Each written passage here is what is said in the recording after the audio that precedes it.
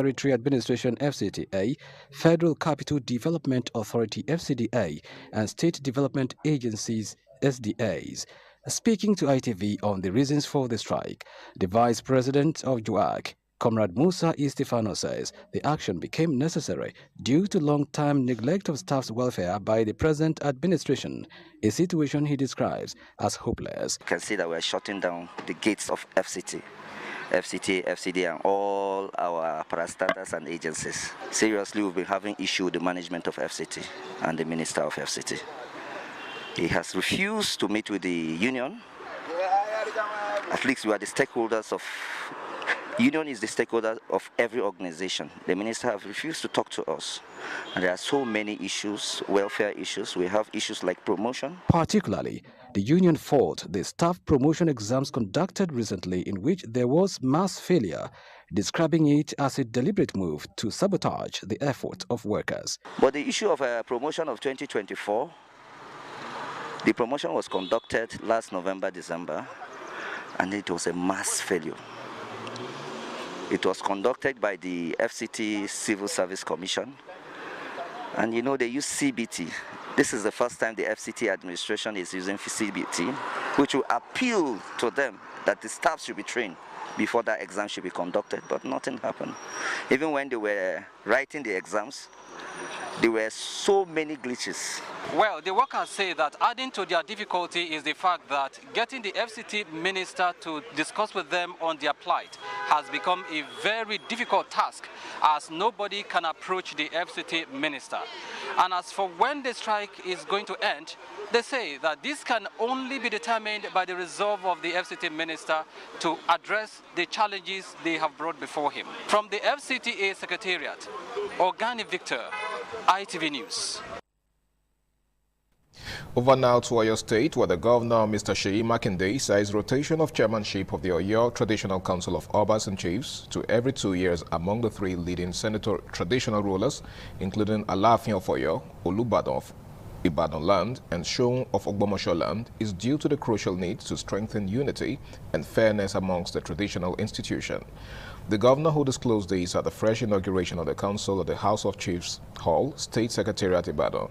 The inauguration marked the formal takeoff of the new law, which stripped Alaafin of Oyo's stool as the permanent chairman of the council, where it was amended under Oyo State Council of Obas and Chiefs Law 2025, recently passed by the State House of Assembly.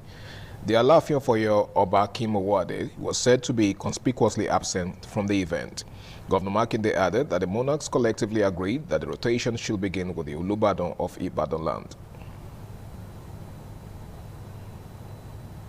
Àwọn bàbá mi mẹ́tẹ̀ẹ̀ta, the Alaafin of Oyo, the Kábíyèsí Olúbàdàn àti Kábíyèsí Ṣọ̀ún, and the agreement ni pé they will start the rotation pẹ̀lú Kábíyèsí Olúbàdàn of Ibadan land. So on that basis, I hereby pronounce the Oyo State Council of Obas and Chiefs inaugurated.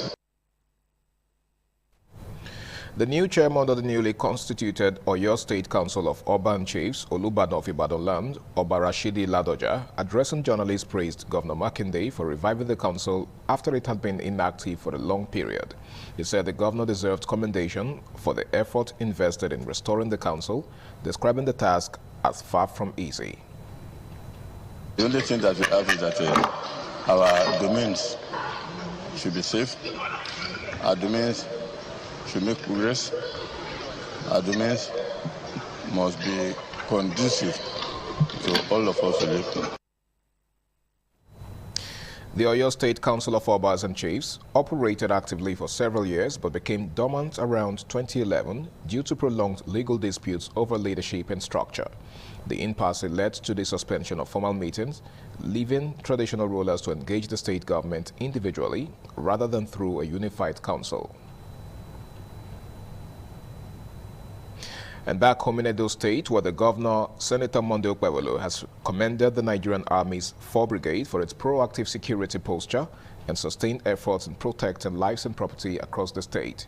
According to a statement released by the Assistant Director, Army Public Relations, 4th Brigade Nigerian Army, Captain Kennedy Anyanwu, The governor, who was represented by the Commissioner of Finance, Engineer Emmanuel Okwebo, gave the commendation while speaking as the special guest of honor at the 2025 West African Social Activities, WASA. The event was held on Saturday, January 17, 2025, at the Nigerian Army Cantonment, Ekenwan, Benin City. Governor Okpewolo noted that the various operations carried out by the brigade have significantly contributed to the relative peace currently being enjoyed in Edo State. Speaking earlier, the commander for Brigade Nigerian Army, Brigadier General Ahmed Balogun, explained that WASA is a long-standing military tradition aimed at fostering unity, bonding and social interaction among officers, soldiers, their families and members of the host community at the end of a training year. Brigadier General Balogun stated that the brigade successfully achieved its 2025 training objectives, which were geared towards enhancing professionalism and sustaining operational excellence.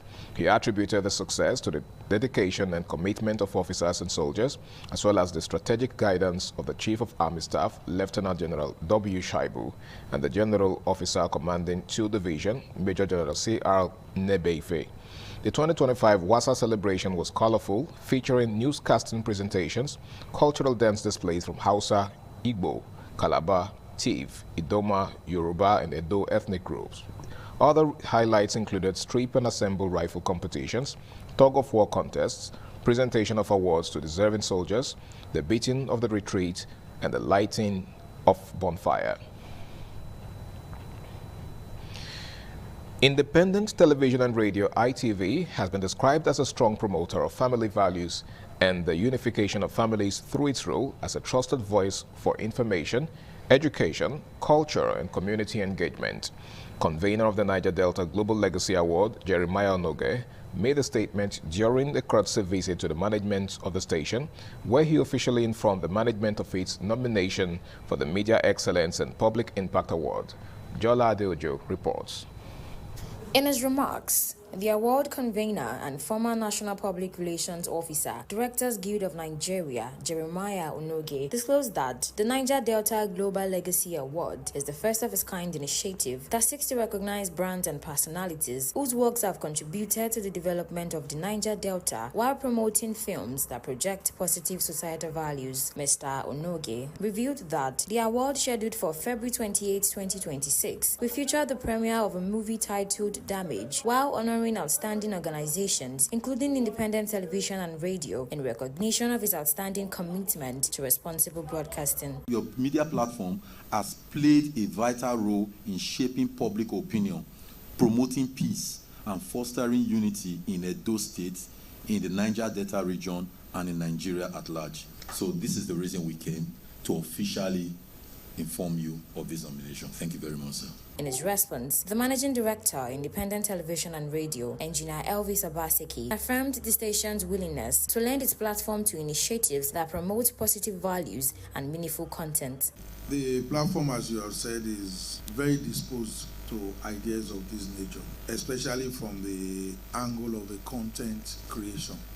Congratulations, and we will give the event the support that it deserves, and we'll say a big thank you.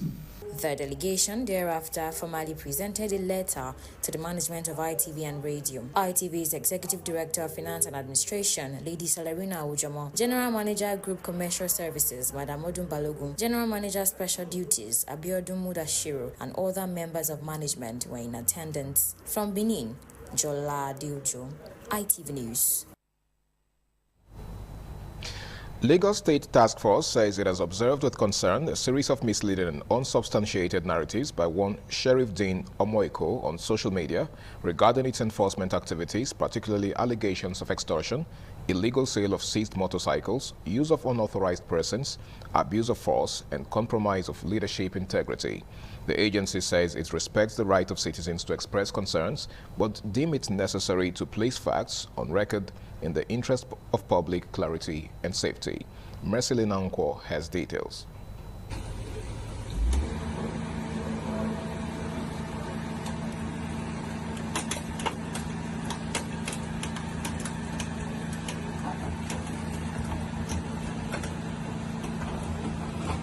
crushing of commercial motorcycles seized from riders. The task force said commercial motorcycles are apprehended after due process through the mobile court for violations of the Lagos State Road Transport Sector Reformed Law of 2018, especially for plying routes expressly prohibited by the Lagos State government.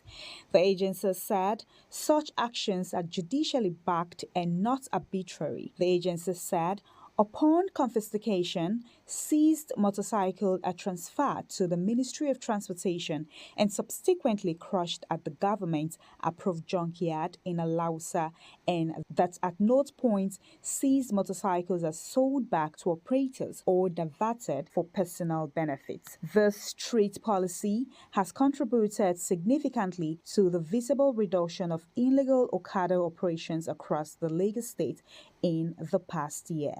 For the avoidance of doubt and clarity, while seized motorcycles are crushed, seized vehicles are auctioned strictly by the Lagos State government through court-approved and transparent processes. The agency urged members of the public to verify claims through appropriate and official channels before disseminating false or misleading narratives. From Lagos, Messelina Unkwo, ITV News. And with that, we've reached the climax of ITV News for this time. Thanks so much for watching. I am Harry Igbo J. Do enjoy the rest of your night.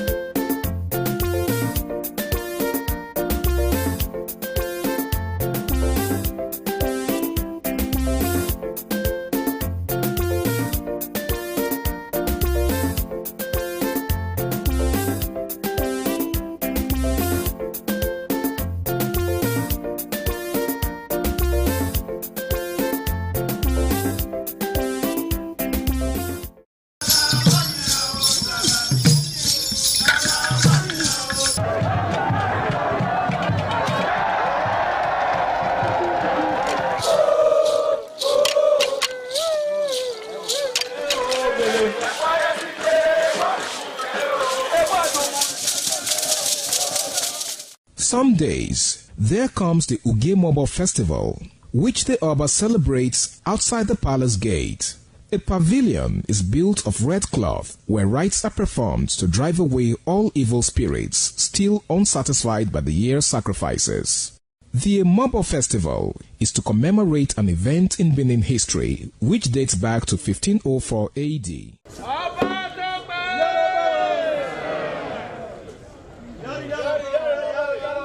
Yari yari, Oba Tope! Yari yari.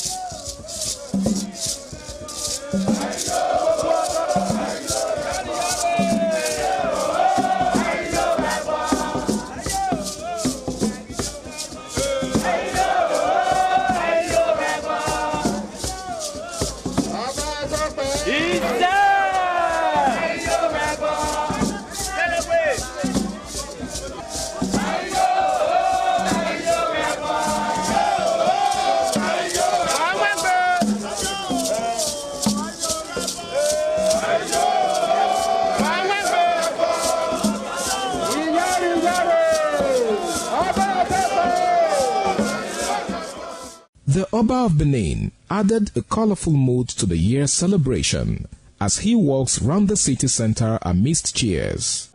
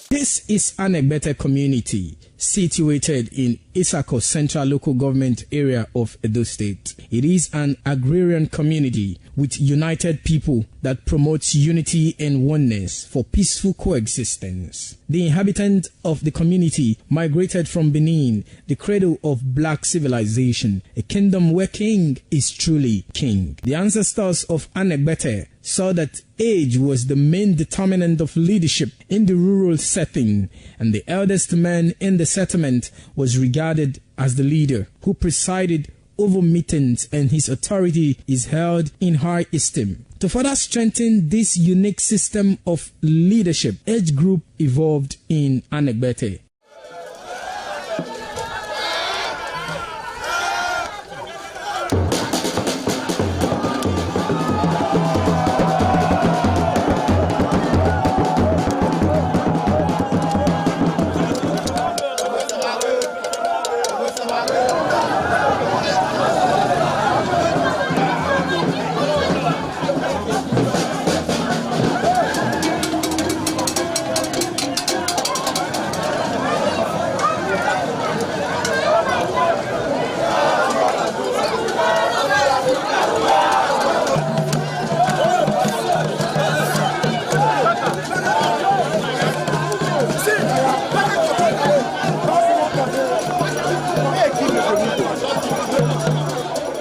In Anegbete, age group is categorized into two, that is, the common and the noble. Anegbete is rich in cultural heritage, as the community at noon saw the commitment of the festival with the first set rolled out in beauty colors to showcase their might and strength, indicating their feet and ready for the responsibilities behold on them. The streets in the community with a feed up of young men and women adorned with the festival. Later, the royal family takes the stage as their children fight out royally and work in the community to showcase their might and fitness.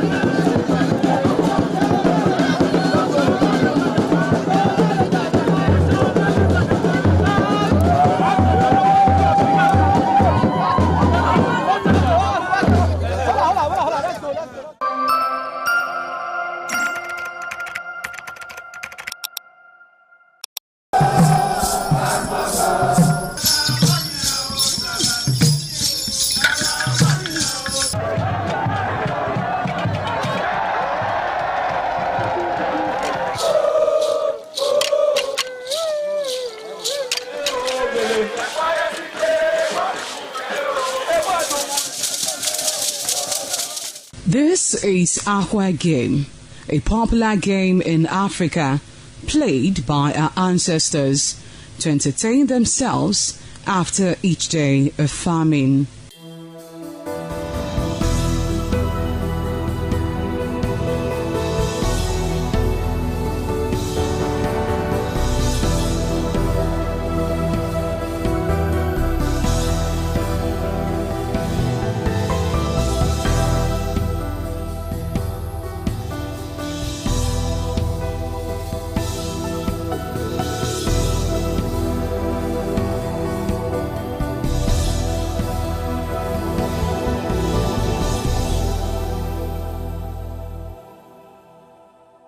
It is also relevant in our coronation in Africa.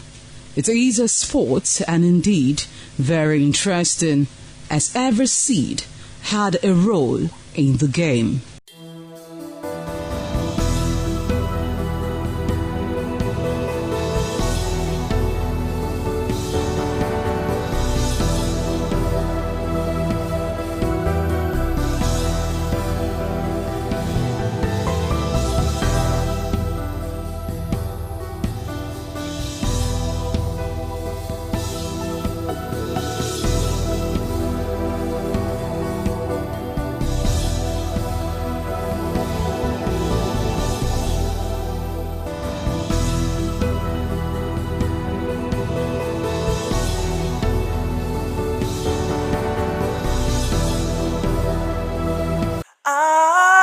ITV, certainly the best.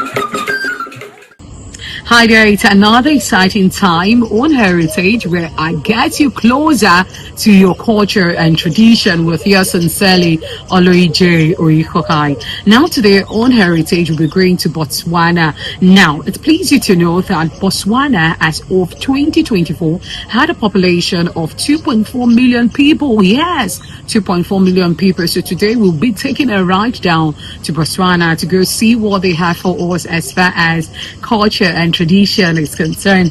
This dance moves. Are you ready? Are you ready? So let's go over to Botswana right now with yours sincerely, Oloije Oikokai.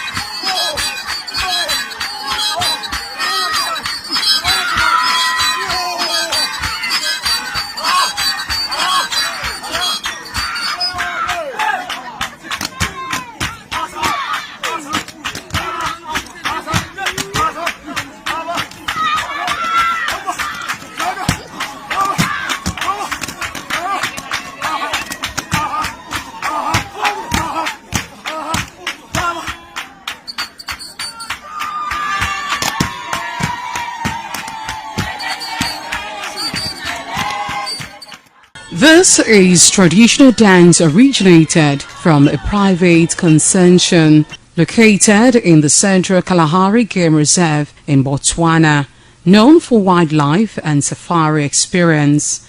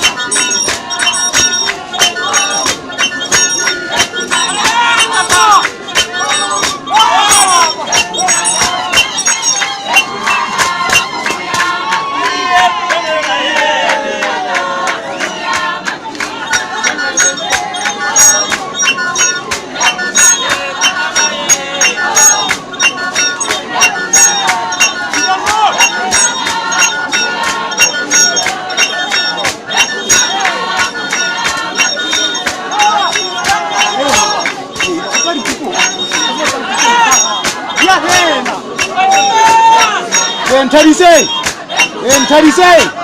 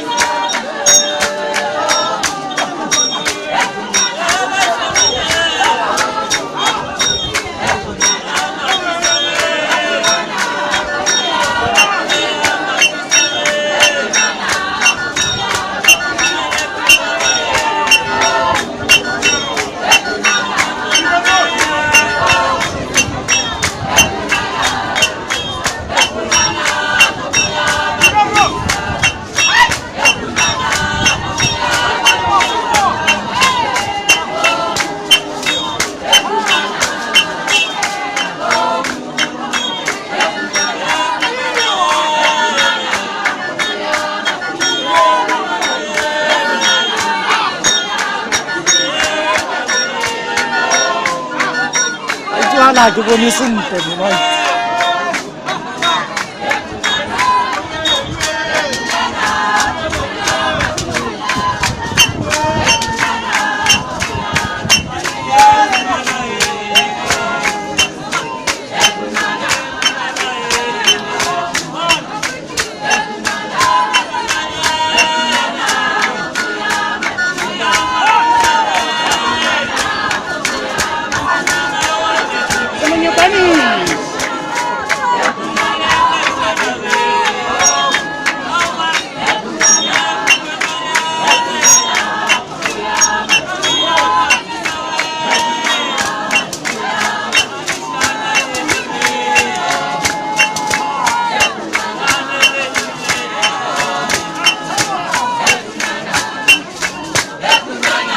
mudah pula.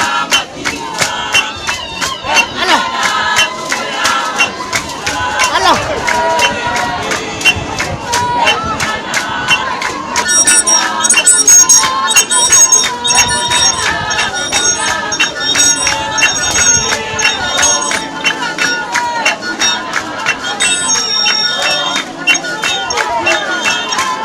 Terus menyukai ini.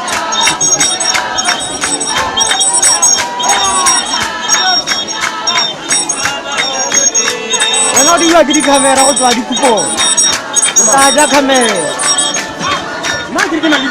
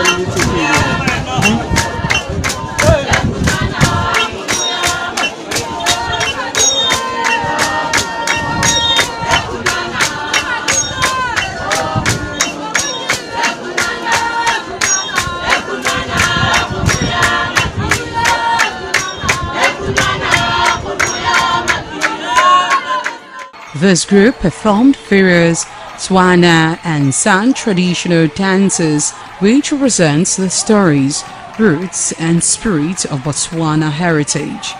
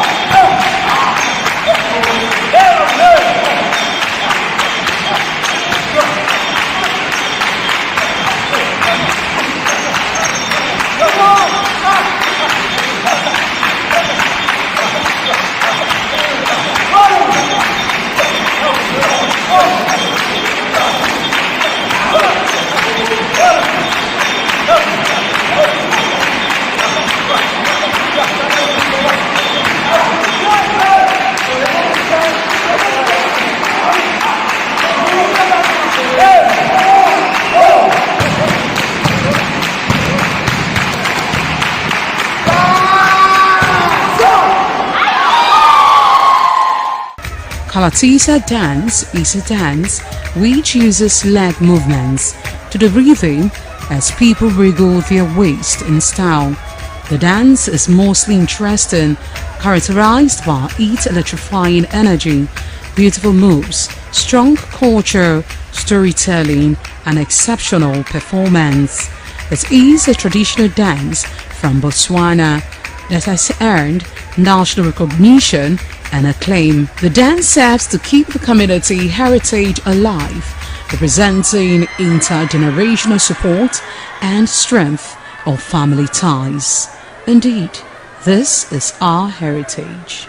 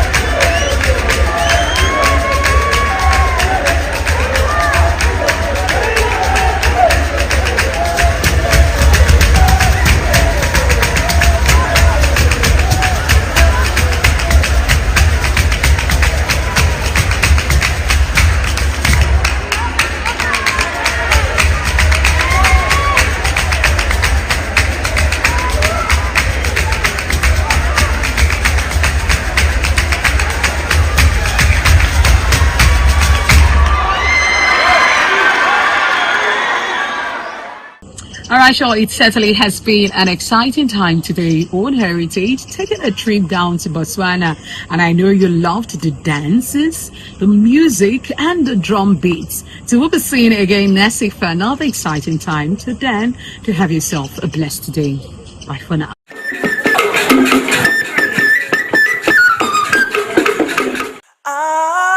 ITV, certainly the best.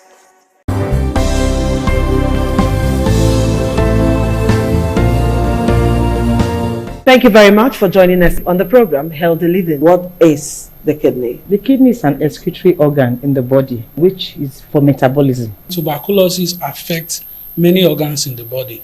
But the common ones it usually affects is the lungs. Epilepsy is a neurological problem. Okay. It is an injury in the brain which causes someone to begin to convulse, to go into fits. It is curable, but the cure is a long-term thing. If you eat well and avoid those risk factors that will make your immunity to be down, then the risk of contracting tuberculosis will be reduced. If you're healthy, then you're wealthy.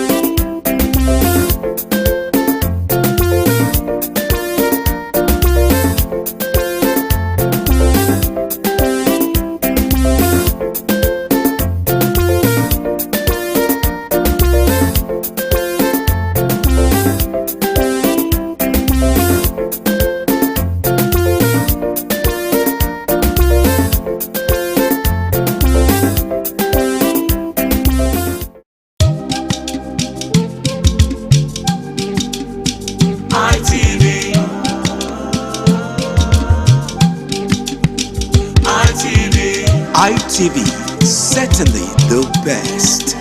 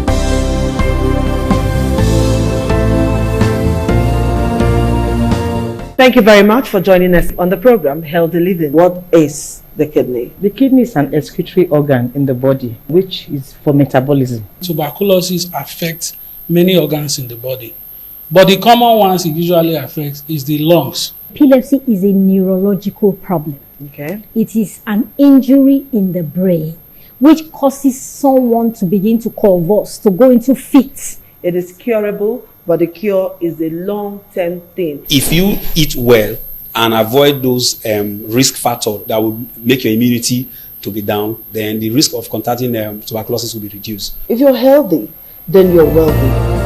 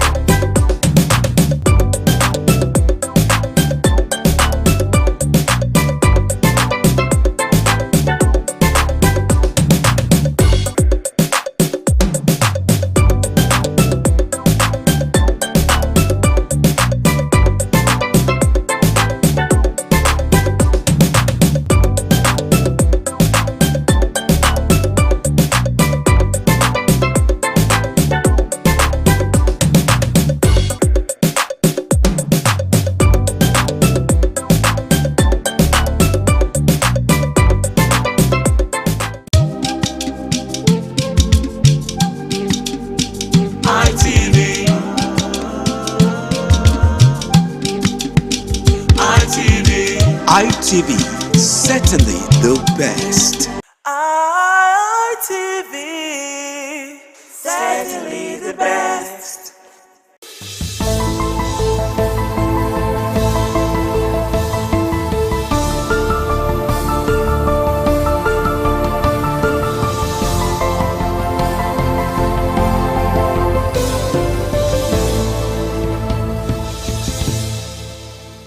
Top of the morning to you. This is This Morning on ITV, and I am Anu Stevens right here in our Benin Network studio. So over the next 3 hours, we have an amazing lineup of conversation just for you. And also, I would be joining my colleagues in Abuja and in Lagos to also run us through what they would be talking about today over there. So it's going to be an amazing one. All you have to do is sit back, relax, and enjoy the show. So just before we move on to our conversation for today, we're hearing in the news as regards the renegotiation of the ASU's agreement. That's ASU and the federal government. And we're also hearing latest report of mismanagement of funds and all of that. Now, let me quickly join my colleague right there in our Lagos studio. Patricia, good morning and good to see you. Good morning, Anu. Good to see you. And thank you for introducing me. How is Benin this morning? Well, Benin is great. How was Lagos today? Fantastic. Amazing. Okay, so I'm not here alone. I'm not here alone. I knew your beauty took me away. Oh my God. Okay, I'm not here alone. I'm here with Wilson. Wilson, Wilson has always given me the strength to push on. So he's here with me this morning, looking so handsome. Oh, there, Patricia. Well, it's a wonderful Monday morning. So many things happened over the weekend. Of course, I know you look radiant as usual. So many things have been going on, talking about the ASU renegotiation, 40% addition. Just sensing the situation whereby all the arms of the government will start warming up also for an addition. It seems to be the trend in Nigeria. Oh, you've given ASU 40% addition. What about us? Good to see doctors, good to see civil servants still clamoring because, come on, the economy is bad at its ease right now. They need someone to be at the helms in trying to project or fight for the welfare of workers. ASU have been able, in one way or the other, succeeded in grabbing that 40% addition. Do you think that all the arms of government, talking about the civil servants right now, the civil service, will just fold their arms and watch it roll by? They too, they'll be fighting for their own. After all, it's part of the national cake. Okay, Wilson, thank you. But then again, do you think ASU won't come up after some years later to ask for more addition? Because this has been on even when I was in the university. Yes, it's true. They could tell you that they had an agreement with the federal government, and this time around they've not really assented to that particular agreement. But this time I believe that this administration is making it possible. It was signed, sealed. Remember one part of it, the delivery part of it, after the signing and everything. What next? We hope it's delivered.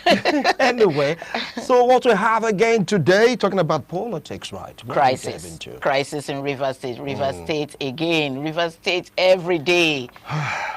We'll see in Rivers State every day. The impeachment. How is the process going? Anyway, you get to hear some lawmakers coming into the scene saying, yes, that for the impeachment of Fubara, some will just retract, saying they're not part of it. So it's like a topsy-turvy situation, push and pull. Some said Fubara, just gave the master stroke by the campaign from PDP to APC. To the APC. And this time around, some are saying Wike may not have the power to touch him, just like the way he did, in a way, people like said I was not responsible for slamming without 6 months suspension and all that. But right now, Fubara is talking tough. Others are saying what Fubara did is wrong. The question now is, what was the agreement signed for him to return? Is there any breach in that particular agreement? How come lawmakers would be like, this will be our next step? Is it about loyalty? If they are loyal to Wike? Are they loyal to APC? Is it about the fight right now between Wike and the APC, whom Wike worked for Mr. President to become Mr. President? No, the factors just keep on coming up. Anyway, Wilson, let's go back to Benin, where Anu is seated. Anu. Wilson, it's an ongoing conversation with Rivers State. Also, over the weekend, we saw the governor, Sim Fubara, saying he received a love letter and the people of Rivers State should not worry. Well, we saw him at ease and laughing over everything. But anyway, I'm sure that you would do justice to the conversation this morning. There's a lot of things to talk about. Over the weekend, we saw a bit of interesting, shocking revelation come out from one of the main 001 of the ADC, talking about the former Vice President of Nigeria, Atiku Abubakar. We saw in the news that his son has defected to the APC, and then we saw him reacting to what happened. We saw the son saying he had to do it because he believes in this administration, and of course social media was agog with everything. But right here in our Benin Network studio, that's going to be our main attention, talking about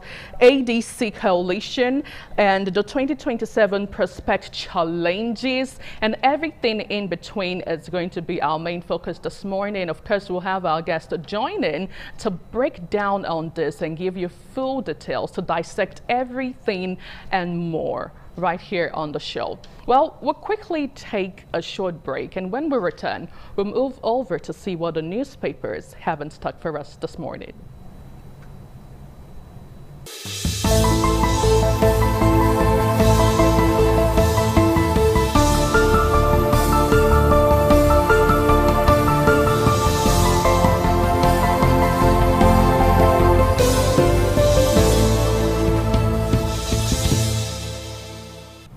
Welcome back. You're onto This Morning on ITV, and now we'll move over to a couple of national dailies this morning. I have The Guardian, The Nation, The Punch, and a whole lot of others. But we kickstart today with the Daily Sun newspaper, and the major headline says, IMF gives recipe for job losses in Nigeria. Subwriter says, insist workers must acquire additional skills, need education reforms, innovation. On page 2, you get details of that story.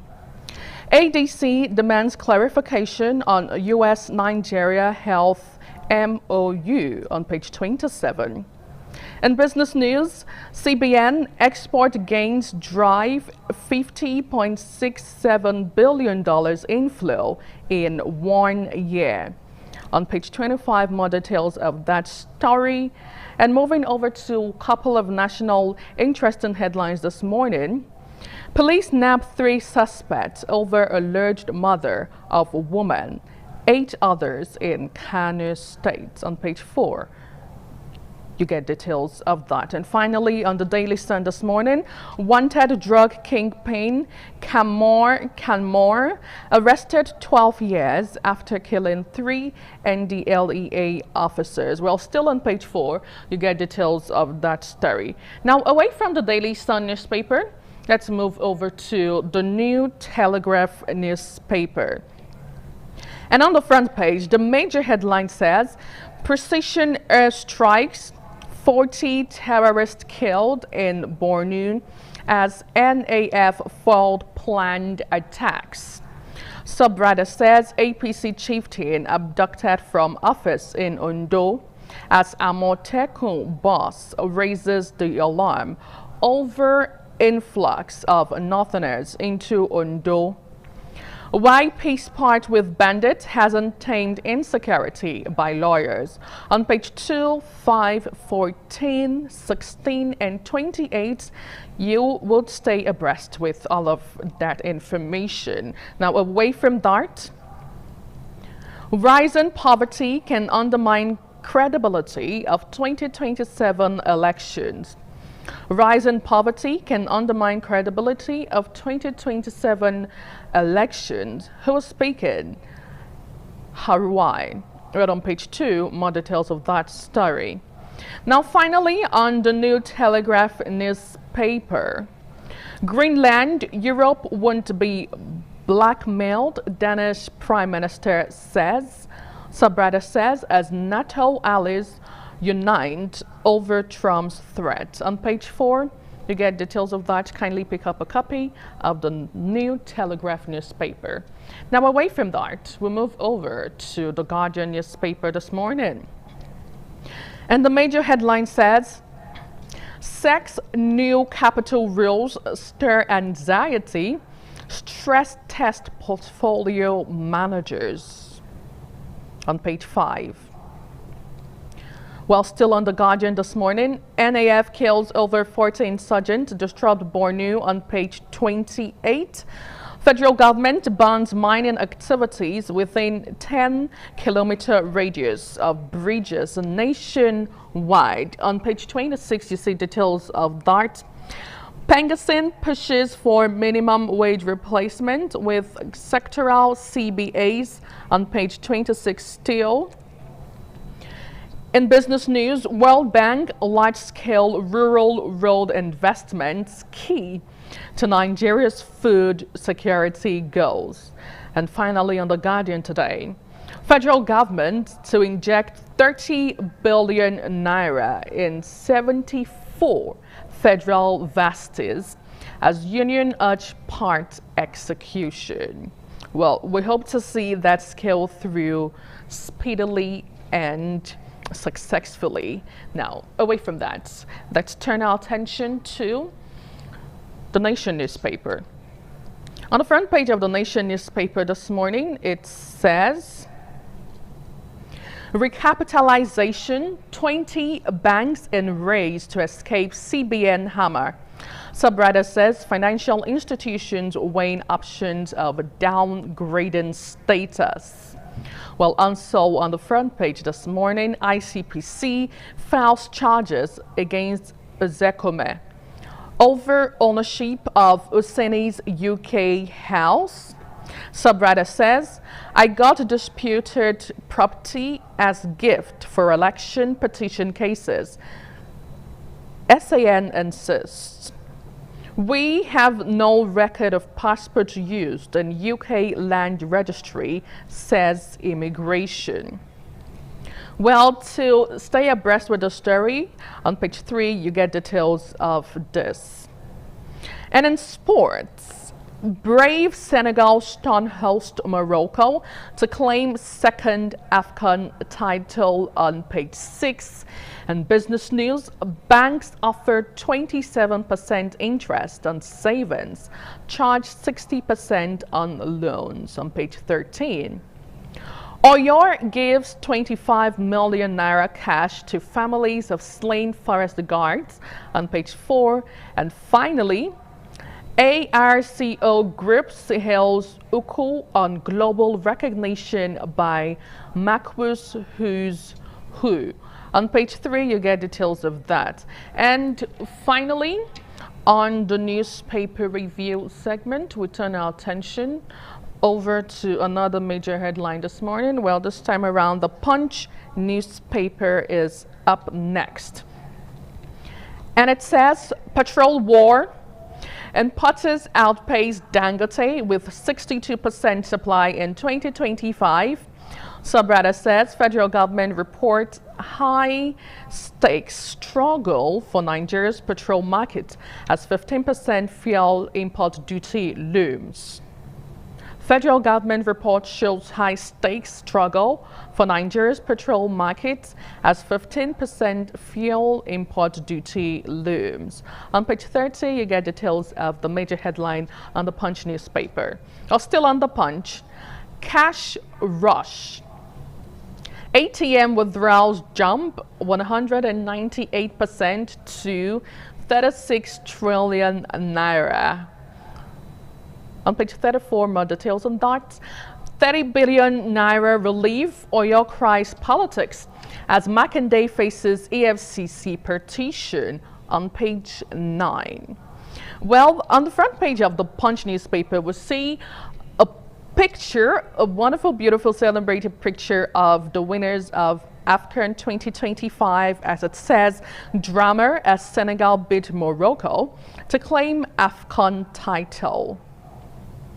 INC protest over Fubara impeachment plot on page 20. Motorists stuck as multiple coalitions ground Lagos-Ibadan Expressway on page 4 and 5. 2027, my re-election unstoppable, OT tells Orji Kalu on page 20. APC rules out automatic tickets for defecting governors on page 2. And finally, federal government allocates below 1% to 2026 budget to fight poverty. Well, that's all we have this morning on the newspaper review segment. Do well to pick up a copy of any of the national dailies to stay abreast with what is going on right now in the country. Well, we'll quickly take a short break, and when we return, we'll move over to our first conversation of the day.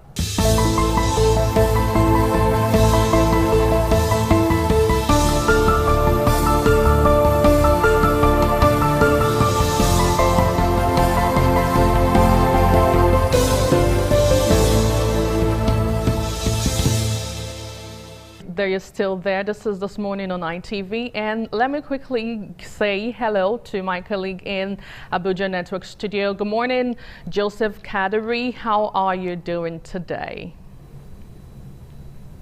A very good morning to you, Anu. I'm doing great. I trust you are doing very well. It's been a long while, but you look very gorgeous, I must say. Abuja is very, very beautiful this morning.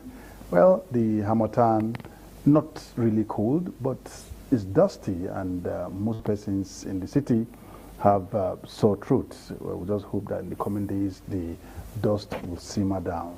And of course, what we intend to do this morning on the program is to look at the agreement, proposed agreement, so to speak, by the Academic Staff Union of Universities, ASU, and the federal government. For those who have taken a look at that agreement, you discover that it's all about ASU, it's all about salaries, all about pensions, allowances, university, primary and secondary school. So it's just all about them. I only saw one item that talks about research, and for me, if we need to move away from what is termed half-baked graduates, there is a need for staff, academic staff, lecturers to be neck deep into research and development, because it's what you have that you can give out. So if research development is not carried out at a regular interval, what would the student be getting from the lecturer? So that is the only thing I see that is, for me, important, irrespective of the fact that their welfare is also key. But if you now give welfare, increase salary of about 40% and all of that, and there's nothing to pass on to students, is tantamount to nothing. So we'll be looking at that in the course of the program this morning, Anu. Absolutely, and we're also seeing in the news that all may not be well following the latest agreement between the federal government and ASU over conversation regarding mismanagement of funds and all of that. But I trust that you will do justice to the conversation. Thank you so much, Joseph Kadri. We'll join you in a moment. Now, back here in our Benin Network studio, a whole lot of things to talk about, but I have my guest seated with me in the studio as we dive our attention over to politics, as everything is all gathering towards the 2027 general elections. We have seen new political parties rise up, new coalition movement, and one of which that has caught so many Nigerians' attention is the ADC. And there are those who would say that that is now the major political party in Nigeria, because when we look at the saga that has been going on in the PDP, an unending one will begin to ask questions about the state of the opposition political parties in Nigeria. So that's our main attention this morning. The ADC coalition movement, the challenges and prospect as we move towards the 2027 election. Now, I have my guest with me in the studio. He is Dr. Patrick Awo Osage Esquire, a lawyer and a political analyst. Good morning and good to see you. Good morning, and thank you for having me this morning. Right. You look great, by the way. Thank you for the compliment, and you are not looking bad either. Thank you so much. So let's dive into the conversation. When you think and look about the ADC coalition party, what do you make out of it, and why do you feel it is gaining great momentum as we speak? Well, it's a common thing that's been happening over time, over the years, and in political activities like this. You know, what actually happened, politics is about interests most of the time, as it were, not about the people. That's why personally I have a little dislike and detest for the actors and the way they carry on with the so-called political activities. Now, everyone moving to the so-called ADC, like, is it ADC now? ADC, Am I yeah, correct? the coalition party. It's sounding so much like a military title, like the ADC or stuff like that. So now looking at it from that perspective, the aggrieved people within the PDP circle, the APC, and all other political parties that may not have been so that relevant, they want to form a coalition to find a way to unseat the incumbent now. I think that's just the whole idea. And the challenge most of the time is that they all come with, we are going together, we want to rescue the nation, we want to salvage this, the economy is tumultuous, it's trouble for the commoners. That's not the truth. We all know, because it happened over and again. The moment you gain ground and get in, you repeat the same folly that you claim they have repeated or they've been perpetrating over time. I think that's the challenge. So here and now, we know that people like Alhaji Atiku Abubakar, former vice president, and a whole El-Rufai, whole love for Ahmed Tinubu and so many others that have formed this ADC. They are after, we want to get in. Your interest, their interest, not national interest, not the interest of their people, their personal interest. I think that's the problem I have. So I did, okay, yeah, go ahead. So basically you're saying it's a case of power grabbing for the big wigs. That's correct, exactly, that's what it is. Because if it would have been a laudable idea, if it's all about the people, the commoners, the average person on the street, what have you done? Okay, you, a former governor, former vice president, let's really look critically at it. We know you are so wealthy. Obasanjo, the former president, told us how wealthy you are. I was in Dubai for several years ago, and I saw some of his stuff. His activity, his name is a big name there. So a man of such caliber and status that we have come to know, what have you actually done for the Nigerian people? You have so many young unemployed folks, you have so many young children out of school, you have so many, what projects? Maybe there are, I don't know. I really want to see what he has really done outside the political party that everybody know him as one-time vice president. The same thing goes for the El-Rufai. He was minister of FCT. He's enjoyed so much from '99. They joined the Abdusalami Abubakar's time to bring in the new era. And what have you actually done other than being 2 times governor of Kaduna State and minister of FCT, and and back and forth trouble with your friend and brother who you helped, according to you, to the Senate, and I see that she was, what is it, Sani or something, and then a whole lot of back and forth. I have not really seen, and I've seen individuals that have not tested political power. They have done so much for the average, and I could see young men having NGOs here and there, having solicited funds here and there to help the common. So if you are saying you are grabbing or you want to rescue the nation, they always target like they are rescuing. Right. Rescuing who? Is it the market women or the children or the teachers, or who are you actually rescuing? You're actually doing this to just gain relevance because you feel power is so wonderful. What's his name again? He's not, Julius Caesar has always said, is it Julius Caesar now that said, just break the law, ensure you perpetuate yourself in that office, and then you become the law. Okay, he said, I crossed the Rubicon, and when I got there, I actually became the law. Now, before I even go over to the next question, because you say that they just want to gain power for their own selfish interest and reason, and there's nobody to rescue. So with all that's going on in the country with regards to security situation, poverty situation in the country skyrocketing and all of that, you feel there is nothing needed to be done? You really want my sincere opinion? There's no security issue in Nigeria. Really? I'm telling you the truth. A lot of persons being kidnapped every single day. I know this happening. Hold on. The will. Abacha, president of the head of state, one-time head of state, Abacha, he told us clearly that insurgency that's last beyond 48 hours. Oh no, the government of the day has a hand in it. I was in China. I just came back a few days ago. I spent all my Christmas, or not because after Christmas, I left. And I had my wallet. I got into a taxi. You know, I have never been there. I've been everywhere before, but not been there. So I just wanted to see what's really happening here. Let me have some time here. And I went, and I left my wallet with dollars inside. And my ATM or my ID card, I was tired. I slept off in the taxi. So when I got off the taxi, I realized that my wallet was no longer with me. And I was confused. Really, I didn't know what to do at that instant. Okay, then I now asked a couple of, they said, don't worry. I said, why will I not worry? My money is gone. I was a little bit tensed. They said I should just go to the police station. I got to my hotel. Now, to cut a long story short, the police used their surveillance camera to ask me what time. I was able to guess. They used it to track until they got me getting into the taxi, and they zoomed the taxi's number, and they gave me the taxi station. It took a couple of days. I got it back. What I'm trying to say is, if you go there now, they'll say, don't worry about your books or your stuff, that this is China, no problem.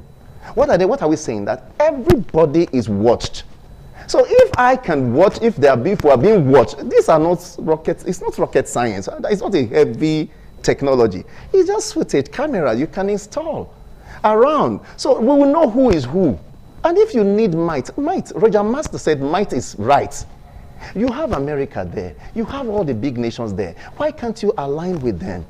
And if you are really willing to solve the security so-called problem, if it's not a game, then you will install these footages and cameras, then you know who is who. We have had that helicopters bring stuff for the militants or those folks. Right. We had so many things like that. So what I'm saying, why I will never believe, now during campaigns, you see them travel everywhere. The political actors, they go everywhere. They are not kidnapped. You've not heard that they are kidnapped. Of course, they have their own security. Oh, they have their own security. Following them everywhere. I disagree. Those guys are terrible. They could have stopped them, bumped into them, at least shoot at their vehicle. You don't hear things like that. What security are we talking about? No, nothing like that. I'm surprised that, see, and those guys, they are even saying that they have alliances. We had a lot of talk around the military circle that, look at you guys are wasting your lives here. Anyway, let me leave that. The point I'm making here is this. If you are willing, if you are really willing, if the leadership, they are willing to curb and solve this problem, it can. I don't really feel scared that there is insecurity. No, I don't believe in it. I'm very sincere. Okay, let's move over to another major part of the conversation. Now, when we look at the ADC coalition movement, we look at NNPP, Labour Party, Obedient Movement, and the PDP. What would you say are those things that actually distinguish ADC coalition party from other opposition parties in Nigeria? The retired generals in the politics of Nigeria, they are in ADC. So if you look at it, all the big names you know, they are there. But shouldn't that give them an edge to win the election because they've had prior information and prior, what's the word now, history about governance in Nigeria? That's correct. But the man that is president is not a mean man. He's the proverbial cat with 9 lives. So Ahmed Tinubu is not a child in the game. So a man that have never lost elections before. You should understand he has several strategies. I call him the Nicolo of our contemporary time. That's how I would classify him. I have my love for him in some ways, and I also have my detest for him. So he doesn't have to be a whole all there is. I see Tinubu becoming president the second time. I know a lot of people will say, what are you saying? Things are so hard. The truth is not about what is hard or what is wrong. It's just the commoner on the street that is talking like that. These people don't know about what you are talking about. If you be close to any of the political big, they don't really understand what you are saying. Because when you say Nigeria is poor, they wonder what you are saying because you seem not to be saying well. Now, Ahmed Tinubu, for instance, now, you don't know where he's going to. Have you heard him say anything now? You just heard that some people are pulling from their party from coming to the APC and whatever, and somehow issues are happening. He's going to come up with this big surprise. That's how it works. And then that you've been there several years. Oh, a man that left governance since 2007, he didn't contest any election. he sustained himself till the time he ran for presidency. You should understand such a person. I remember when I was a copper in Ekiti State, there was some issues, and the governor was having issue with the House of Assembly. He simply told the House of Assembly to ignore the governor, that he will single-handedly take care of them. Yes, it was the news around town then, and he did. And he bought them SUVs. I mean, from nowhere. What I'm trying to say is that he has been able to win the love of so many people. The so-called persons that are also with them in the so-called ADC now, they also have alliances with him. And that's what some of them that are there now may have been planted by him. So you know the strategy he's operating by. That's basically what's going to give him an edge over this article. No, look at the way he brought in Buhari and so many other persons that he has been able to put in position. So for me, I honestly believe Ahmed Tinubu in this will still win the elections. I believe so. Okay, so interestingly, wouldn't it actually raise an eyebrow that while some are singing praises of our president and this administration, others, as you said, the common man on the street is feeling the pain and feeling the hint, and then you are saying that all of those political bigwigs, they have no clue. But is that not a clear case of losing touch of what is going on with Nigerian, an average Nigerian? And don't you think that should be truly worrisome? Do you think they care about? I don't. You know, well, media and so why are they in office? It's to serve the people. No, that's not true. That's what they say. That's what is documented. That's not what is done. Nobody gets in there and starts serving the people. Who's serving the people? I just cited an instance. You could set up an NGO, and I will see you. At least my NGO fed about 1,000 persons a cup before I traveled. Just fed people to eat from nowhere. You could set up one tomorrow. And you'll be able to, you will mean well for the people. See, the moment you cross from that level to becoming an office holder, just assume I'm the governor of the state, for instance. What comes to me? You see people coming, the party stalwarts, they start coming, demanding for this and that and this and that. Then before you know it, they know everything you're going to receive. And they calculate it and give you a sharing formula. The moment you decline that sharing formula, they start fighting you. They start telling you didn't go to school. They start telling you didn't do this or you didn't do something right. The election that brought you in, you didn't win primaries. A lot of distractions. So when you see, instead of me to lose at both ends, okay, let's negotiate. So they are there. Any government in power, they call them AJIP, any government in power. They are there moving around. That's how they have made their money. That's how they live. So these characters and these shenanigans, they are the trouble that have actually taken over. Not the leader himself, like Governor Kwebolo now. From the way he's, for instance, let's look at when he came on board. I could see the desire in him. Are you getting it now? Right. But look at what is going on in the state. Okay, just look at his hometown. Look at kidnapping. The man is overworked now. That is politics for you. And there are some persons fanning this embers into flame. And before you know it, you start hearing he didn't do anything. He get distracted. Leaders are the kind of leadership we have here is different from what you have elsewhere. We're in somewhere like in China, for instance. Now, we just quickly say this. Now, you see the leader, they're even begging him to remain. Just remain. Come, don't leave. We won't let you go. Just imagine, that's impact. And if it's in this country, they will bring him down. So it's not that it's better than us, it's that the system there is healthy. Right. Here, you have a very funny system, and that's the problem we have. I don't know. I just trust, I pray to God that God helps us. But again, men should be willing to take decisive action and do the needful for themselves. Absolutely. Now, speaking about decisive action, over the course of the weekend, we saw a shocking news of former Vice President Atiku Abubakar's his son defecting to the All Progressive Congress, APC, and a lot of questions online and also offline asked a lot of questions. If the former vice president's son do not believe in his father's ideology, why should Nigerians follow or believe his own ideology? Well, all of that and more we'll talk about after this break. I still have my guest in the studio, Dr. Patrick Awo Osage Esquire. Please join us again.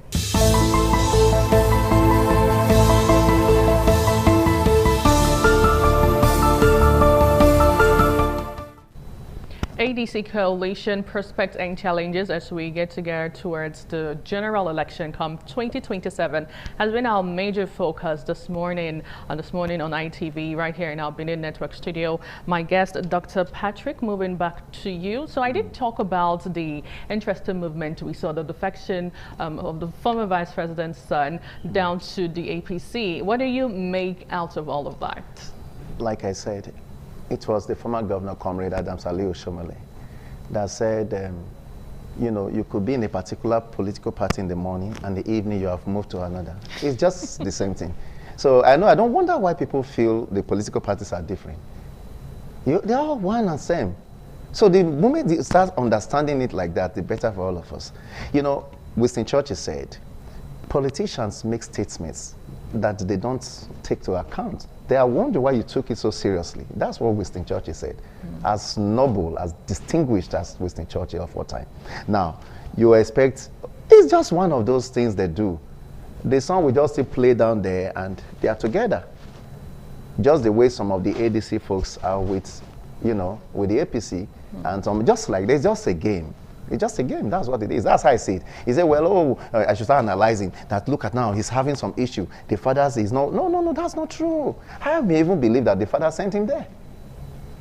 That's how politics work. You need to have your eyes everywhere. Do you have proof to that? I'm a lawyer. I don't have proof. I said I believe. You believe it. I didn't say, oh, I have proof. I don't need to investigate that. There are things you don't even investigate, that you just know. By the operation of activities that have happened prior to that time, you know that this is what it is. It's just one of those games.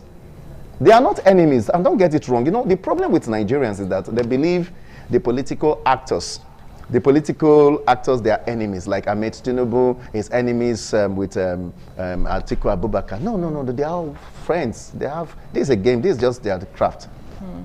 Just like lawyers arguing in court, you use some very, very funny language at yourselves. You are in court, you are arguing back and forth. So what do? And he said, look at, you even call the court's attention that look at the way he's addressing you. You know, at the end, they still sit down together in dinner and eat and drink together. So that's how politics is. And I'm sure as we get to move forward, we would still see other shocking revelation towards the general election come 2027. We'll take another short break. Please join us again.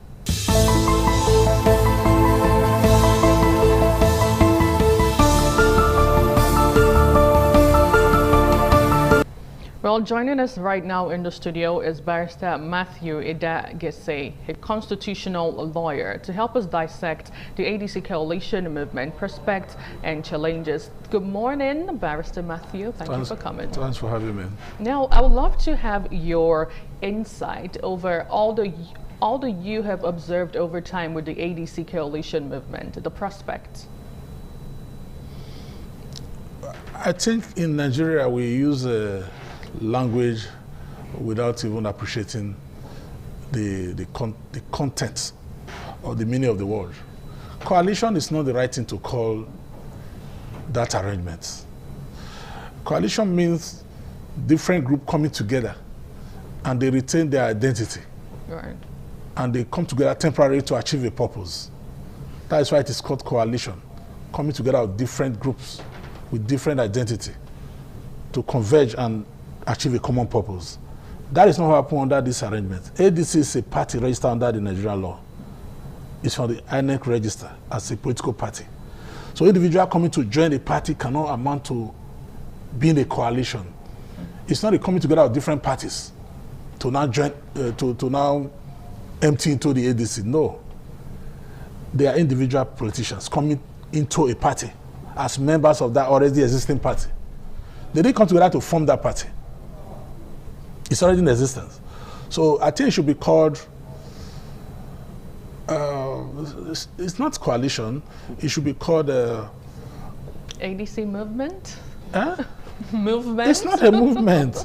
It is just what it is.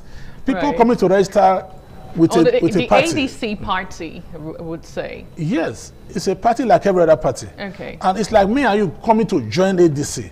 We cannot call ourselves coalition. It doesn't make ADC it's a political party, just like every other party. If any of them had gone to join PDP, will you call it a coalition? Or if any movement from APC to PDP is it a coalition? No. So this is the same situation. There is no coalition anywhere as far as ADC is concerned. I think one of the major reasons why it has been tagged as a coalition is because we have individuals from the PDP, the APC, the NNPP, the Labour Party, everybody coming together to join the ADC. Everybody you see today won't belong to another party. So anybody joining a party, except you are just attaining adulthood, you probably might move from one party to another. Doesn't make you a coalition. All right, now moving forward, what do you make out of the big wigs that we have in the ADC? And do you think that this is going to give them an added advantage to clinch the power of seats in 2027 election? What will give them advantage? I don't understand the question. The fact that we have big wigs, we have the likes of the former Vice President Atiku Abubakar, we have the NNPP, Rabiu Kwankwaso, and a list of others, and also Peter Obi. Do you think it's going to give them an added advantage to win come 2027? Like I said earlier on, none of them is coming to ADC with his own party. They are coming as an individual. If they have collapsed their party and moved all the members and even cancelled the registration of that party, to now empty into ADC, we call it coalition. It's just individual people moving into a party. The advantage that we have depends on how they are able to achieve proper organization and mobilization of the people who will cast the votes. Power belongs to the people. The electorate will determine who rules in 2027. It's by vote cast. It's not by movement of one. When you say big wig, every big wig has one one vote. Unless you are able to mobilize big crowd, you're being a big wig with big Babariga doesn't make you have more than one vote. You can lose your own boots if you are not popular, even as a big wig. And being big in politics has to do with how much you are loved by the people in a democracy. It's not how much you have in your bank account. It's not the kind of limousine you ride. Because you can be reduced to a political nobody if the people decide to even vote against you in protest because they don't believe in what you represent. So if they are going to have any chance or stand any chance, the ADC now, they should put their hands on the plow and work seriously to get the people to believe in their arrangements in terms of what they are going to offer as an alternative to what is on ground. It's not a case just to take over power. Right. If the hunger for power is the drive, people will be scared because we are tired of power mongers in this country who come without vision and purpose for the people. Unless they're able to define and exhibit their vision, and it has to do with the welfare of the people and how we can lead the people from this present situation to a better standard of living, there will be no opportunity that they can tap on. Right, thank you so much. Now, speaking about the people, as I move back to Dr. Patrick, what has been your observation so far? Do you think that that's the Nigerian people and the citizens have embraced the ADC? What do you think is going on right now? I don't think they have embraced the ADC rather. Why would you say that? The truth is that the people don't even know what they want. You know, you must understand how they function. And why I would differ from what my very learned senior said, you know, is that these people, they are not the way we see them. They are led. Isn't it Professor Patrice Lumumba that said Africans are led by their stomach? It's what you have to offer. The mobilization he's talking about now, I know him very well. He's looking at, they don't think the way you think. You are a very serious and sound lawyer. No, they don't think. The common man is just a loaf of bread. And they are able to come around and throw some money around. They have mobilized them. Not somebody like you. And people like you are not much in society. So that's the point we are making. So these guys, they come up there. And why you were calling it coalition, he's defining. I will come to that now. These guys, they are actually, by law, he's a very serious lawyer. By law, they are in a party. But by principle, they still retain who they are. So at the end of time, everybody is going back to to where they are. They are not going to remain in ADC. It's just a vehicle taking them to where they are going to before the battle starts again. So it's been like that. Now, basically, if you look at this mobilization of people, it's about giving them money. and the money is there to throw around. But the challenge they will be having is that the man that is president too is also a master in all these games. So you have the gladiators coming to show themselves. Atiku has been a personal friend and ally with Alhaji Abubakar, Tinubu, and a whole lot of them. They have all worked together. They know themselves. Rabiu Kangwaso and all those men, they have been together. So it's like they are the ones fighting. It's that they all know. It's just like two professionals fighting. So everybody is watching them. That's exactly. But the challenge, like I have said before, they just like you have a Lionel Messi, Ronaldo in football, for those that love football. Right. Being together or fighting, you cannot actually predict. You will not be thinking, oh, no, Messi may perform, Ronaldo, that kind of feeling. It's what it is now. But the truth is this, from the antecedents of who Ahmed Tinubu is, having won several elections from the election winning angle, and having a larger control, and above all his president, having led a team that removed the president. These are some of the things you look at. Now you are president. I told you about Julius Caesar and all those principles. They are working. They are real. And that's basically how I see it. Okay, moving back to you, Barrister Matthew, do you agree in his line of thought that the people have no idea of what they want? And he also talks about the issue of stomach infrastructure, the weaponization of poverty. Do you think all of these are being done intentional to confuse the Nigerian citizen? Sitting right here, was a member of the National Campaign Council for Peter Obi presidential campaign. And I do know that the people of Nigeria know what they want. It was demonstrated in the 2023 election, where Tinubu himself lost Lagos. If it is about people not knowing what they want and throwing money around, who had more money than Tinubu in Lagos, where he has a sitting governor who was his own political son? There were more than money involved in that contest because people believe there was need for a change. So if Tinubu could lose his own Lagos, that has become his personal estate as at that time, even till now, you should know that when people have made up their mind and there is a resolve, you really cannot tell when you mount a jaded horse. Right. So I tell you, come 2027, people of Nigeria they will pursue what they want. Okay. Money may be a factor.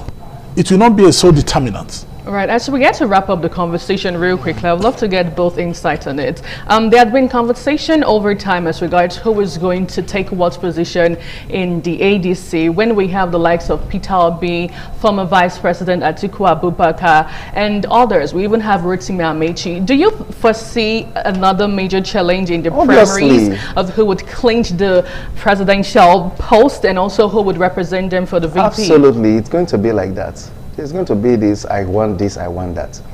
You see, back in time, I verily appreciate and understand what my late senior is saying. Back in time, if you look at the way politics have been played, the rigging system now has changed. They have changed curriculum in rigging. Now, when you create certain loopholes in areas, right? When you create it and it looked like, oh, you almost got there. If Tinubu had wanted to win Lagos, he could have won it. Okay. That's the truth. Absolutely. Let me move back to Barrister Matthew. What's your take on it? As regards to the challenges, do you think we're going to see another major drama in the ADC for who's going to represent them in the VP post and also the presidential ticket? The flag bearer. Right. Absolutely. It's a game of interest. And those who are converging and parading themselves as big wigs, they are going there with the entitlement mentality. Each and everybody going there and pretending to be or calling himself a big wig thinks it should be me. Right. It must be me. So that it must be me is going to lead to serious implosion because it has to be me and me alone. So Emiloko will happen again. So in the Emiloko in reverse mode, it's going to happen there. Atiku will want to insist that he's a perpetual contestant and he will not lose. He want to lose his title. So he might get the ticket And that is where the problem will start. Because it is the popularity of the person who gets the ticket absolutely that will make the opposition attractive. Right, and let's not also forget we have Peter Obi and the obedience movement right there as well. A lot of things to unpack and a lot of things to look forward to see as we move over to the 2027 general election. I really must thank you so much, gentlemen. Dr. Patrick Abo Osage, Esquire, a lawyer and political analyst, and also Barrister Matthew Adegase, constitutional lawyer. Thank you so much, gentlemen, for coming. Thanks for having me. Alrighty, so that's how we get to leave the conversation here. Always an unending one, and a lot of Nigerians are looking forward to the drama that will unfold, especially with the ADC as we move towards the 2027 general election. My name is Anu Luwapo Stevens. Catch you on the next round.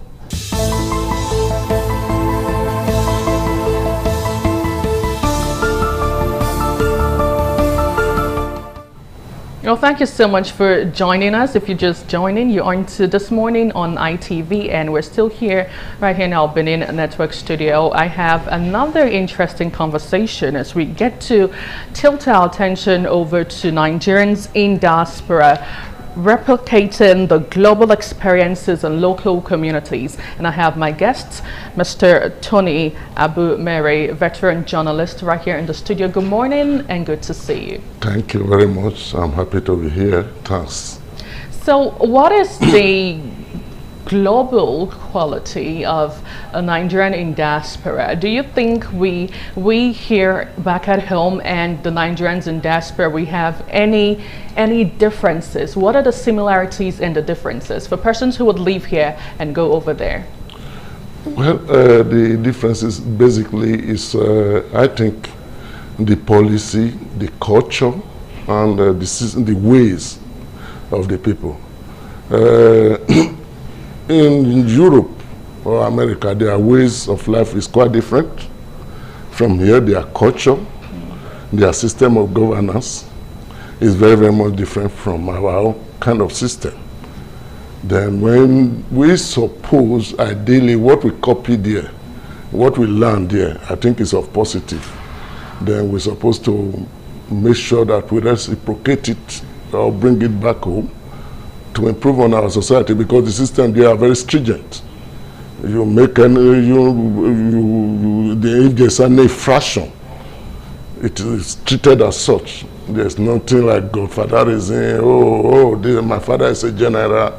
Nothing like that. The law take its course. That is what I'm trying to emphasize. Right. So speaking about the law and the system, so we have observed over time that a lot of Nigerians, when you move over there are certain principles and regulations guiding how you operate there. And interestingly, we see them do likewise and obey to the core. And same set of persons return back home and you see someone throwing off dirt out of the car, just, you know, leaving haphazardly. Why do we have that reoccurrence happen over time?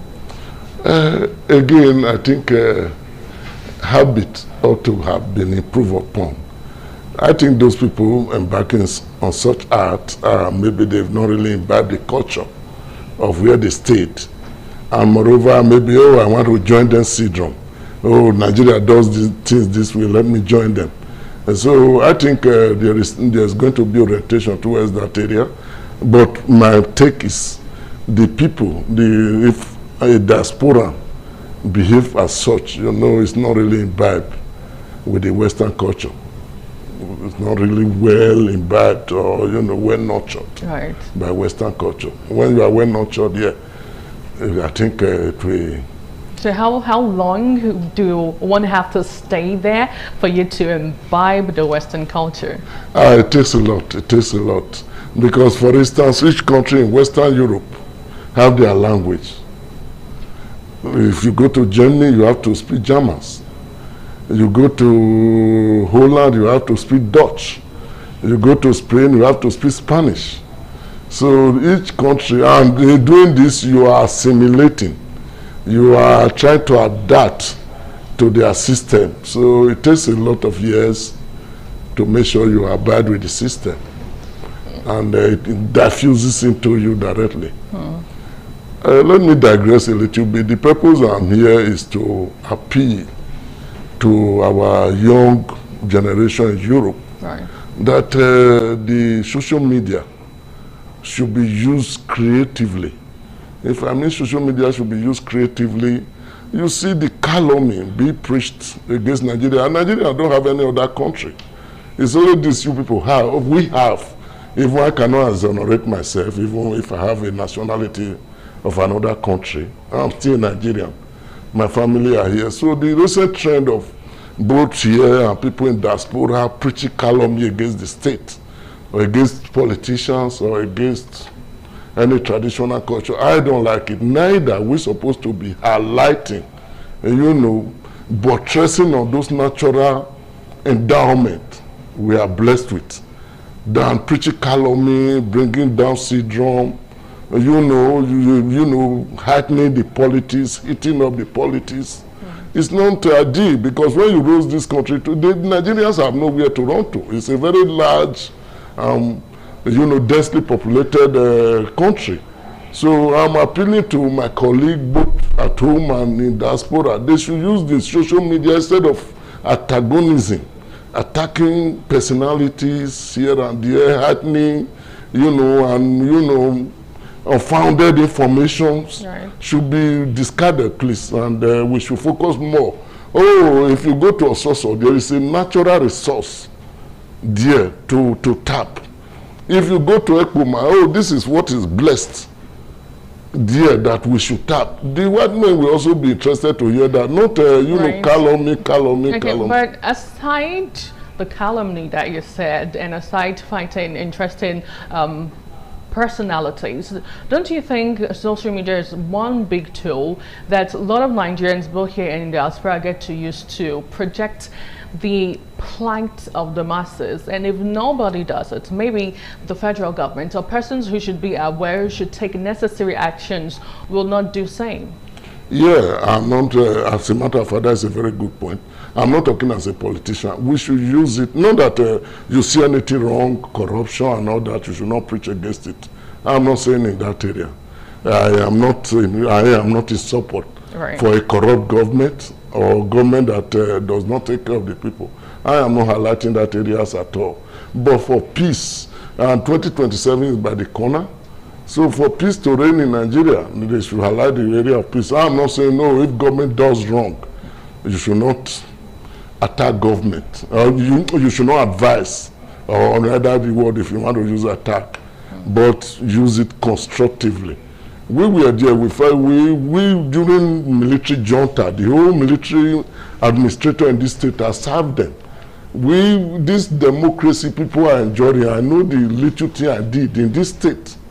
But we were able to fight it out to make sure that we entrench democracy in this state. People don't even know what it takes. They are the people making noise today, heating up the politics. But people really did, when the aviation was really on there, we are by the corner.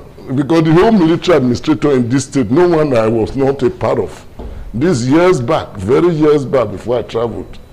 And another area we quickly dive to, our governor is a grassroots governor. There is something that is paining my heart in my community. So I want to make a very passionate appeal to the state governor, Senator Mondo Pebolo, to look at the road linking Ukmeno, Emuhi, Ugiame, Ukbogo, and Riho, Aziz, because that used to be the traditional old road. So if that road is constructed, it will give shortcut to the Iruekme, or more concentration. And of course, those villages are really blessed with natural resource. I can stand up to say that. So I'm appealing to the state governor as a grassroots governor to really look into it and do it for my people. Okay, now let's get back to the main conversation this morning. Nigerians and diaspora replicating global experiences in local communities. Now, for those persons who you have observed over time, who get to perpetrate some of the ill things on social media, and persons who have been there for a while, what are those global experiences, those beautiful things that a lot of Nigerians see in the diaspora that should be brought back home? First, I think if you bring me back, I will start from, it is very, very unfortunate that people who are in governance, I can even personally attest to that. Majority of them, they've lived in diaspora.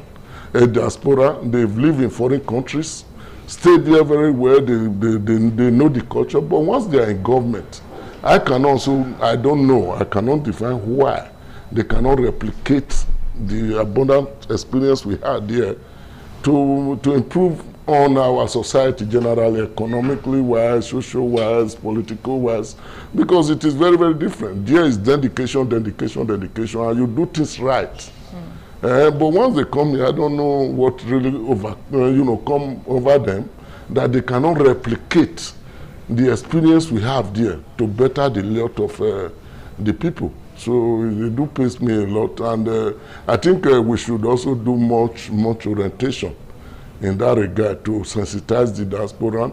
That is why I said it before, that we should make sure we preach more positive things of our country than the negative. That is where you will start from. You preach more of our positive ventures in the country. We have intellectuals.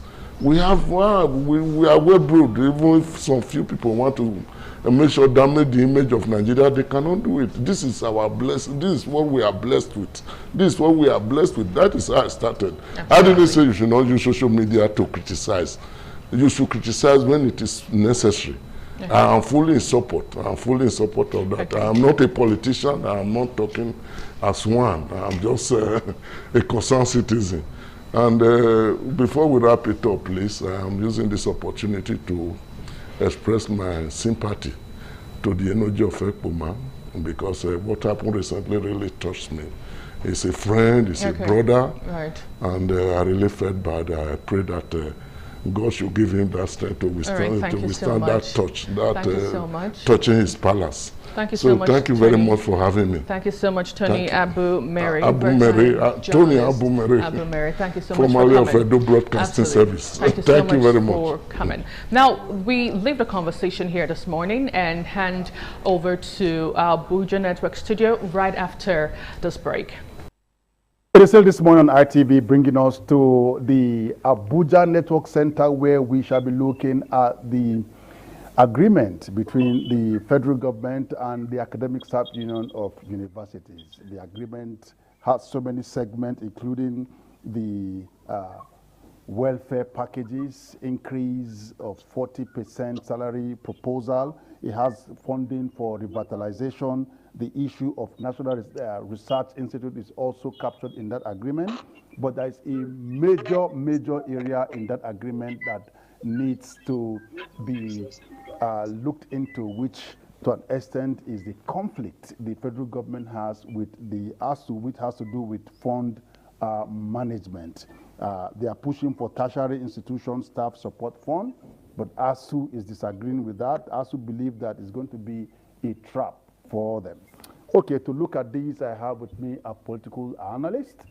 Via the phone lines, Ben Agunloye shall be looking at some of these issues with me on the program this morning. A very good morning to you, Mr. Ben. Happy New Year, I would say, because I've not seen you or heard from you all in this New Year 2026.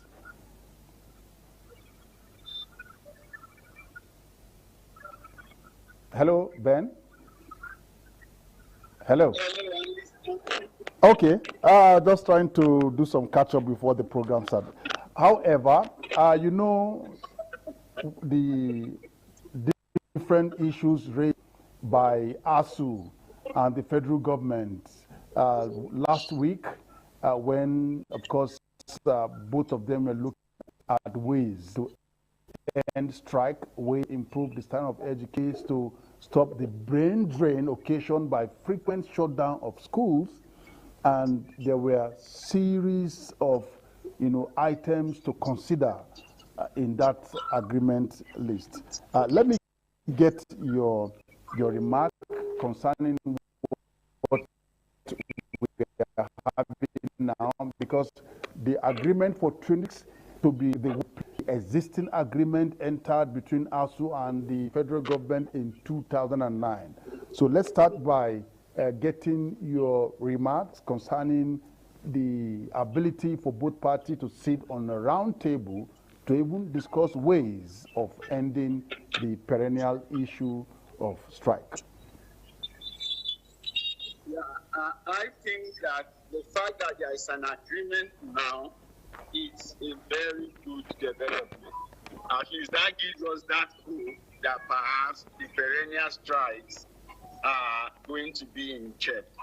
Now, of course, the implication of that is that if you have a more stable university calendar, you will also be able to have better plans in the environment. Like we always say, elsewhere in the world, that the university is public does not mean that the government funds it 100%. A lot of research will come from organizations, some other form of grants, and the rest will come. But because the calendars are not stable, then you see a situation where if I need a time-bound research in my company or in my private organization, I cannot rely on Nigerian Public University to run it because you don't know when next they are going on strike. So with the agreement, bringing calendar, I think it is a great development. Of course, resolving the issue of professorial pension, I think that is also great. Permanent secretaries are already enjoying that. When you become a general in the military, I'm also sure that you enjoy that level of pension when you retire. So I didn't see any reason over time why that professor is different. So I think that with the new agreement, better days are ahead, and the professors should now be able to walk up to the point of retirement. Okay, so now the first issue on that agreement is the fact that there should be 40% salary increase. And, you know, yes, they are lecturers, they are impacting knowledge on Nigerians and non-Nigerians, especially those that are coming in from the neighboring countries. But the 40% salary increase, do we have that kind of resources? Because it's one thing to agree, it's another thing to pay. And that is why we have these actions coming, you know, at a regular interval. While we think that government will meet up their demands and ask them to go back, after a short while, they say, well, that agreement has not been, I mean, that promise has not been fulfilled, and you see them again downtooling. So 40% salary increase, do we have that resources? Well, I think that the nation has the resources. Because when you say 40% on what? They are already poorly paid. They are not been increases for a long time. So when you add up the 40%, the difference is actually not going to be so huge or so astronomical. We're talking about professors here, we're talking about lecturers. They possibly do not have the number of the Nigerian police, nor do they have the number of secondary school principals and teachers. So to a large extent, I think that is practicable. Okay, now if you think that is fine, what about the agreement which includes better needs-based funding? Your state should also be able to do that, because if you ask me, and I would always insist, Nigerian primary product is human resource, not petrol, not solid minerals. If we handle our human capital correctly, the whole world would have reason to import from us. We've got some of the best brains everywhere. So we only need to ensure that the academic system is stable and that we are training people. We should be training people, we should be graduating them. They should be able to work everywhere in the world. And like I would always insist, one of the skills we lack is that of language.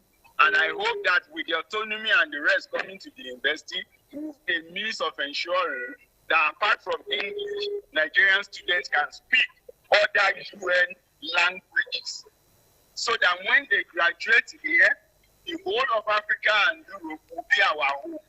We don't have to necessarily graduate people to go and queue in Federal Secretariat to get a job. So if you make these professors happy, I think that they will be able to do that. And if we export the talent talking about brain drain, brain drain. No, we have more brains that we can train. It is the professors that will train them. So make them train more people. And then the world will be our home to feast on. Okay, so there is salary increment and there is also improved pension. And this pension is going to be like those that the armed forces get. You know, for an army man who retires, he gets pension equivalent of his salary. And that is what is contained in this agreement, that professors, when they retire, they're going to be getting salary equivalent or pensions equivalent of their salaries. Is this humongous? Of course, we might not say it's humongous, but it's what they don't actually earn as big. Now, what we should notice is everybody in Nigeria is underpaid, whether it's the doctor or the driver or the machine operator or the cleaner. Compared to other countries, Nigerians, our salaries are generally low. And that's why when people say you pitch doctor in Nigeria for doctor in the UK, I say no. For that same doctor, the cleaner in his office in Nigeria, can he compare his salary with the cleaner in the UK? The answer is no. So basically, giving them that lifeline to at least know that after the job, they have a life, I think is ideal. And when you say the professors, take note, they might not be carrying gun. They are also constant an army of students, some of who are not even interested in learning, going into research in an environment where the electricity is never stable, where to make photocopy is war, where you will not get the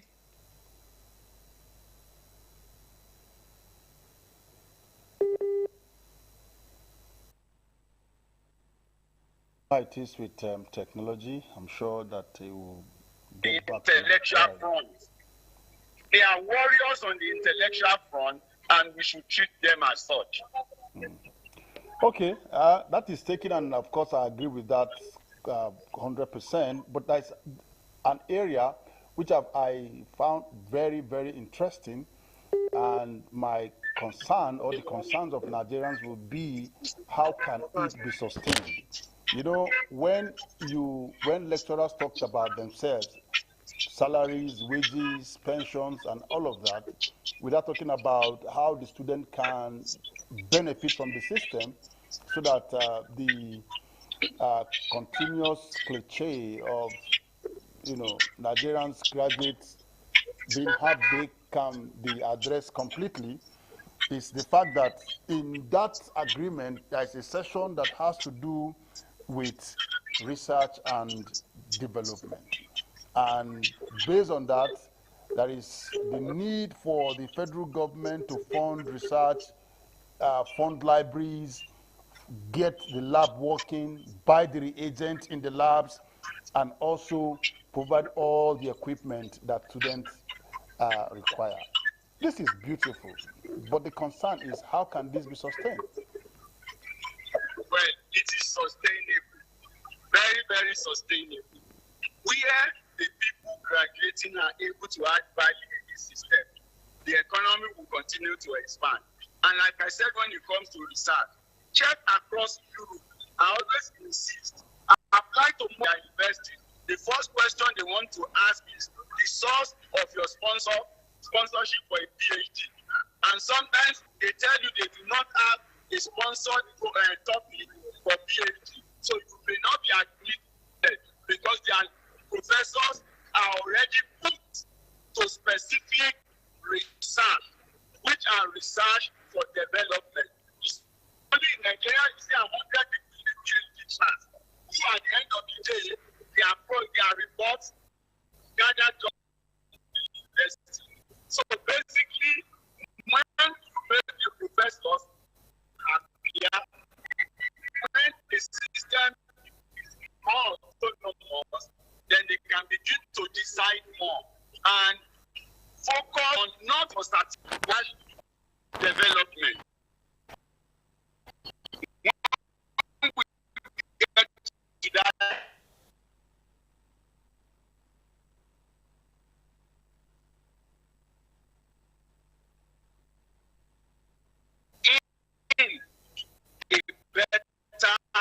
national economy. That value they are adding will attract endowment funds. I think that fund is just issue. It's creating the atmosphere for the right thing to be done, for the right knowledge to be impacted, for the right people blessed with talent.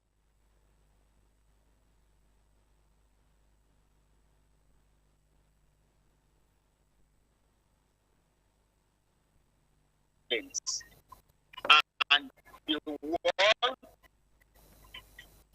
even though we have not arrived at the stage where we, by now the world and that is implemented as something that would live. Yeah. Again, the network is not friendly at this moment, but we hope that it will be back. Yeah, good. Yeah, continue. We can hear you.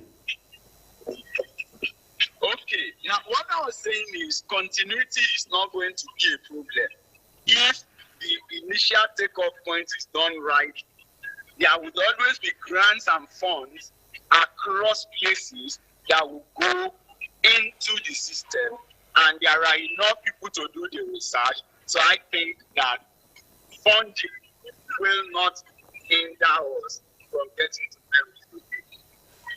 Okay, we just hope that when all this come into place, the era where you have students share themselves into group to assess the lab because it is not enough, or the students are more than, or the labs is not up to the carrying capacity of the students, will be a thing of the past. But now, let's look at the conflict area, which has to do with fund management.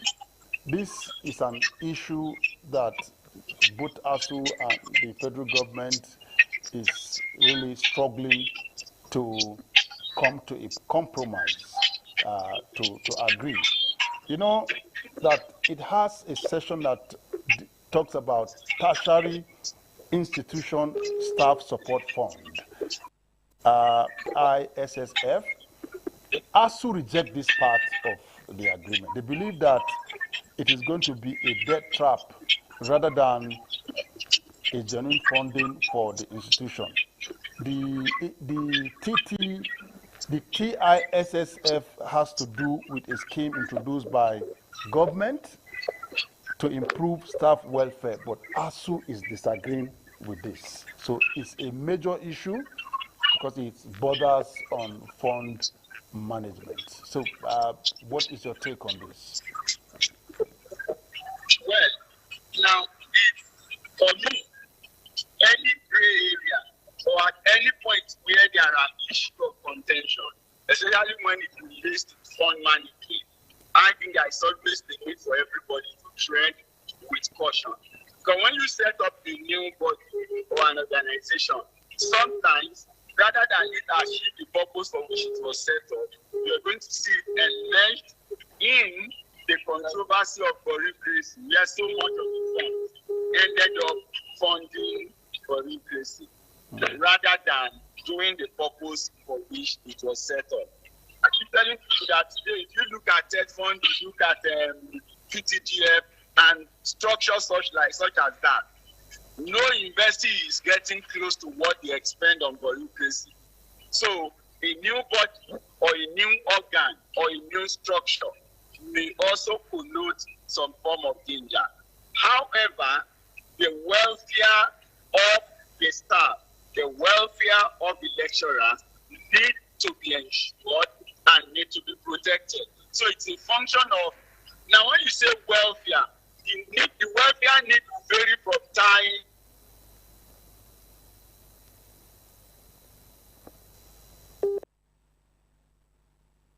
Yeah, you know, the welfare. That whatever they need to do is done and done right, so that the rights and the need of the lecturers and the university community are not relegated to the background. There must be provision to protect everybody Yeah, but are we not worried that most organizations, hello, sir? Hello? Yeah. Yeah, if you are listening to me, okay, so you know that this support fund, institution staff support fund, most organizations want their organization to create, you know, a line, a budget line where they can be supported financially. And the federal government just created this for staff of, for ASU member, academic staff. And they are saying, no, we don't need it. We don't need you to support us with any kind of fund. I find this very disturbing. If you look at that aspect of the agreement, it's very sumptuous.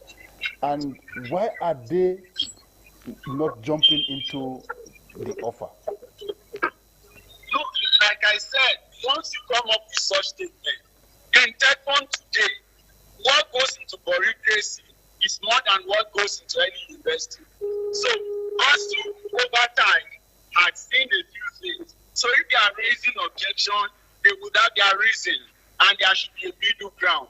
But like I said, if you pay them well, if you make the system run, then they can do their research, they can do their job. So this issue of stipend coming in the name of support may actually not be necessary.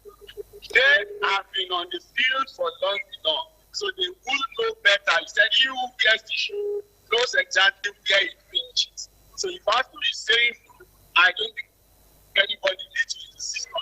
So it's something that should be left to a later date. We are okay if it becomes necessary, you can bring it in. But don't bring in a bureaucracy that will tomorrow become a new monster that everybody will. That might even begin to cause another round of strike because the funding there is possibly being mismanaged or the aim and the purpose is not achieved. So to me, at this level, whatever is leading to disagreement, let's keep it aside. Let's focus on the salary. Let's focus on the working environment. Let's focus on keeping the laboratory right. Let's focus on revitalizing the university system. Let's focus on capacity utilization, not starting new universities every day. No university in Africa has got the land in the University of Ilorin. 1/10 of the land has not been used.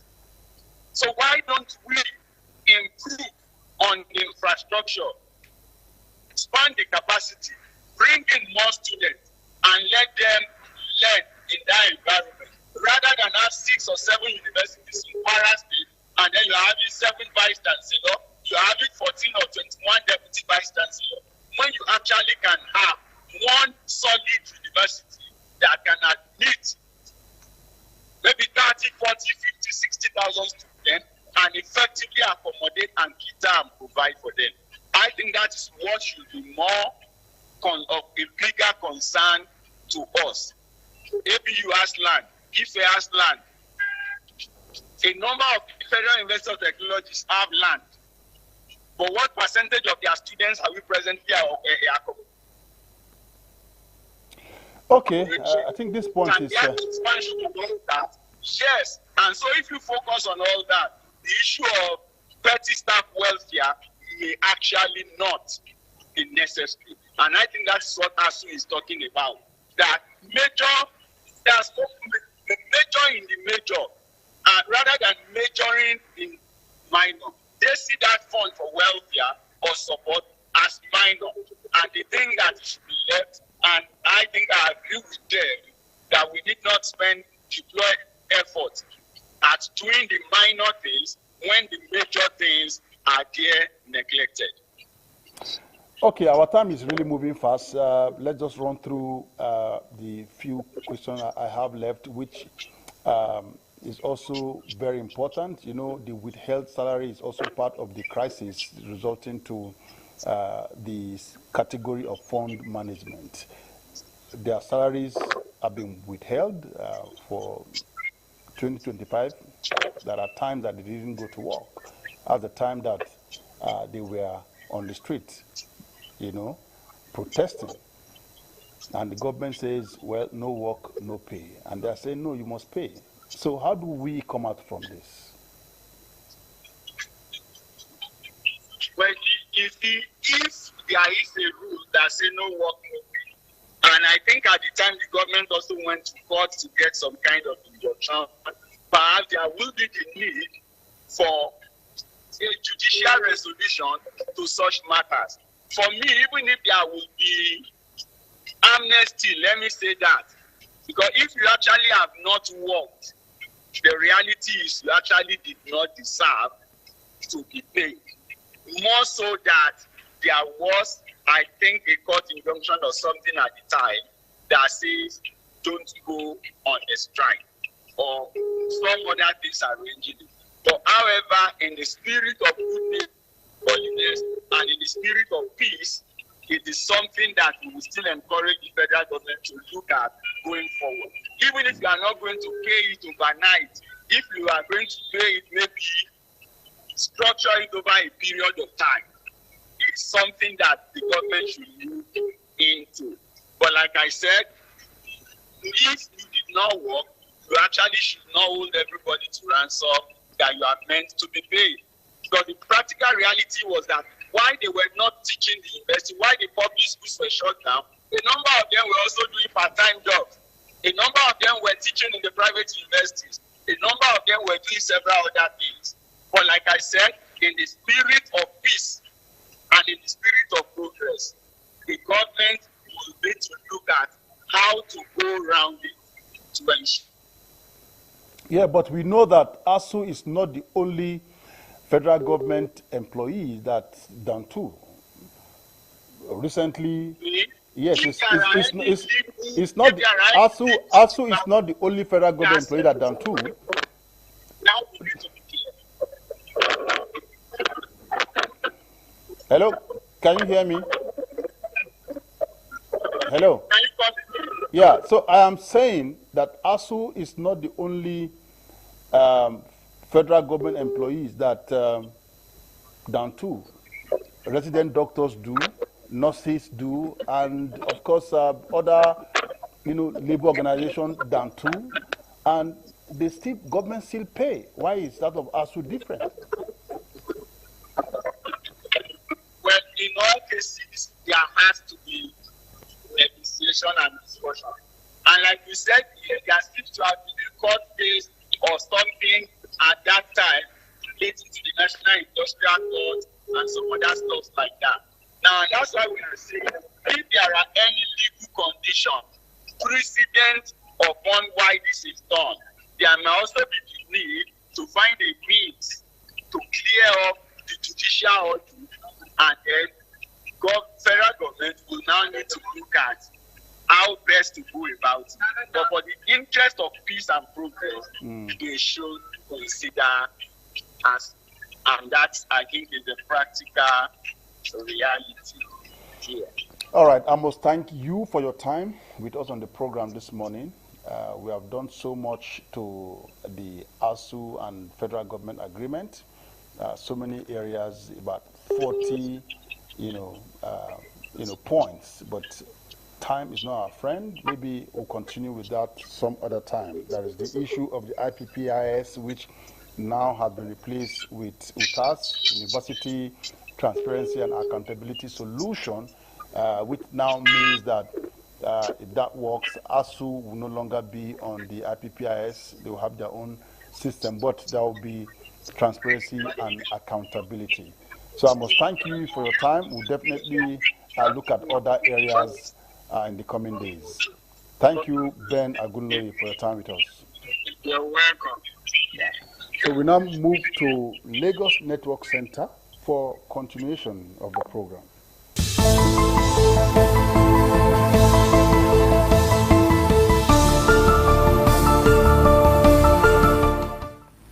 Good morning and thank you for joining us on TMI, on the continuation of TMI from our Lagos Network studio. Anyway, it's a beautiful Monday morning here in Lagos, and I have in the house with me my co-anchor, Wilson, looking so dashing, like I said before. Wilson, good morning. Oh, Patricia, good morning. It's a wonderful Monday morning. You know, things do happen, politically speaking. After all, economically speaking, can just go on and on. Yeah. Anyway, it's good to have you on set again, Wilson. Yeah. Okay, today we'll be looking at the crisis in Rivers State, the process of impeachment by members of the House of Assembly in Rivers State. Well, we're not going to be looking at this alone. We have in the House our guest who is going to be discussing and analyzing the issue in Rivers State. Rivers has always been in the news for a recent time. Yeah. And honestly, we don't know when that is going to stop or end. Anyway, we have in the House who is going to be helping us to analyze this problem, or let's say topic. In the House, we have Bishop James Ground Okocha. Bishop, you're welcome. Thank you so much. Always happy to be here. All right. I like the way you are looking. Oh, thank you. It's like you peeped into my wardrobe. Anyway, I guess it's Patricia, you're the old one out right now. No, I guess the two of you had a conversation to where... Come on, right? Because we are going to dive into a danger zone.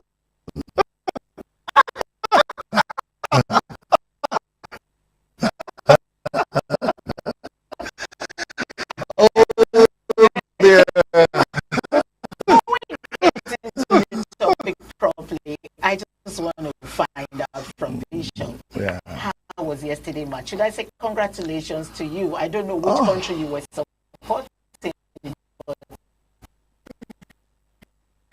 How was caution, like Wilson said? Let's look at the legality and the impeachment process. Okay, it's been fought and back. They want to impeach. You remember they wanted to impeach. Now it has all started again. They want to impeach, and then it's been fought and back. So let me find out from you.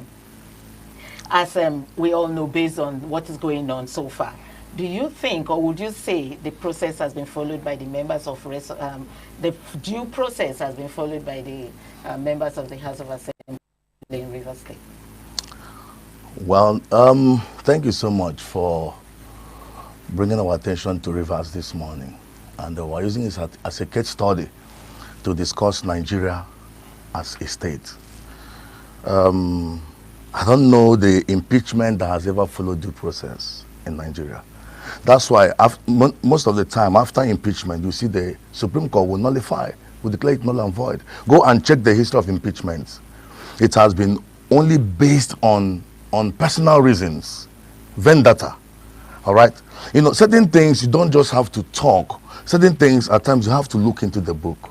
You know, I have something here that explains this process, which people should check. We are no more. It's not lawyers alone, people in judiciary, you know, or those lawmakers now. Before, you know, it's only the lawmakers know what happens around there, and the law interpreters. But right now, this is everything is in the open. You can check it. You and I will know that these people are not following the due process. Okay, look at number one. He said there has to be notice of allegation. You have to notify the governor, and after some days, all right, you have to serve him that notice officially. All right. Then after 7 days of receiving the notice, then you have to push motion for investigation. And this investigation will take 14 days. After the investigation, there has to be an appointment of investigative panel for them to look into the investigation. You know, the panel will come up with a report, and it is on the report of the panel, which will last like maybe 3 months.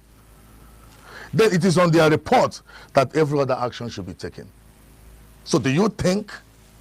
Just check it. And so you want to say the due process has not been? There has not been. This is a case like Ladoja and Adedebu. A godfather vowed to remove a governor just because of 1 or 2 interests that has not been covered. And I'm saying very categorically that Nigeria should outgrow this kind of politics. All right. You talked about the stages. Because if you take a look at what happened over the weekend, people were served. They followed the first two steps you mentioned, remaining the investigative panel, and of course the 14 days notice. Do you think that these guys, they really followed due process? Because there's like an open letter. What was Fubara accused of? They said no. They sent it out to everyone that really cared. So no, they went through it properly, as in allegations were leveled against Fubara. Are those allegations not legit enough for his impeachment? You know, like I said, I don't know if there is a panel that have constituted to look into it. I can allege of anything. I can just wake up, allege of anything, until it's investigated, proven. The open notification, open letter. You and I know what has been happening in Rivers State. Is it now that he came back that those things happen? Or did they happen before they had issues and the sole administrator came in and there was a reconciliation? So when did these things happen? Okay, I'm coming to the reconciliation I was going to convey. Wilson, I thought there had been peace by the presidency, who had called these two parties together to make peace. What do you think is going on? And then the man has joined APC, so you would think that there will be more peace and a better leadership in Rivers State. But we're not seeing that now. They're still fighting. What's going on there? I mean, going by what, you know, an APC chieftain said some time ago. He said when you join the APC, your sins are forgiven. So now he joins the APC. Why is his sins not forgiven? But that's just on a lighter note anyway. But what I'm saying is, there has been issues. The president stepped in. The governor was suspended. That's enough punishment. After the suspension, within that 6 months, they had a conversation. They had an understanding. Now, how many months now he just came back? The whole thing started. Does it mean that the president's intervention is no more respected? That's the implication. That's just the implication. So the thing is, I will ask Rivers State people, because I run an NGO, and what I'm doing is trying to make sure that we could have election that is free from you know, that is not war. We have lost lives enough. So Rivers people should take it easy.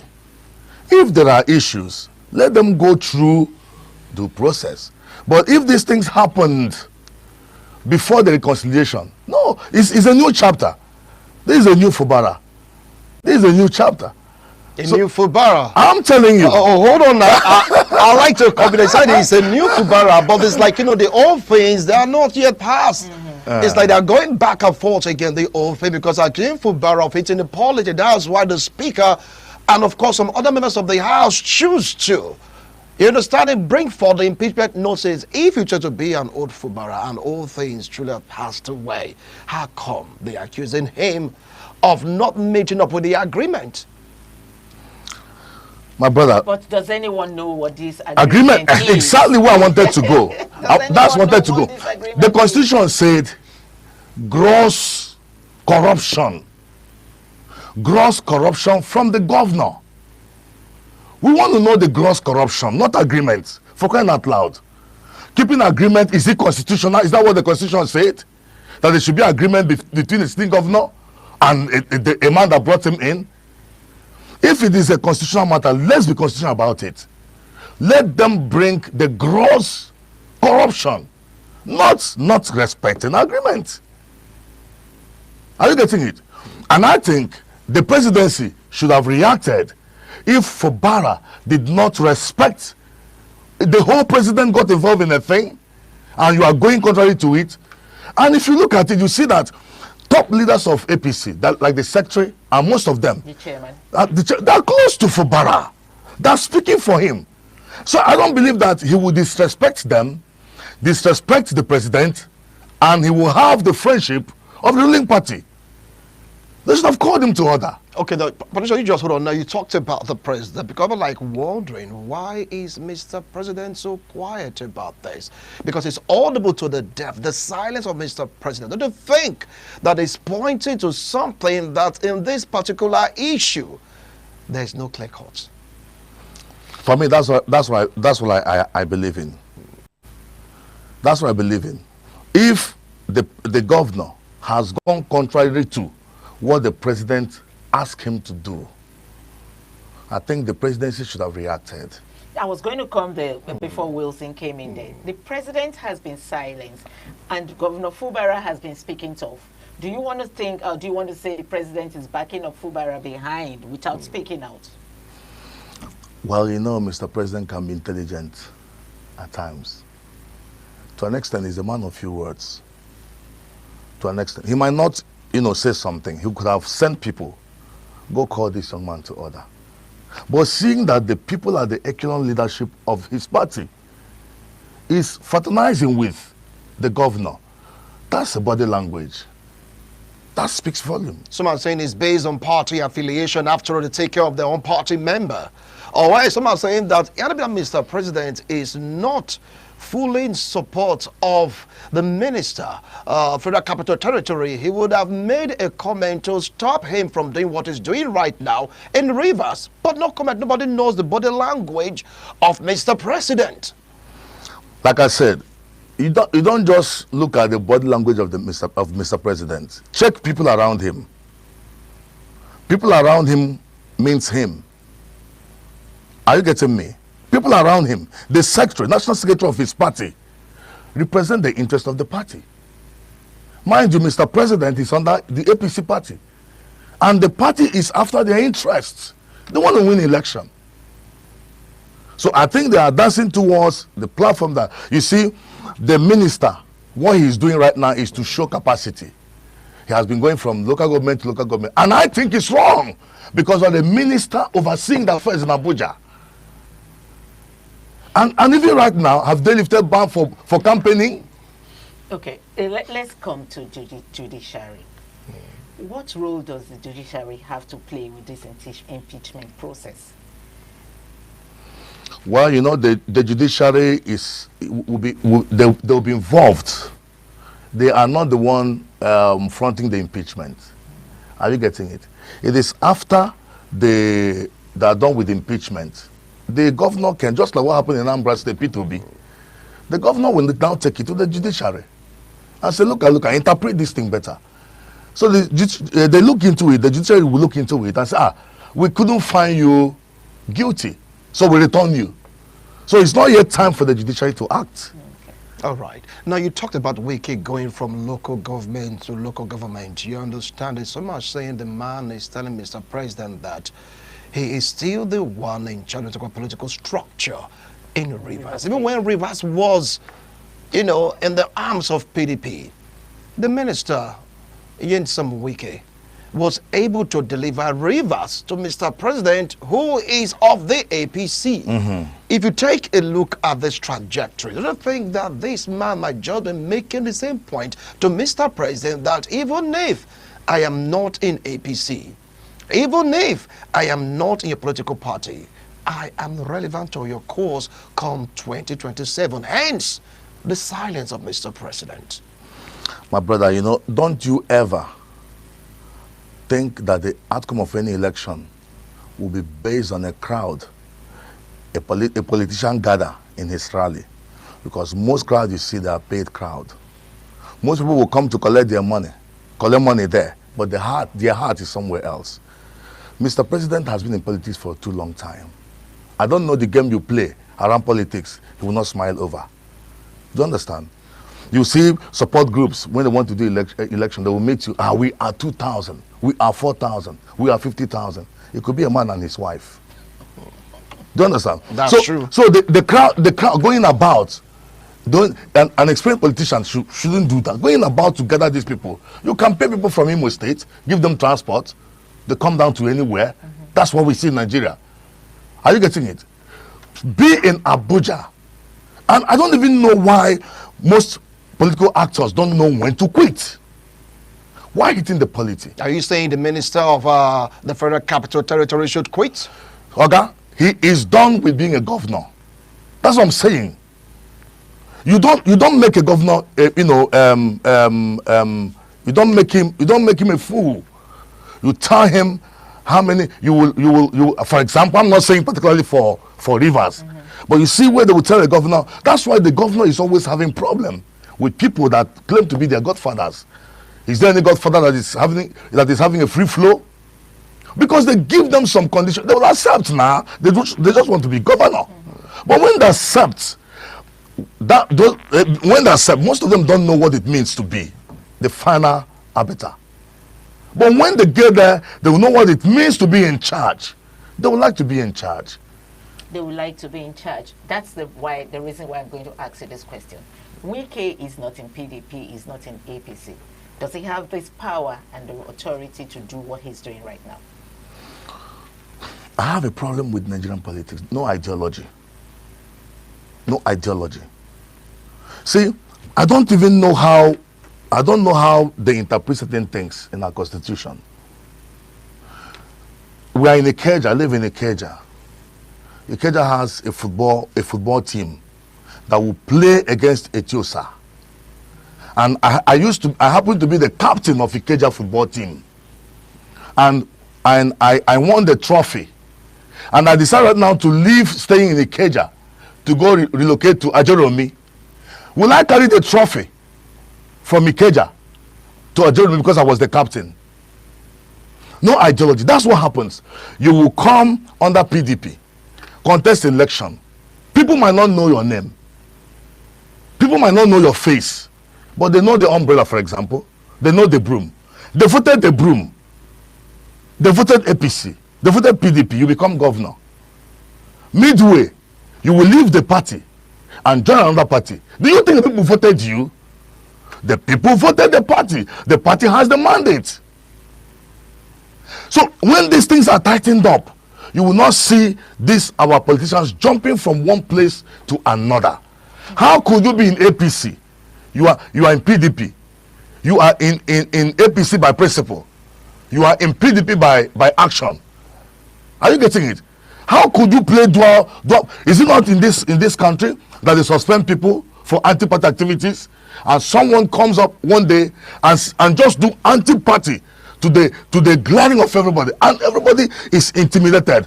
I have been shouting, strengthening the institutions, weaken the personalities, strengthen the institutions, otherwise Nigeria will remain lawless. All right.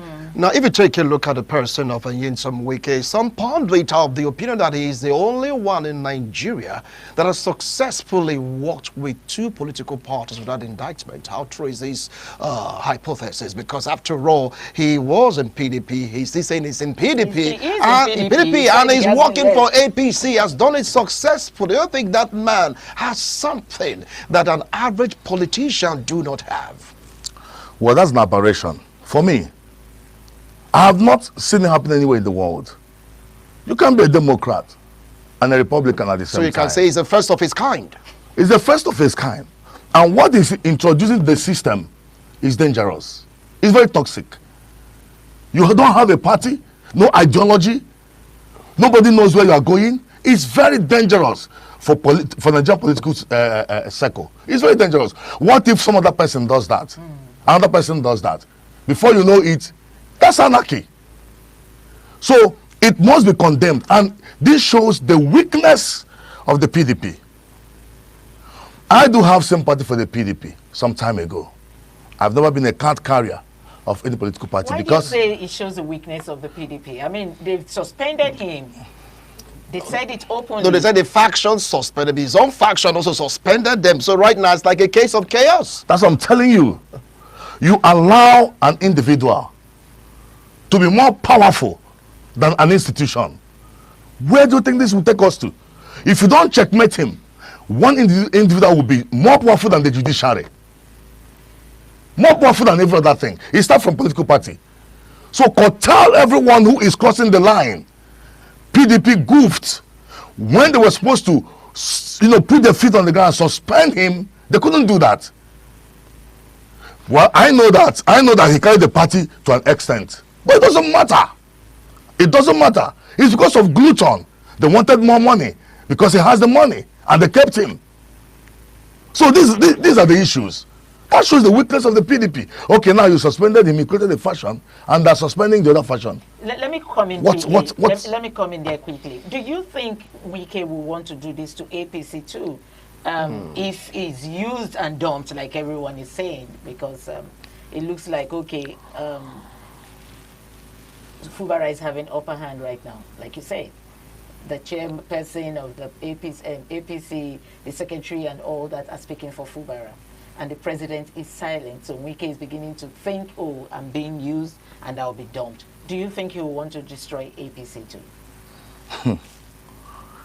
I don't know how true this story was, but allegedly when a former governor of Abia State, had an issue like this with his predecessor, that's Dr. Joseph Khan versus Theodore Oji. Oji, yeah. Now when Theodore pulled out from Oji, and then the then President Obasanjo, that's what the story said. He wanted to go join the then Obasanjo. And then the story said Obasanjo told him, someone who can betray his master can betray any other person. You don't change the color of the leopard at old age.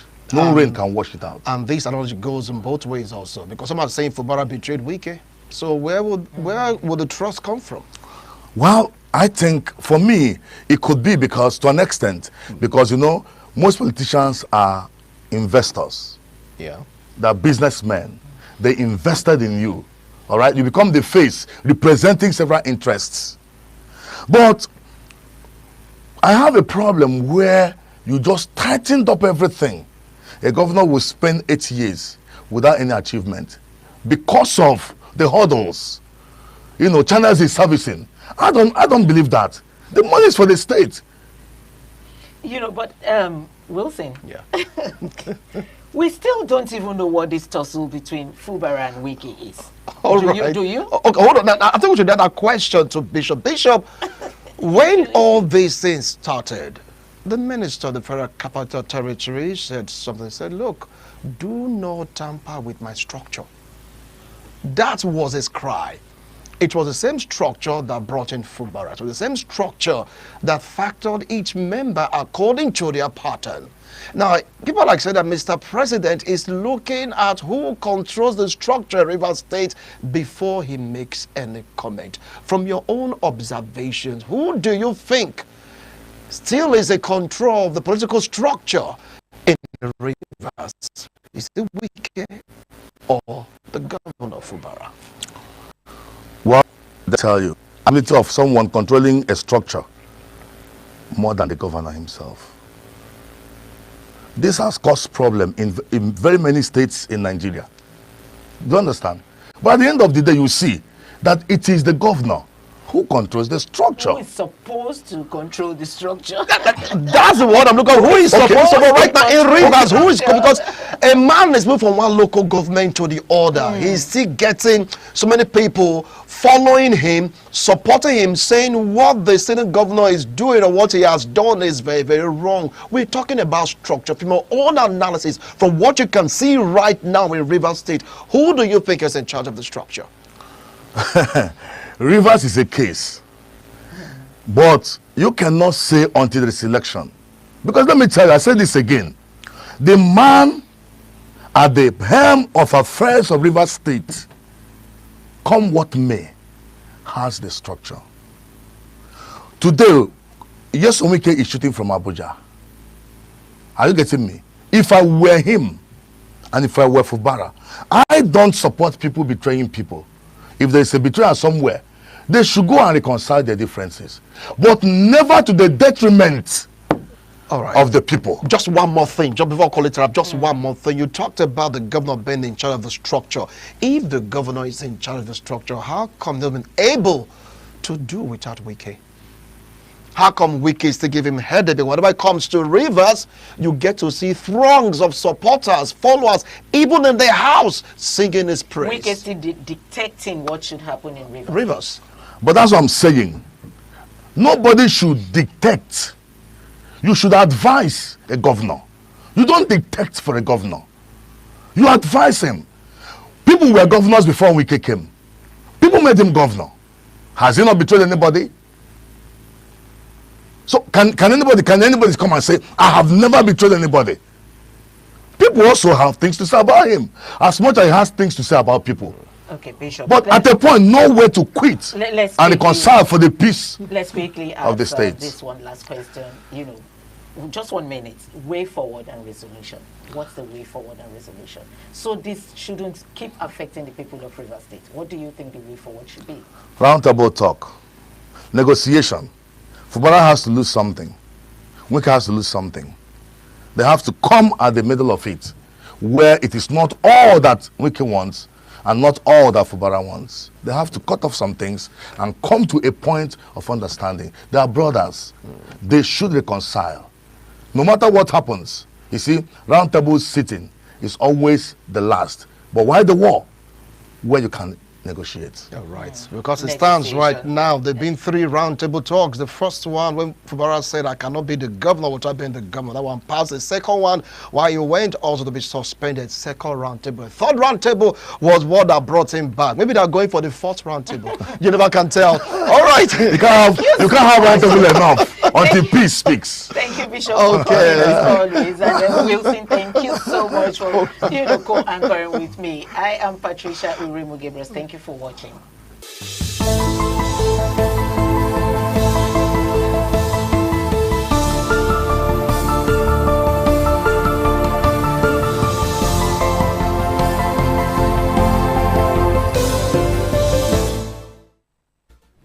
Good morning. This is TMI Socials. I am Anuoluwakpo Stevens. Or better still, call me a social media butterfly.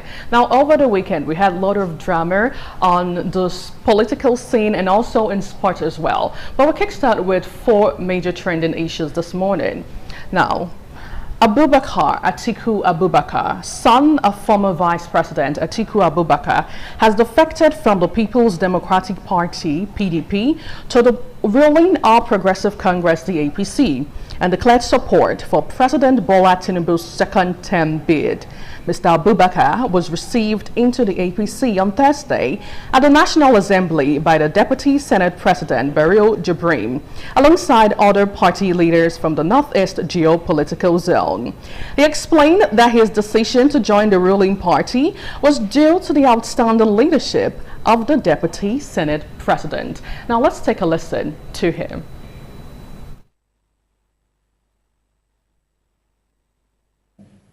My exit from my former party, where we worked in 2023, and to the APC. I will work with His Excellency Senator Barrow to actualize the second term bid of President Bola Ahmed Tinubu.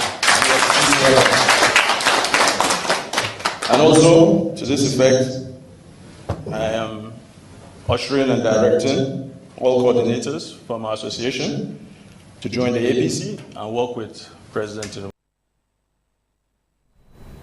A clear case of wonder shall never end. But how did his father, Vice President Atiku Abubakar, take this online? Let's have his tweet. Now, he says, and I read, okay, so he says the decision of his son, Atiku Abubakar, to join the APC is strongly, okay, and then with so many things that he said there, in a democracy, such choices are neither unusual nor alarming, even when family and politics insert. As a Democrat, I do not coerce my own children in matters of conscience, and I certainly will not coerce Nigerians. What really concerns me is the poor governance of the APC and the severe economic and social hardships it has imposed on our people. I remain resolute in working with like-minded patriots to restore good governance and enforce Nigeria's credible alternative that brings relief, hope, and progress. All right, now how did you take this as a Nigerian? This user on X says, charity begins at home, sir. Let's hope he is an undercover agent, because it doesn't make sense that your own son doesn't believe in what you are preaching. It's well. Absolutely. And another user on X wrote,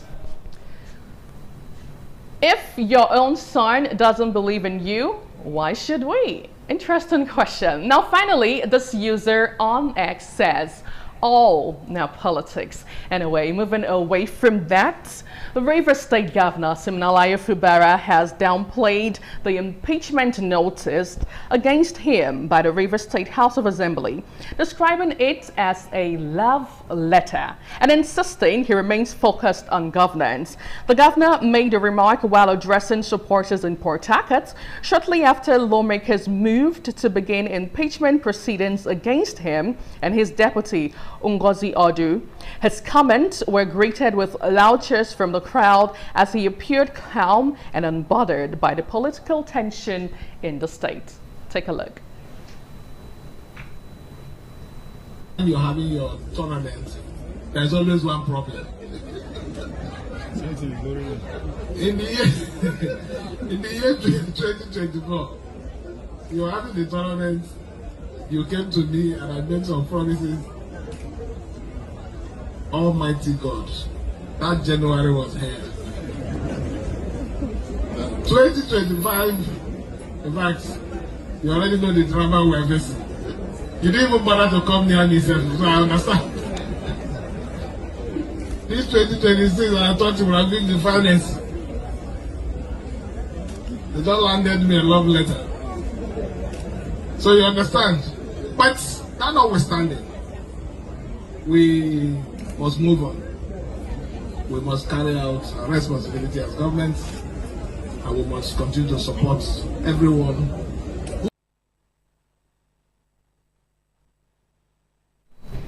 It's always an unending drama for the people of Rivers State and, of course, Rivers State. Moving over to tweets and reactions on how you took this, we start off with this user who wrote, I love this energy. That's why becoming part of them to conquer Wike is the best way forward. Another user reacting to this on X says, to fight power, you need to use power. Well, on Instagram, this user has this to say, what do you expect Sim to say to his supporters when he already met Tinubu to upgrade him to eSIM? Now, finally, on this story, this user wrote, definition of no gree for anybody. Now, away from the shenanigans in Rivers State, we move over to Bayelsa State, where we saw a trending video online, and the Bayelsa State Police Commissioner has reacted to it. Now, the Bayelsa State Commissioner of Police, Iyama Edebo, has ordered the arrest of a policeman captured in a viral video assaulting a keke rider in Yenagoa. The footage, which circulated widely on social media, showed the rider standing beside his tricycle while lamenting that some policemen had been chasing him. He said he had earlier explained to the officers that he was unwell and on his way to treat himself. Moments later, the officers appeared at the scene and initially confronted a resident who was recording the incident, ordering the person to stop filming and insisting that there was no right to record them. Take a look. I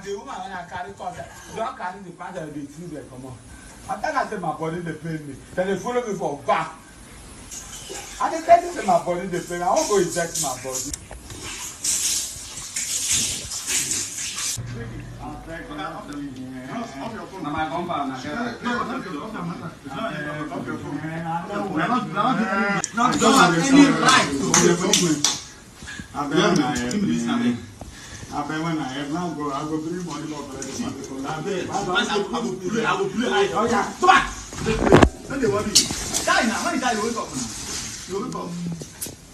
Since you got close, man, you got close. That will do you look like that. I swear. You get associate, eh? I'm going to very complex. But that was you, go back, go back now.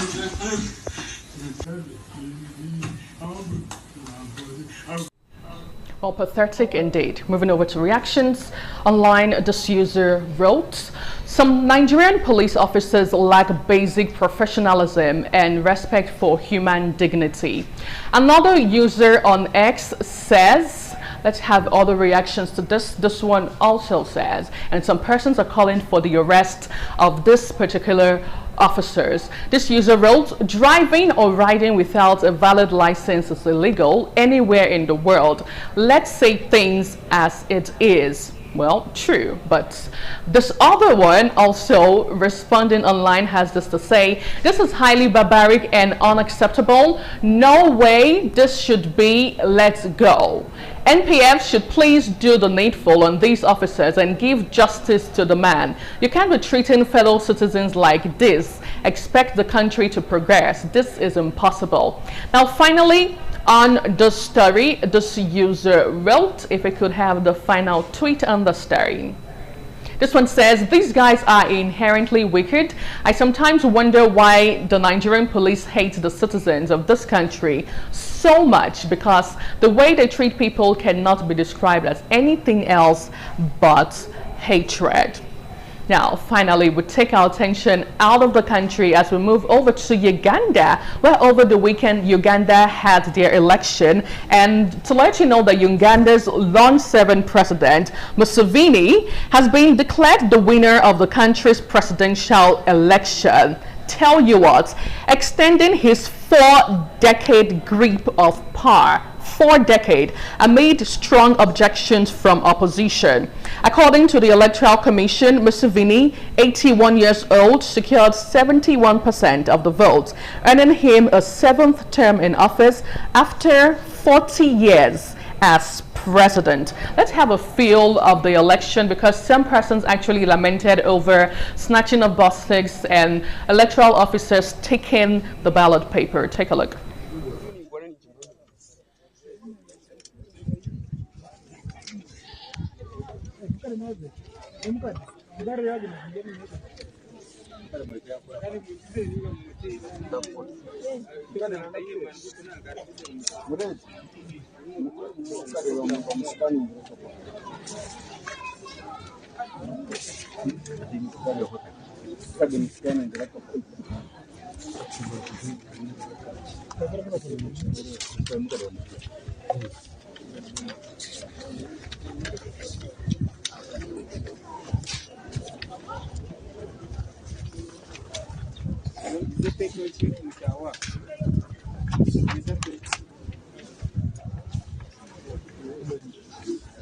Tiyo mshahara bakwiye zinga zo kwiza kuri nyombe bakiriya nano ni kurombo mugwanya nini mwe ucande bakiriya. Now let's listen to Museveni after the election and after he was declared the winner of the election. Take a look. 10 million of my people did not turn up. They would have been embarrassed badly. Because you see, we got 8 million votes about. But remember, we have got, when we reviewed the membership on the 6th of May, you remember we had 21 million members. Imagine being president of a country for 40 years. Let's take 2 reactions and we'll get to wrap things up. This user wrote, congratulations, President Museveni, on your re-election as President of the Republic of Uganda. I extend my best wishes to you and the people of Uganda as you continue to serve the nation for the prosperity of your people. I look forward to the continued strong and productive cooperation between our 2 countries. Now, another user back here in Nigeria wrote, what is better, is having the same president for 40 years or having different presidents who steal from you the same way? A clear case of choose your pain right now. But anyway, that's how we get to wrap things up this morning on TMI Socials. Thank you so much for being a part of the show. I am Anuoluwapo Stevens. And from all of us on This Morning on ITV, we'll see you again tomorrow.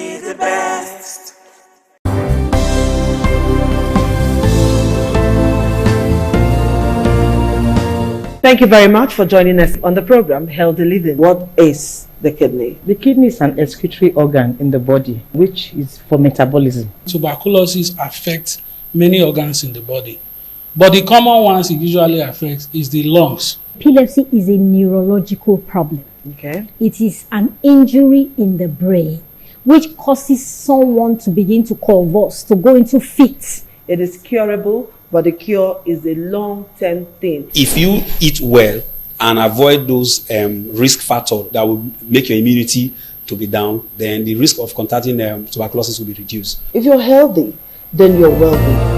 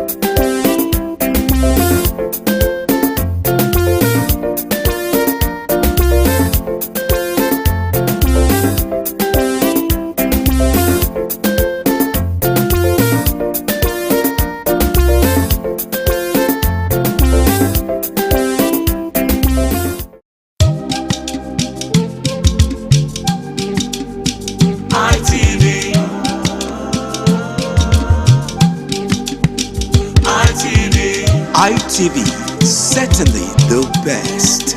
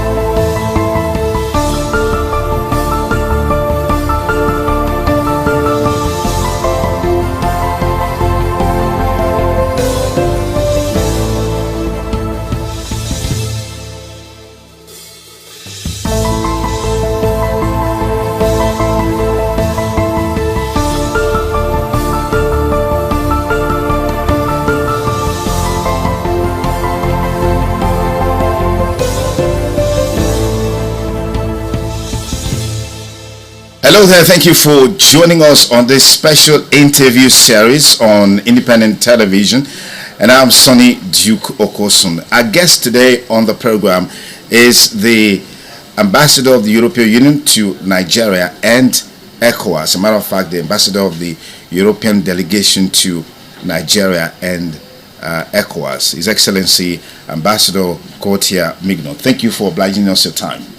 Thank you very much for your kind invitation, sir. Okay, how would you describe your presence in Benin so far? Is this your first time in Benin City?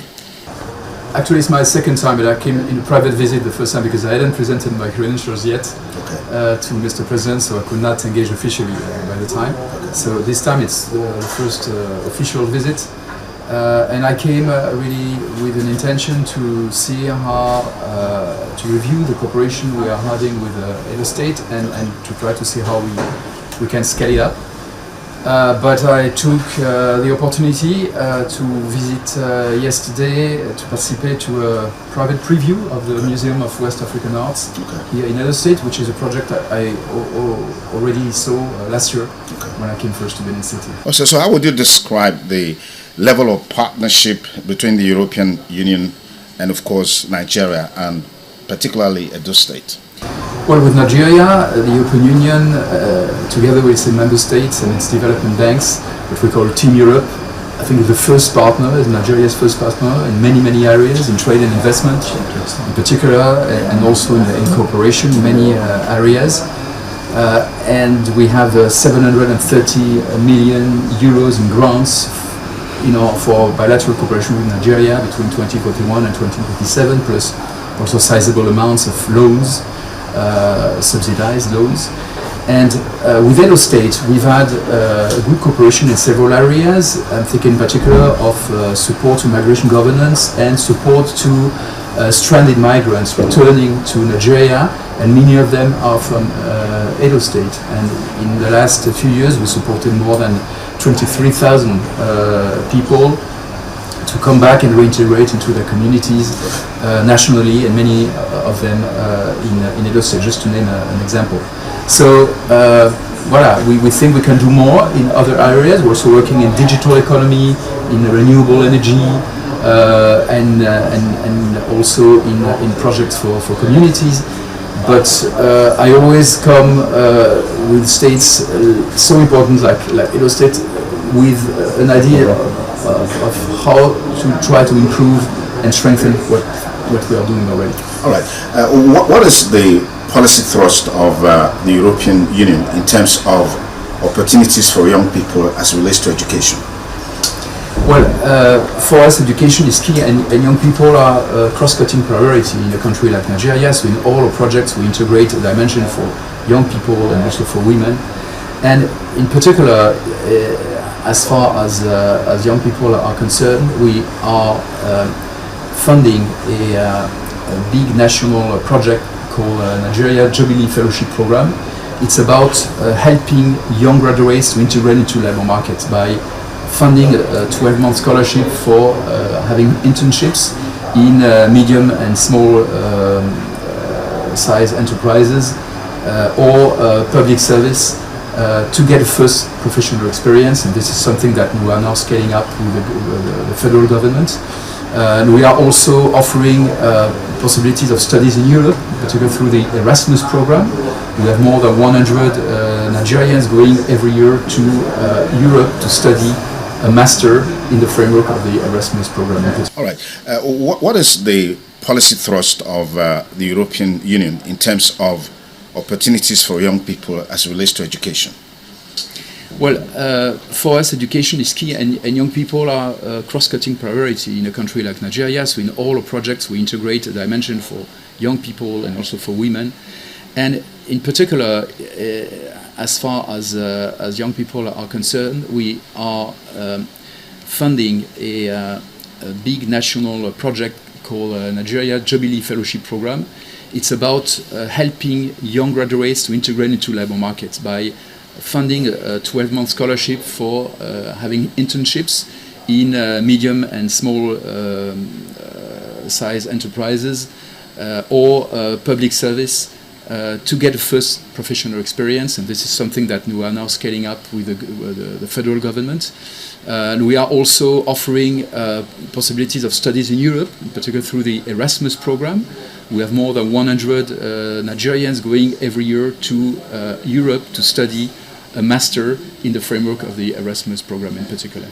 Fantastic. If you just join us, we have with us the ambassador of the European Commission delegation to Nigeria and Africa, who is in Edo State currently on a private visit, engaging him on a wide range of issues, looking at the partnership between the Commission and Nigeria, and particularly Edo State. Ambassador Migno, let me quickly take you on a trending issue in Nigeria right now, which has to do with violence, extremism, and the talk around genocide against Christians is gaining momentum across the world, particularly in the US and several other places.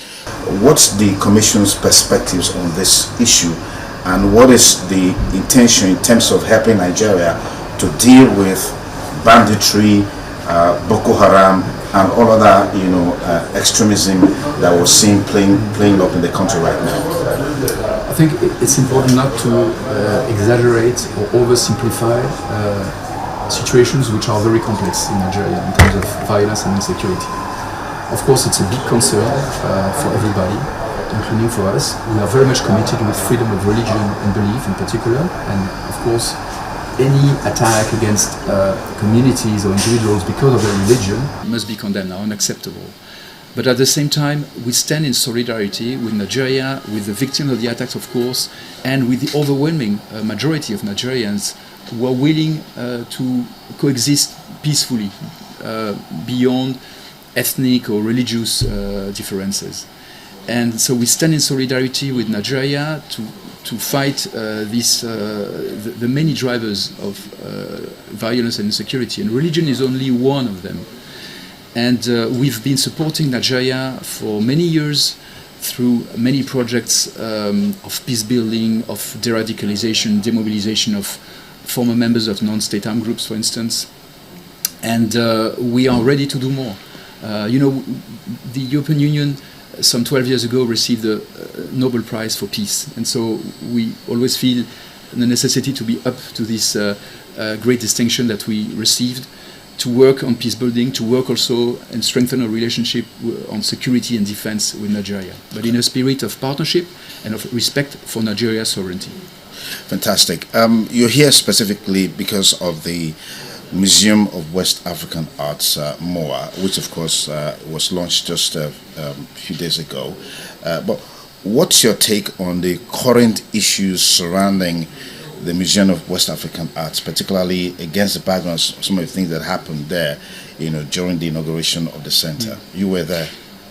I was there. It was not an inauguration of the museum, actually. Okay. It was just a private preview, because the organizer, I think very wisely, decided, as there were some criticisms, to postpone the formal inauguration of the museum. They announced this already a few days ago. And so yesterday was just a private preview for partners, friends, diplomats like myself and other European ambassadors. The EU has no direct involvement in this project. We are not funding this project. We might do it in the future because we want to partner more with museums and cultural institutions in West Africa and Nigeria, but we have no direct involvement so far. So I came here really to see the advancement of this very wonderful project I discovered last year when I came first, which is a great opportunity for Edo State, for Nigeria, and for West Africa. It's a West African museum. It's not about only Benin or Edo State or Nigeria, even. It's West African. And I must say that the experience that we had yesterday was quite unpleasant and deplorable, because this private event on a private property was disrupted by so-called protesters who came in, allowed by the police, because there was security all around, but they left them in. And they disrupted the whole event. So it's exactly how you scale off. You scale off investors and development partners coming in good faith, to partner with your community. And Germany, for instance, has invested 8.5 million euros in this project.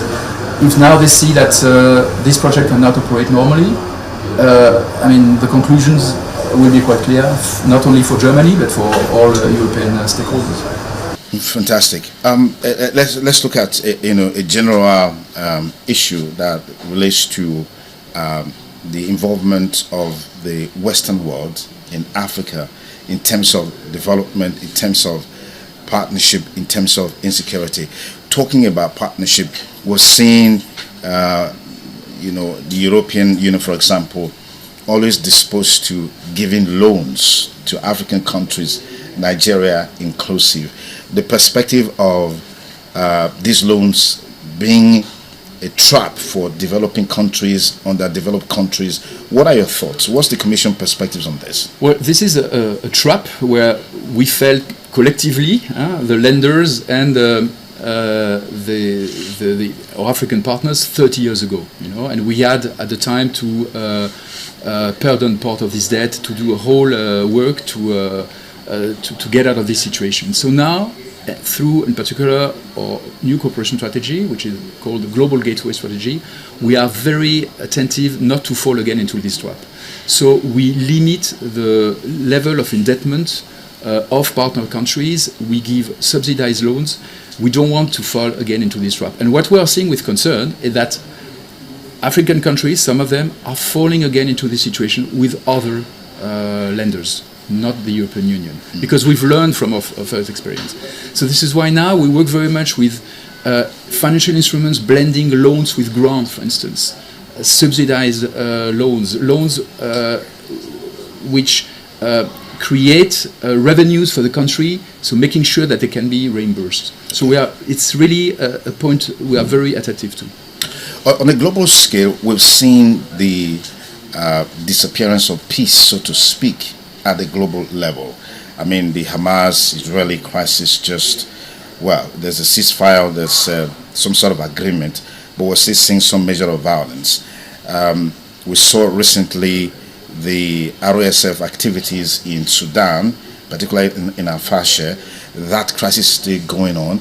And these activities or events that are unfolding globally that undermines peace globally, what's your perspective of the fact that it's like the world is hamstrung in terms of dealing with these issues, nipping them at the bud before it blossoms, it flourishes, snowballs into huge crisis like you're seeing now in Sudan? Hunger is there in Hamas. There's starvation, there's poverty, and all of these issues happening. Why is it so difficult for the world leaders to have a consensus in terms of how they can collectively respond to these issues? Because we have collective rules in the United Nations Charter, international law. And what we have seen over the last 10 years or so is that very important players have not respected these rules. You know? Take the case of Russia in particular. Yeah, Russia and Ukraine. The Russian invasion to Ukraine, which started in fact in 2014, then it became full scale in 2022. Then we, each from a permanent member of the Security Council, a country which is supposed to be a guarantor of these rules, then it shows that everybody can do anything and violates international law without punishment. And so this is why it's so important, and this is why the European Union insisted so much that all countries in the world had to condemn the Russian invasion to Ukraine. And most countries, including Nigeria, have done that. But others, including large democracies, have not done so. When you say large democracy, are you talking about the US? The US has done so, but others have not. And then, other crises also popped up. And then when the law starts to be broken here and there, it just becomes contagious. Ambassador Gottner Mignot, thank you so much for your time. Truly appreciate this conversation. Pleasure. Thank you, sir. Okay, I've been talking with Ambassador Mignot, who is the head of the European delegation to Nigeria and Africa, is currently in Edo State on a visit, and we've been engaging him on a wide range of issues. Thank you for staying with us, and have a beautiful day ahead. Bye for now.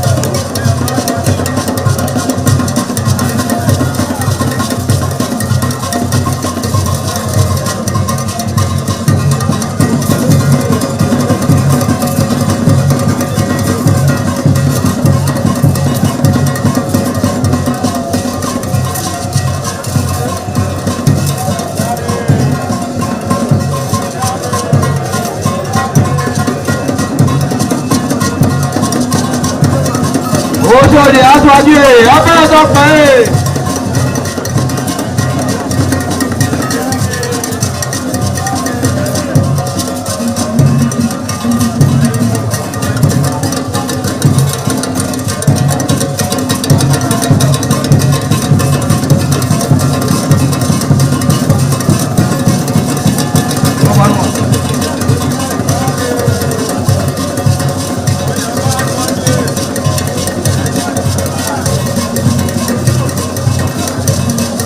Àyàbá sọ́kì ẹ̀ abẹ́rẹ́ tó pẹ́ ẹ̀.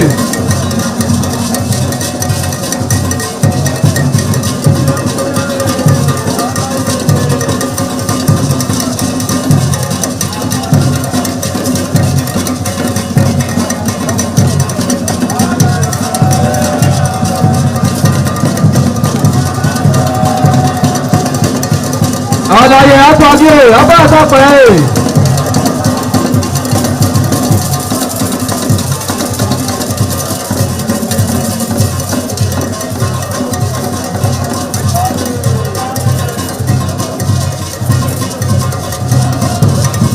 Ẹgbẹ̀túwà.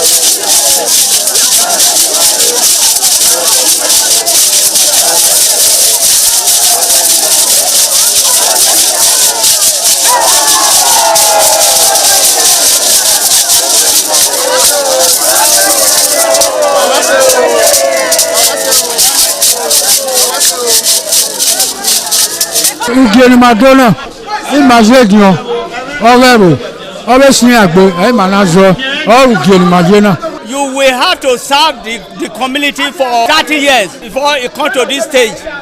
They will ordain you ordain title. Then by then you are one of the elder. This year now, we don't read the year, so that's why we can do this year. Historically, joining the Elders Council, an individual must have reached a certain age and must have made significant contributions to the community through leadership, service, or other meaningful ways. There was jubilation in the community as sons and daughters of Okada, both at home and in the diaspora, trooped out to be part of the ceremony with various homes of the initiates agog with festivities. Friends and well-wishers of those initiated into the Elders Council jubilated at the Ogwedion after performing all traditional rites. The elders, known as Edion, in company with their loved ones, danced to their various homes where guests and family members were entertained.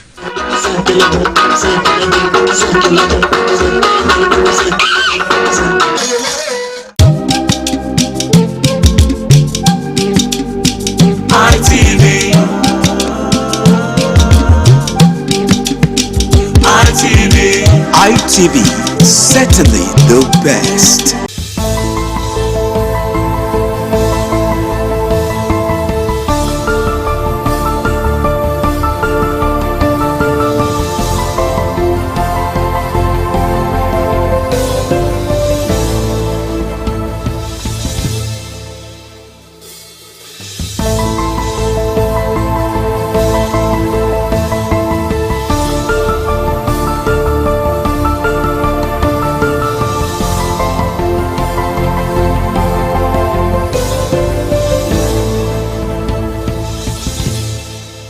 Hello there, thank you for joining us on this special interview series on independent television.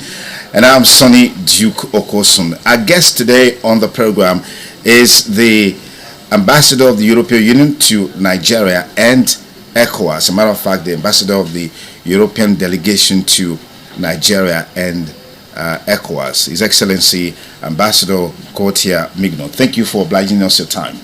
Thank you very much for your kind invitation, sir. Okay, how would you describe your presence in Benin so far? Is this your first time in Benin City? Actually, it's my second time, but I came in a private visit the first time because I hadn't presented my credentials yet to Mr. President, so I could not engage officially by the time. So this time it's the first official visit. And I came really with an intention to see how, to review the cooperation we are having with Edo State and to try to see how we can scale it up. But I took the opportunity to visit yesterday to participate to a private preview of the Museum of West African Arts here in Edo State, which is a project I already saw last year when I came first to Benin City. Also, so how would you describe the level of partnership between the European Union and, of course, Nigeria, and particularly Edo State?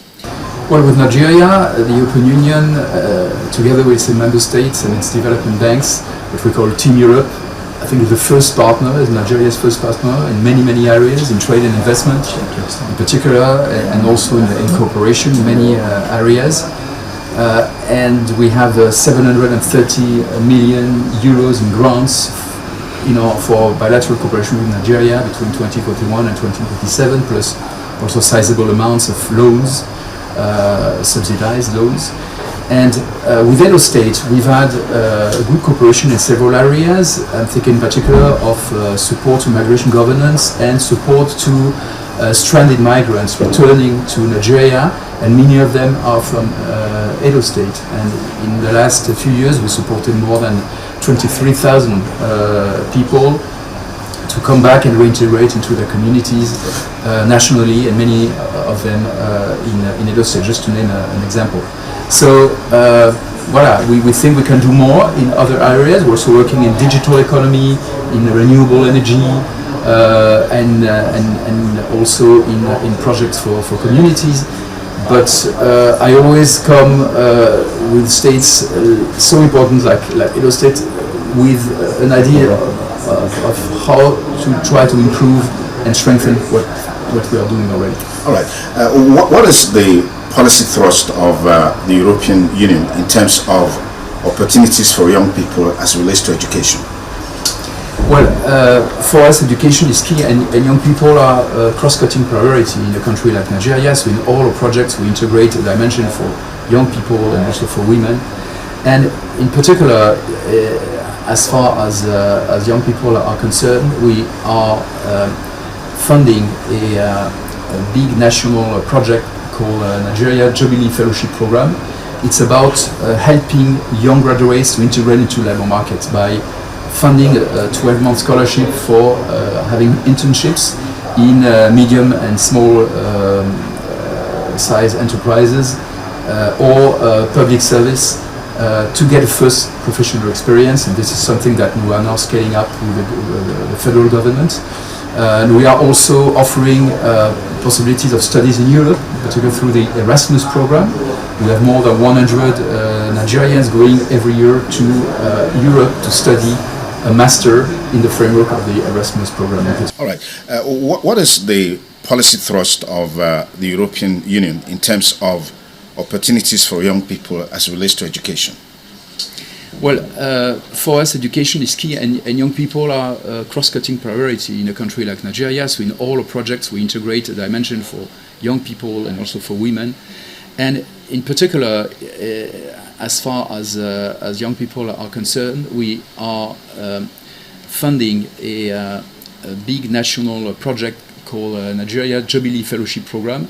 It's about helping young graduates to integrate into labor markets by funding a 12-month scholarship for having internships in medium and small size enterprises or public service to get a first professional experience, and this is something that we are now scaling up with the federal government. And we are also offering possibilities of studies in Europe, in particular through the Erasmus program.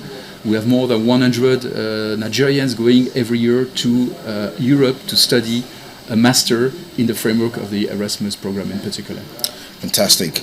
If you just join us, we have with us the ambassador of the European Commission delegation to Nigeria and Africa, who is in Edo State currently on a private visit, engaging him on a wide range of issues, looking at the partnership between the Commission and Nigeria, and particularly Edo State. Ambassador Migno, let me quickly take you on a trending issue in Nigeria right now, which has to do with violence, extremism, and the talk around genocide against Christians is gaining momentum across the world, particularly in the US and several other places. What's the Commission's perspectives on this issue, and what is the intention in terms of helping Nigeria to deal with banditry, Boko Haram, and all other extremism that we're seeing playing up in the country right now? I think it's important not to exaggerate or oversimplify situations which are very complex in Nigeria in terms of violence and insecurity. Of course, it's a big concern for everybody, including for us. We are very much committed with freedom of religion and belief in particular, and of course, any attack against communities or individuals because of their religion must be condemned, are unacceptable. But at the same time, we stand in solidarity with Nigeria, with the victims of the attacks, of course, and with the overwhelming majority of Nigerians who are willing to coexist peacefully beyond ethnic or religious differences. And so we stand in solidarity with Nigeria to fight the many drivers of violence and insecurity, and religion is only one of them. And we've been supporting Nigeria for many years through many projects of peace building, of de-radicalization, demobilization of former members of non-state armed groups, for instance. And we are ready to do more. The European Union some 12 years ago received the Nobel Prize for Peace. And so we always feel the necessity to be up to this great distinction that we received, to work on peace building, to work also and strengthen our relationship on security and defense with Nigeria, but in a spirit of partnership and of respect for Nigeria's sovereignty. Fantastic. You're here specifically because of the Museum of West African Arts, MOA, which of course was launched just a few days ago. But what's your take on the current issues surrounding the Museum of West African Arts, particularly against the background of some of the things that happened there, during the inauguration of the center? You were there. I was there. It was not an inauguration of the museum, actually. Okay. It was just a private preview, because the organizer, I think very wisely, decided, as there were some criticisms, to postpone the formal inauguration of the museum. They announced this already a few days ago. And so yesterday was just a private preview for partners, friends, diplomats like myself and other European ambassadors. The EU has no direct involvement in this project. We are not funding this project.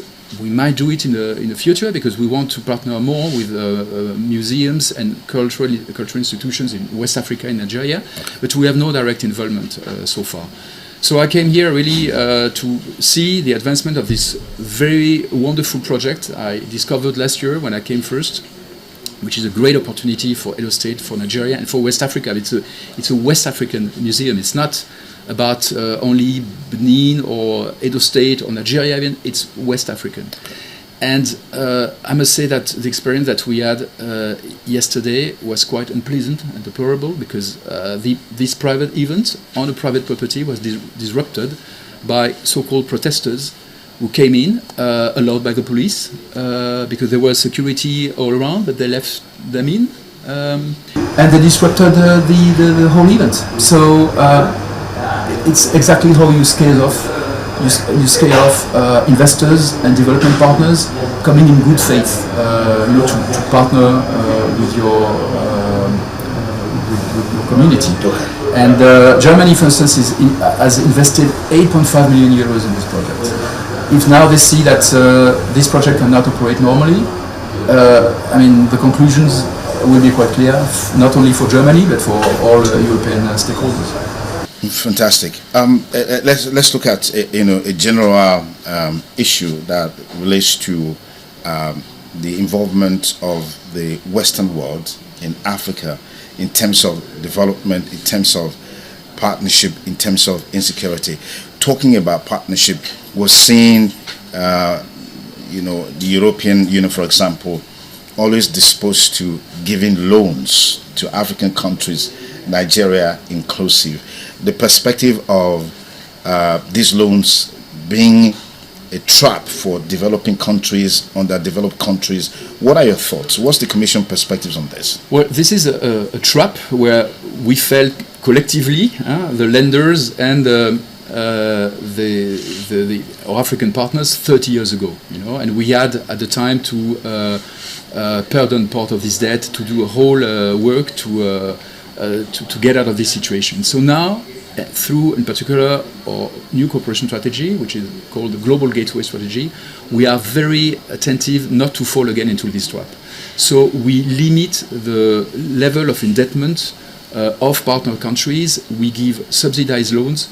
We don't want to fall again into this trap. And what we are seeing with concern is that African countries, some of them, are falling again into this situation with other lenders, not the European Union, because we've learned from our first experience.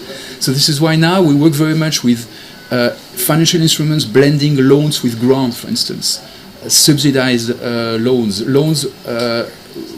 which create revenues for the country, so making sure that they can be reimbursed. So it's really a point we are very attentive to.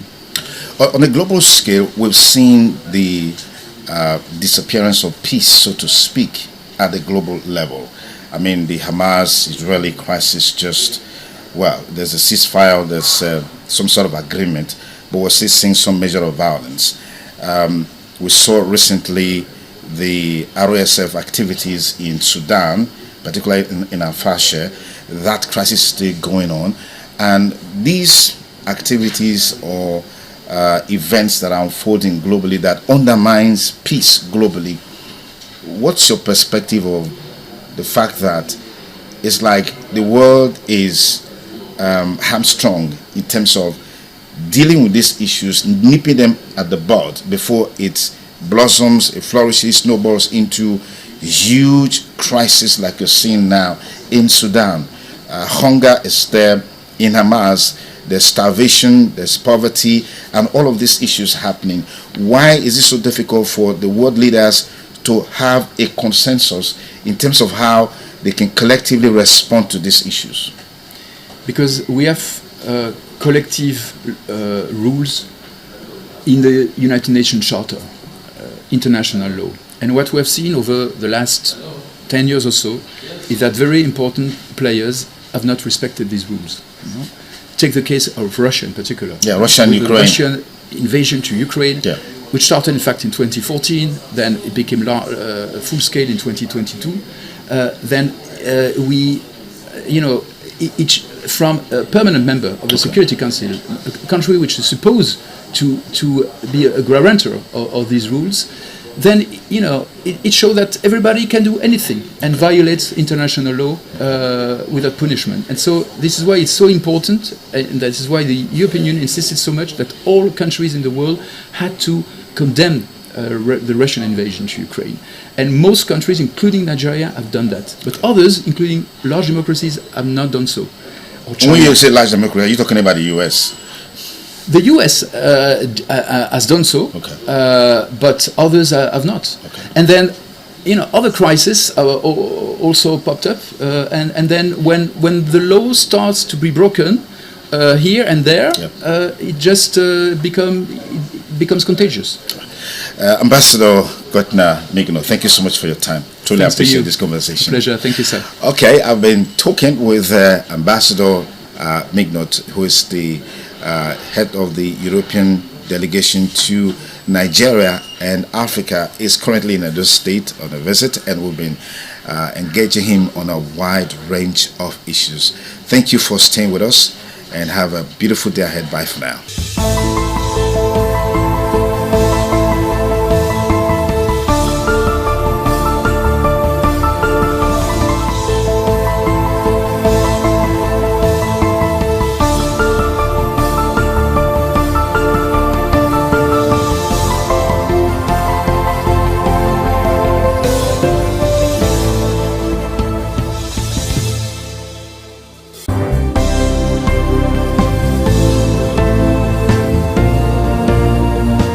Thank you very much for joining us on the program, Healthy Living. What is the kidney? The kidney is an excretory organ in the body, which is for metabolism. Tuberculosis affects many organs in the body, but the common ones it usually affects is the lungs. Epilepsy is a neurological problem. Okay. It is an injury in the brain, which causes someone to begin to convulse, to go into fits. It is curable, but the cure is a long-term thing. If you eat well and avoid those risk factors that will make your immunity to be down, then the risk of contracting tuberculosis will be reduced. If you're healthy, then you're wealthy.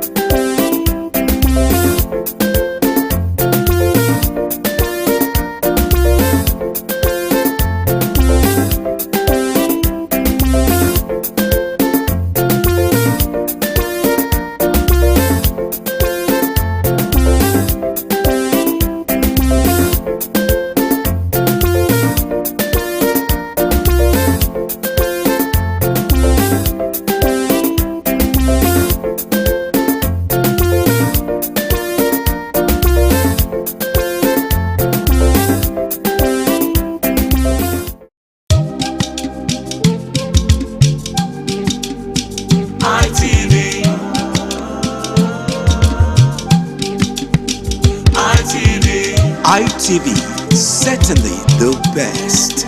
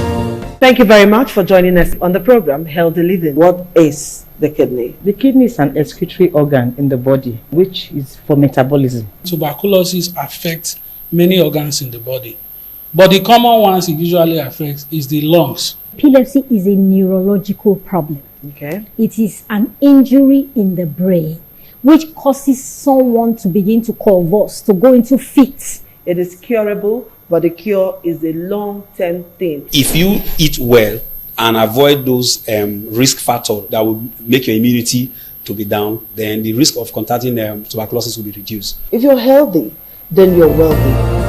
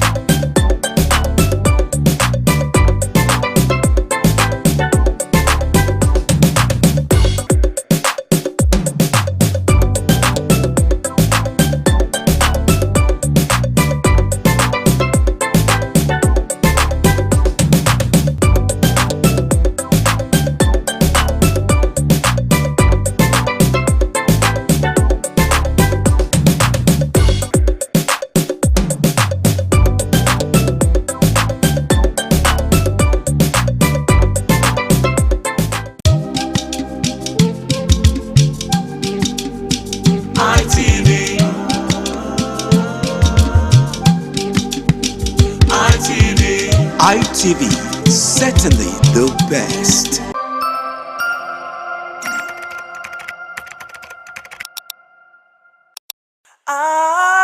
ITV, certainly the best.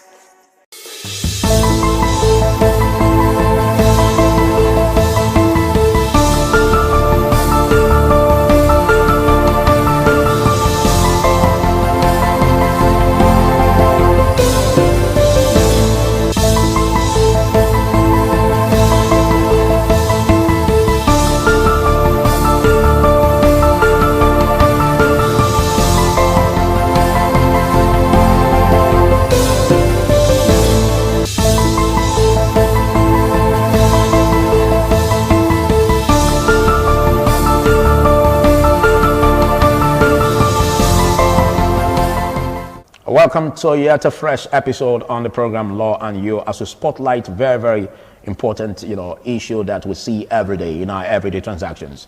Now, do you know that owing money in Nigeria can cost you more than just the interest? It can cost you your peace of mind. It can also cost you your dignity.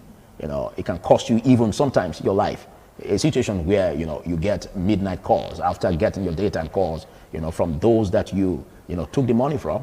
To a point even where you are being harassed or sometimes even brutalized, and also to a point where you are facing a demand notice or a court order, and then law enforcement and all the rest. How then can we draw the line legally, or what the laws of the land apply to where we can draw the line between what is a legal means of recovering debt and what is also an illegal means of recovering debt? My name is Philip Omo-Gupon. This is the courtroom where we look at these issues and find a way to resolve them. And discussing this with me, I have a legal practitioner with me, and his name is Emmanuel Obakwalo. Big thanks for joining me in this new year. Good day, Philip. Good day, Nigerians. All right, so let's look at the background on what debt is before we go into total about where we can draw the line between what can be called illegal debt recovery and illegal means of recovery. Debt recovery is a pure civil matter. Oh. It's not criminal? Civil, yes. And there are legal frameworks. You mean owing debt is a civil case? Civil. Pure civil. If the debtor defaults? Civil. But there are legal frameworks on debt recovery. And what are these? They are 14 in number. But time may not permit us to begin to go through them all. Absolutely. So we may choose some of them. 1, the Companies and Allied Matters Act. 2, the Central Bank Act. 3, the High Court Civil Procedure Rules of various states. 4, the Federal High Court Civil Procedure Rules of the Federation. 5, we have the Nigeria Deposit Insurance Company.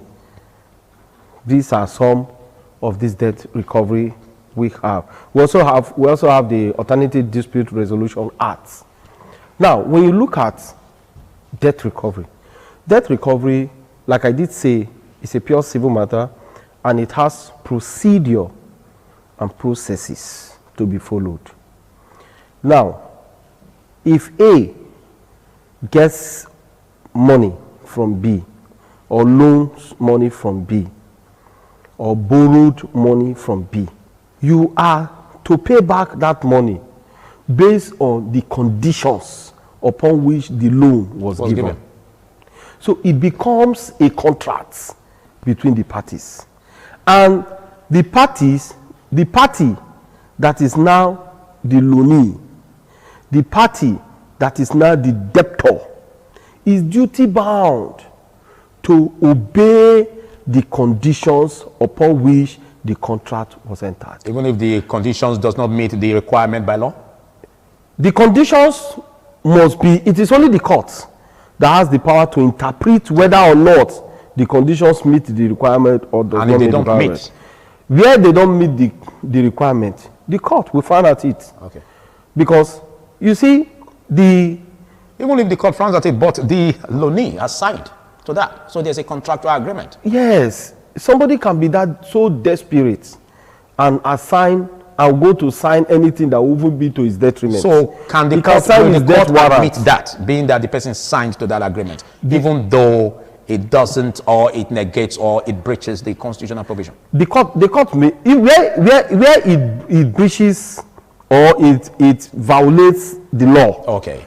The court will not accept the conditions. We ignore the signature. Yes. That, the court will not accept it in total. Okay. The court will want to look at the fairness of the condition. Okay.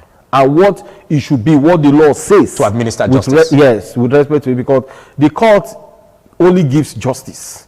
And the court looks at, and justice can be two-way traffic. So the court considers that. So, and as such, in such a situation, even the debtor can get the approval of the courts for protection. Okay. The law protects also the debtor. So that is what we look at. Okay. And that is what the court considers when there is a matter of such nature before is this what you just said is indicative of a contract, but let's look at, as in a written contract, I mean, but let's look at a situation where there's just a verbal agreement, like friendly loans, for instance. I don't want to use the word, but let me use the word informal loaner or lender giving to a friend, like me giving to a friend and saying, well, 2 months back I needed money, okay, but by the time my friend now defaults, just a verbal gentleman agreement, you know. By the time he now defaults, do we have the local standard to litigate? Yes. You know, contracts, there are two types of contracts. There is the implied contracts, which is a verbal contract. It simply means that the contract is not spelled out in black and white. The contract is not written. It takes the form or pattern or nature of a gentleman's agreement. Such contracts, the law also allows it, recognizes it rather, and allows the contract to be between parties. Just as because the law recognizes it, and the law also considers situations of such. There is also the express contract. This one now is a contract entered by the parties where they spell out the contract, the conditions, written, the terms, everything that the parties must do with respect to that contract. And you see, express contract is always easier for the parties who entered it. For debt recovery, yes, it's always easier. Yes, because of the contract is spelled out. Documented. That every person, every Tom, Dick and Harry can read and understand that this is a contract entered by the parties. However, where in an implied contract or what is known as gentleman agreement, there are also conditions the court will look at, particularly where that loan that was given or the borrowings that was administered frowns are contrary to conditions of debt of loans. I get me, of loans. For instance, the interest. If the interest is overburdensome, if the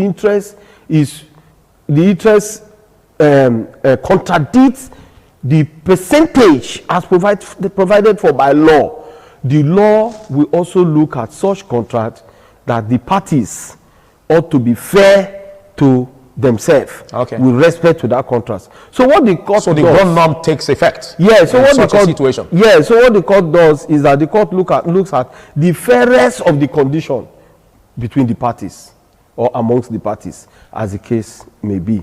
So in debt recovery, there are legal process to recover your debt.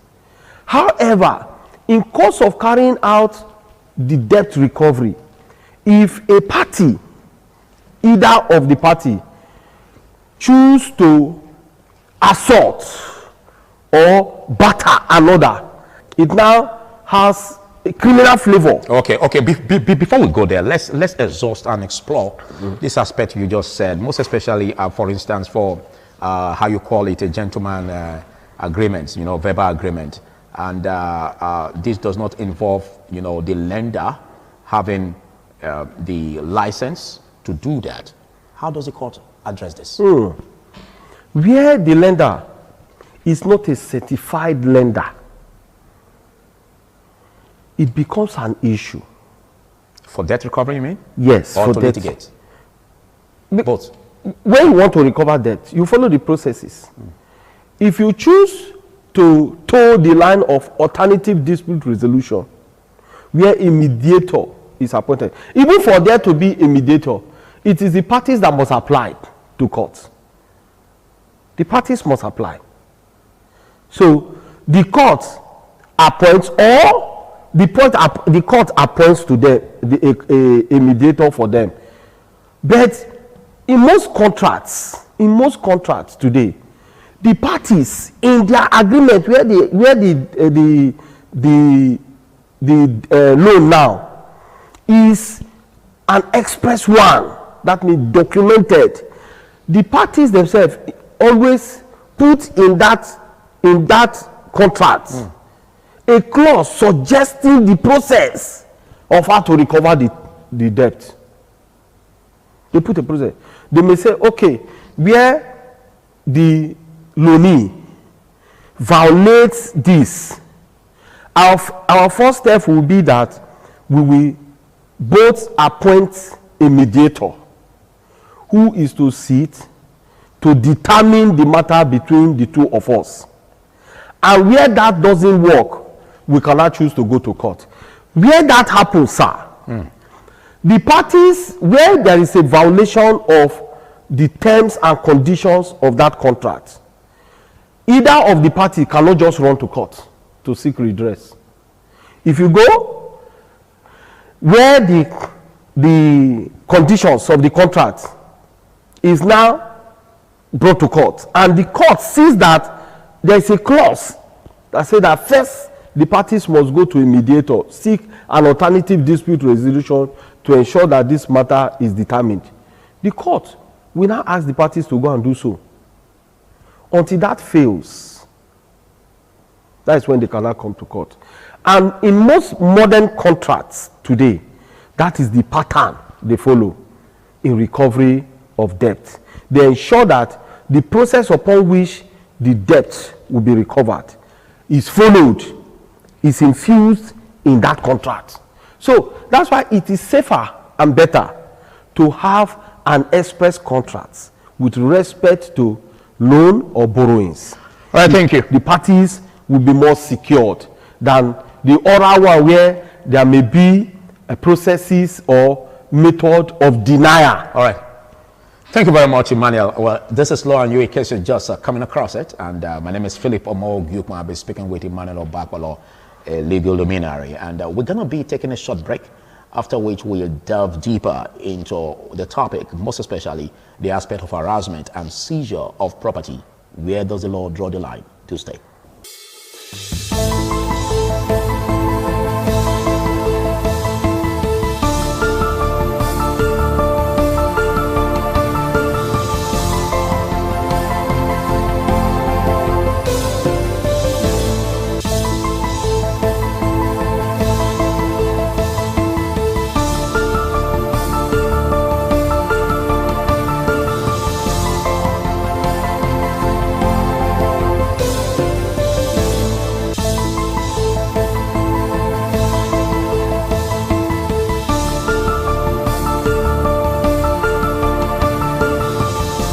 Welcome back. The show is Law and You. I still have my guest with me now. Can a loaner or a lender, seize the loanee's property without due process? No. It becomes an offense. It becomes a crime. It becomes a crime? Yes. Or a civil wrong? The civil wrong will not metamorphose to crime because you cannot seize the property of a debtor or a loanee without a court order. Okay, a court order must be there. You cannot, you don't have that power. Okay, but let's paint a scenario where the lender is not really registered by law. Whether or not it's not a certified lender or a legal lender, a legal lender cannot seize. Talk less. More of a lender that is not certified. You cannot seize someone's property. That's why some of these persons who call themselves private lenders, who are registered, you see them, one of the conditions they give most times when there is need to borrow money from them, they will give a condition of bring a landed property. Yeah, like collateral security. Yes. My mind was going there. Bring a landed property. And most times their interest, they will want to go and know the land, see where the land is, and they begin to pick interest. So by the time the lender is defaulting, the loanee or the borrower is defaulting, you see them begin to show interest with respect to that land. At times they will just go sell they pretend to sell the property to somebody, that person will overturn or sell the property to them again. So, and when they want to present before the court, if the matter now goes to court, they'll say that the court will say, no, you don't have that power. You don't have that power. Where there is a default of the contract entered by the parties, the best method or best step to take is to seek redress. Go before the court and say, XYZ had violated the agreement, the contract entered between us or between the parties. And as such, I want to recover my money.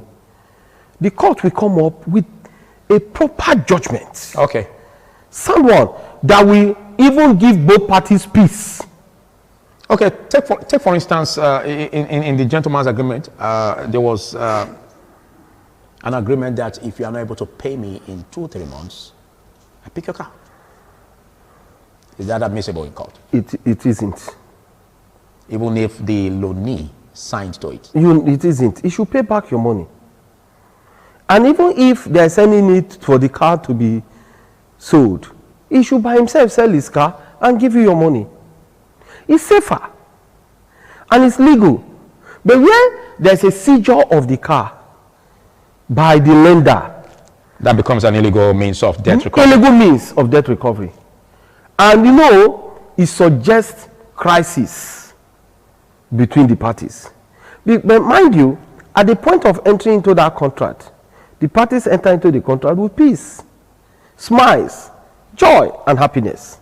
But now that you want to recover the debt, there is now crisis. Because money is involved. Not only that, especially where you follow illegal means to recover that debt. There will be crisis between the parties. Where you follow legal means, for instance, you go to court for redress. The other party will even be more afraid. Okay. And may want to seek an alternative dispute ADR means of resolving the matter. May say, okay, may tell the court, my lord, can we settle out of court? Maybe at the close of the day, the court may pass such as consent judgment between the parties. But where you toe the line of illegality to recover that debt, it becomes an issue. Okay, let's look at how a loaner, or rather a lender, can get his debt back in terms of what is being owed, can recover his debt, most especially if he is not having the required license, and there are charges or interest that was inbuilt, because we had this conversation off camera.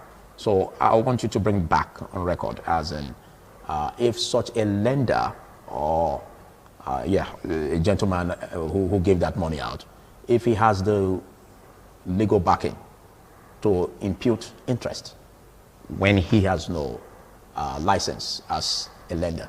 It's commonsensical. He doesn't have right to request for any form of interest. He doesn't have that right. On the basis that he's not licensed? Yes, he doesn't have that right. Because that purported or supposed contract entered by the parties is even an illegal contract. And an illegal contract cannot become legal by seeking redress in the court. But the court can give it a soft landing, mostly to the creditor, because it was just an act of kindness. Act of kindness. Say, for instance, I'm lending money to a friend. It was an act of kindness. And act of kindness. You can't tell me I can't get the money back, even though I built interest on it. No, you can't get that interest. I can't get the money with the interest. Yes. What makes you say so? Because you are not a certified lender. Okay, so what would the court do, or what do we have as the law? So it still depends on. I only get my money back without it. Yes, and it depends on the process you also follow. Considering the fact that this money has spent months, I would have rather given my money into the business and then it yields profit.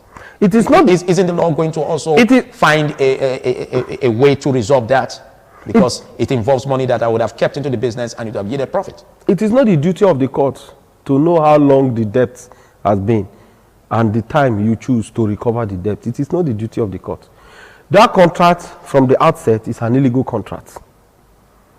So you cannot now give it the flavor of legality to ensure, because it passed through the bank, for instance, and it was written loan. Loan, mind you, you just told me that it's a gentleman agreement between two friends, and the lender is not a certified lender. So it's the toga on that contract is that it is a mere gentleman agreement between the parties. So he can seek redress to recover the debt, but the interest, he is not qualified to do that. He is not. He can just say, I need my money, stricto sensu. And mind you, there is going to be a counter also from the borrower. Okay.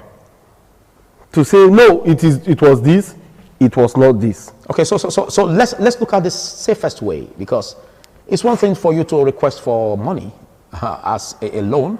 It's another for you to keep integrity and get this money paid. Now, what's the safest way? Because we are advising the public, for instance. What's the safest way to get money as loans? One. Is it from just the bank? The bank. Microfinance bank also? Yes. Certified? Certified. Go to the bank. Make an application. We have too many banks. We have the Bank of Industry. We have the Bank of Agriculture. It depends on what you want to do with the money you want to loan. Because first, you must convince the bank what you want to use the money for. Not because you want to buy tissue paper. You now go and apply in the court, in the bank, that you need a loan. Or personal consumption. Or you want to, or you want to buy phone for yourself. You go to the bank and apply for loan. No. What will the money be used for? That's where we are, because this stringent means, all right, tied to getting loans from banks, brought a point where we now see loan sharks digital loans, feasting on the unsuspecting public. So how do you address that bottleneck in the banks, for instance? Technology also has its own disadvantage. I saw somebody who has an app on his phone, and he was using it to get loans, small loans, from some illegal loan sharks. Yes. And one of the days they called him to say, come, you are already owing over 50-something thousand naira. Come and pay. We are giving you 3 days to come and pay the money. And he was running up and down. I said, why did you do that? So to avoid that, how do we tackle that aspect of the banks, for instance?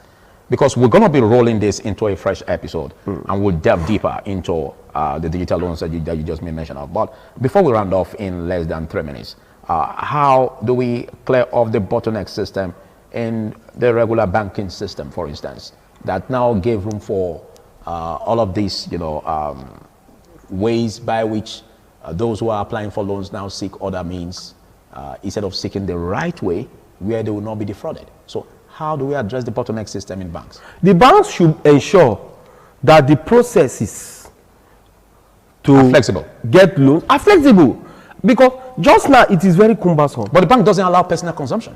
No, you cannot, because like you are hungry. You want to go and apply for loan. You must what do you do with the money? Convince the bank, because the bank too, except it's a salary account, for instance. Yes, the bank too that can be given on personal consumption.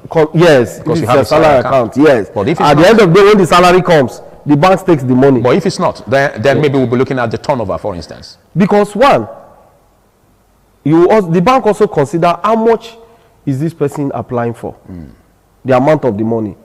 So that will now make the bank to be strict and ensure that the process is strict. Why? The bank want to be safer, to ensure that they are not giving their loan to the wrong person, and that their loan will come as at when due. And two, even the borrower will not be a fraudulent person. Okay. 2.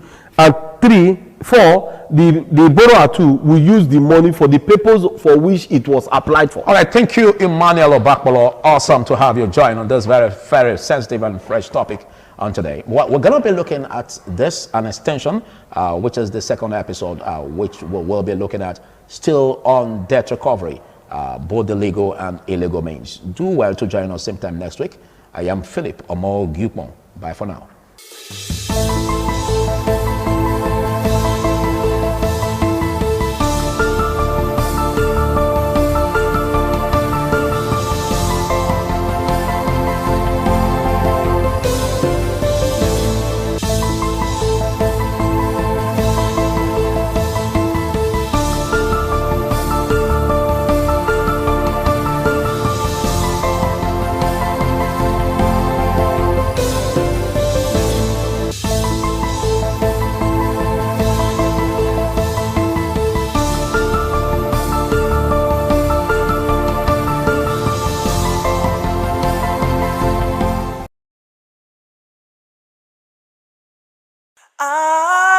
RTV, certainly the best.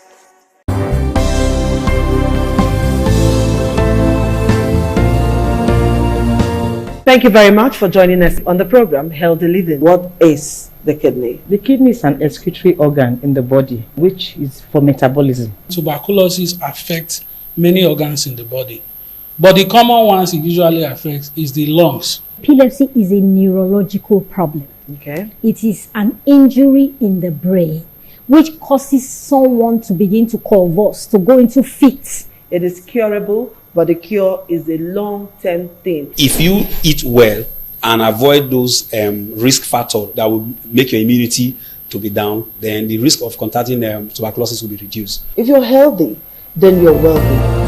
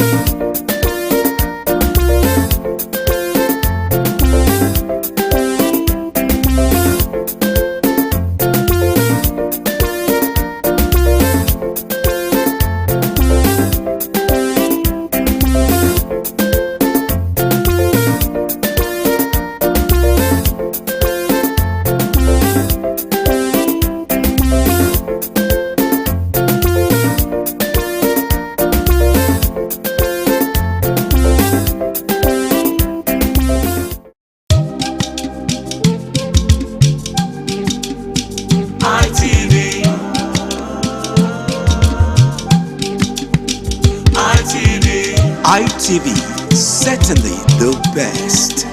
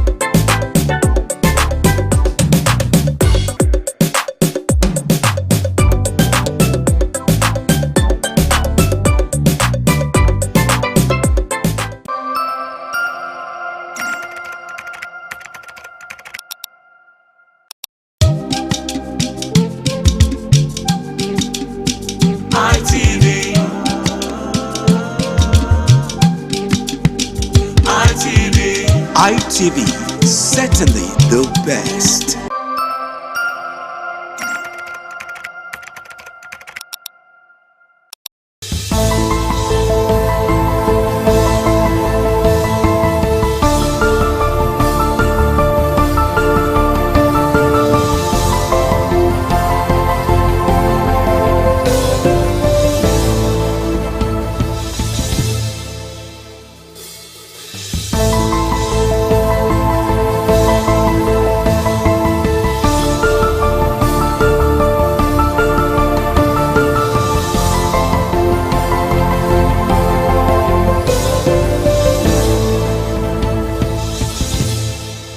Hello there, thank you for joining us on this special interview series on independent television.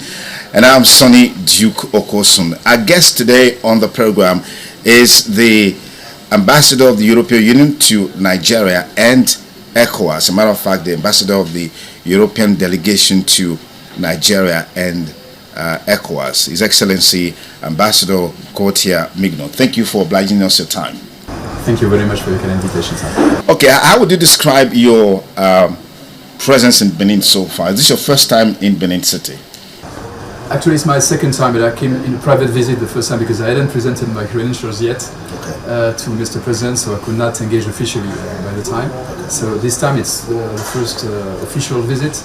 And I came really with an intention to see how, to review the cooperation we are having with Edo State and to try to see how we can scale it up.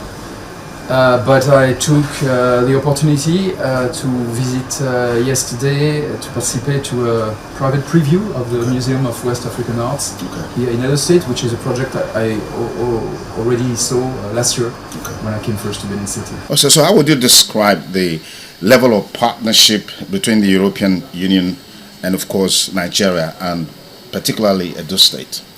Well, with Nigeria, the European Union, together with its member states and its development banks, what we call Team Europe, I think is the first partner, is Nigeria's first partner in many areas, in trade and investment in particular, and also in cooperation in many areas. And we have 730 million euros in grants for bilateral cooperation with Nigeria between 2041 and 2027, plus also sizable amounts of loans, subsidized loans. And with Edo State, we've had good cooperation in several areas. I'm thinking in particular of support to migration governance and support to stranded migrants returning to Nigeria, and many of them are from Edo State. And in the last few years, we supported more than 23,000 people to come back and reintegrate into their communities nationally, and many of them in Edo State, just to name an example. So voilà, we think we can do more in other areas. We're also working in digital economy, in renewable energy, and also in projects for communities. But I always come with states so important like Edo State with an idea of how to try to improve and strengthen what we are doing already. All right. What is the policy thrust of the European Union in terms of opportunities for young people as it relates to education? Well, for us, education is key, and young people are a cross-cutting priority in a country like Nigeria. So in all our projects, we integrate a dimension for young people and also for women. And in particular, as far as young people are concerned, we are funding a big national project called Nigeria Jubilee Fellowship Program. It's about helping young graduates to integrate into labor markets by funding a 12-month scholarship for having internships in medium and small size enterprises or public service to get a first professional experience, and this is something that we are now scaling up with the federal government. And we are also offering possibilities of studies in Europe, particularly through the Erasmus program. We have more than 100 Nigerians going every year to Europe to study a master in the framework of the Erasmus program. All right. What is the policy thrust of the European Union in terms of opportunities for young people as it relates to education? Well, for us, education is key, and young people are a cross-cutting priority in a country like Nigeria. So in all our projects, we integrate a dimension for young people and also for women. And in particular, as far as young people are concerned, we are funding a big national project called Nigeria Jubilee Fellowship Program. It's about helping young graduates to integrate into labor markets by funding a 12-month scholarship for having internships in medium and small size enterprises or public service to get a first professional experience, and this is something that we are now scaling up with the federal government. And we are also offering possibilities of studies in Europe, in particular through the Erasmus program. We have more than 100 Nigerians going every year to Europe to study a master in the framework of the Erasmus program in particular. Fantastic. If you just join us, we have with us the ambassador of the European Commission delegation to Nigeria and Africa, who is in Edo State currently on a private visit, engaging him on a wide range of issues, looking at the partnership between the Commission and Nigeria, and particularly Edo State. Ambassador Migno, let me quickly take you on a trending issue in Nigeria right now, which has to do with violence, extremism, and the talk around genocide against Christians is gaining momentum across the world, particularly in the US and several other places. What's the Commission's perspectives on this issue, and what is the intention in terms of helping Nigeria to deal with banditry, Boko Haram, and all other extremism that we're seeing playing up in the country right now? I think it's important not to exaggerate or oversimplify situations which are very complex in Nigeria in terms of violence and insecurity. Of course, it's a big concern for everybody, including for us. We are very much committed with freedom of religion and belief in particular, and of course, any attack against communities or individuals because of their religion must be condemned, unacceptable. But at the same time, we stand in solidarity with Nigeria, with the victims of the attacks, of course, and with the overwhelming majority of Nigerians who are willing to coexist peacefully beyond ethnic or religious differences. And so we stand in solidarity with Nigeria to fight the many drivers of violence and insecurity, and religion is only one of them. And we've been supporting Nigeria for many years through many projects of peace building, of de-radicalization, demobilization of former members of non-state armed groups, for instance. And we are ready to do more.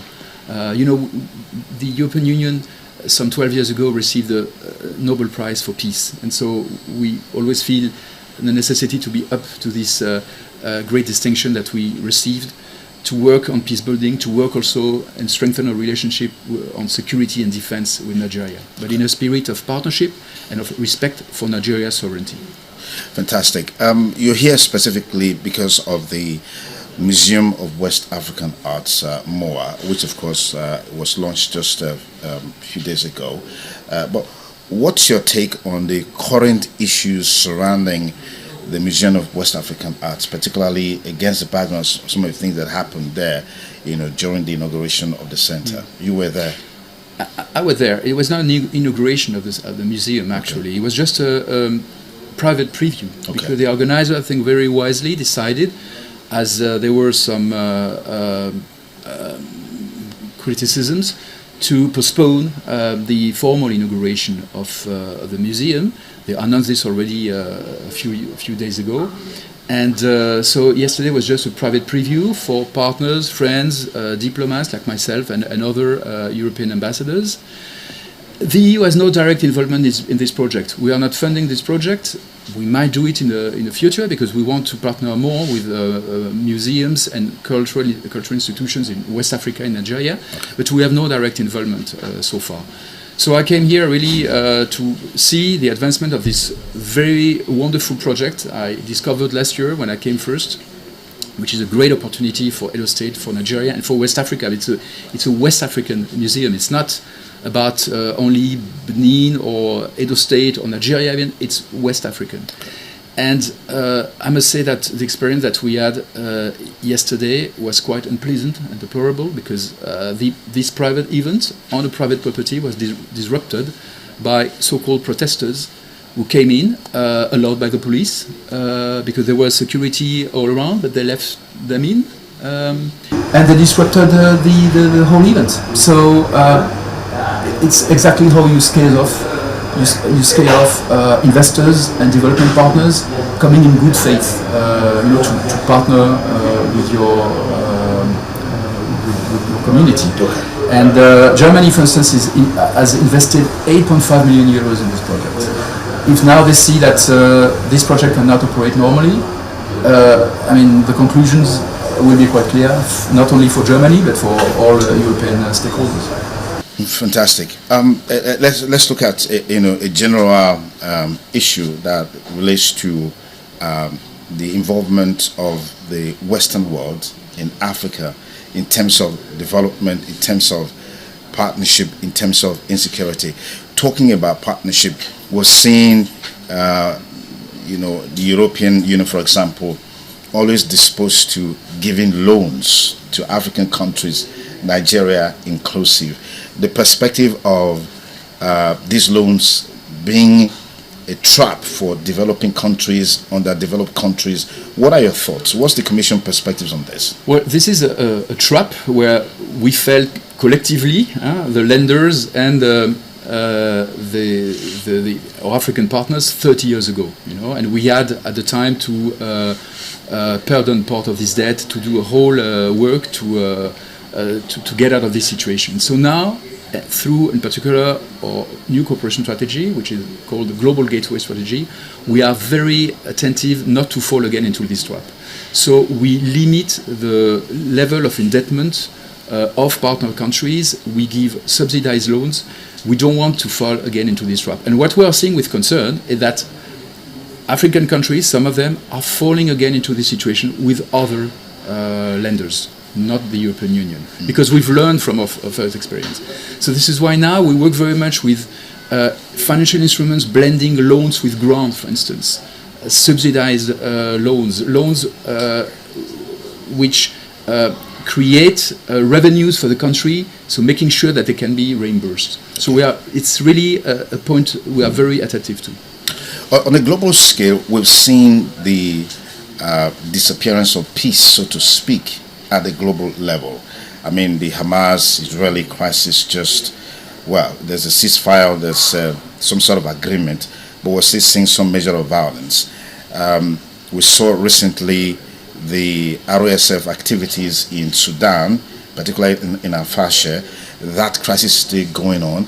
And these activities or events that are unfolding globally that undermines peace globally, what's your perspective of the fact that it's like the world is hamstrung in terms of dealing with these issues, nipping them at the bud before it blossoms, it flourishes, snowballs into huge crisis like you're seeing now in Sudan.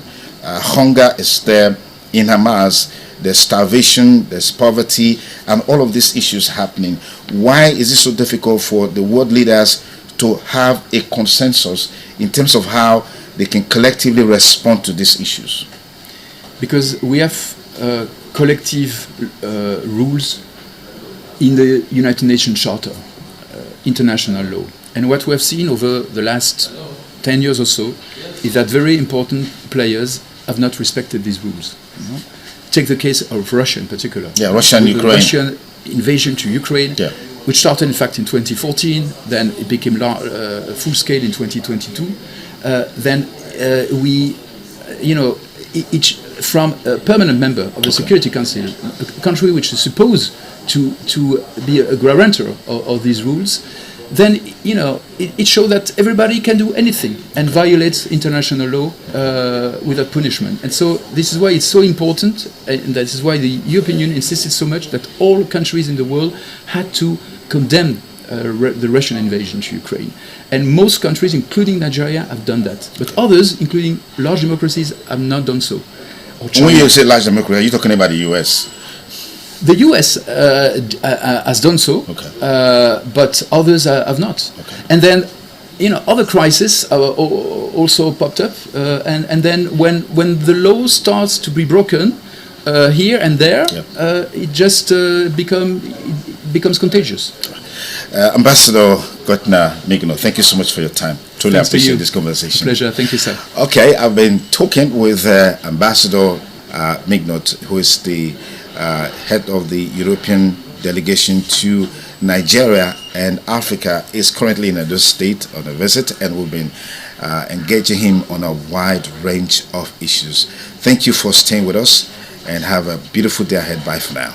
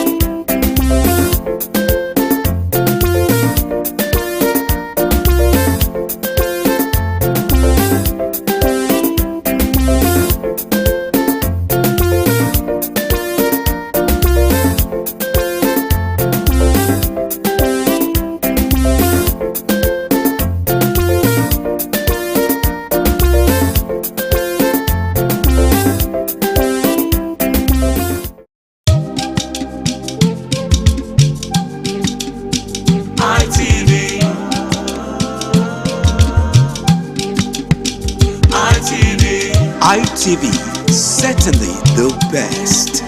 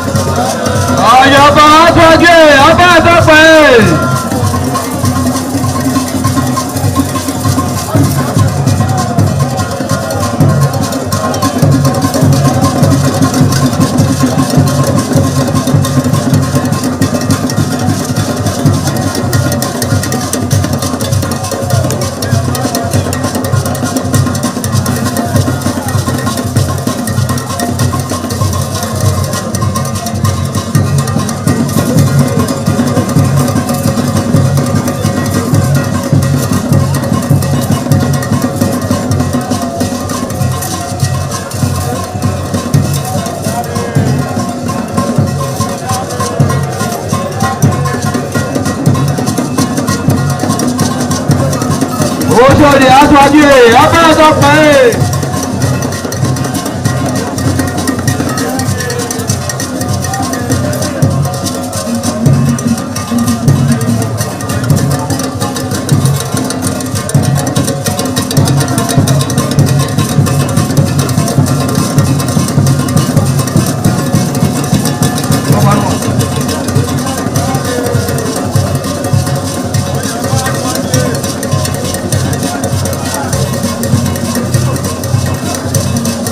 Ayaba aṣáájú ẹ̀ abẹ́rẹ́ tó pẹ́ ẹ̀.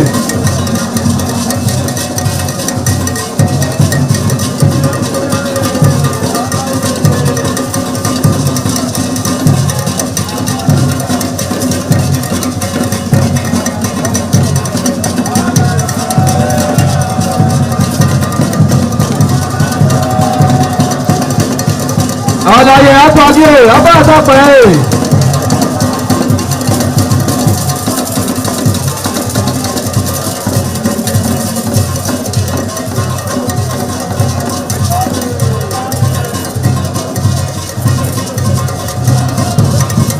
Ẹgbẹ̀túwà.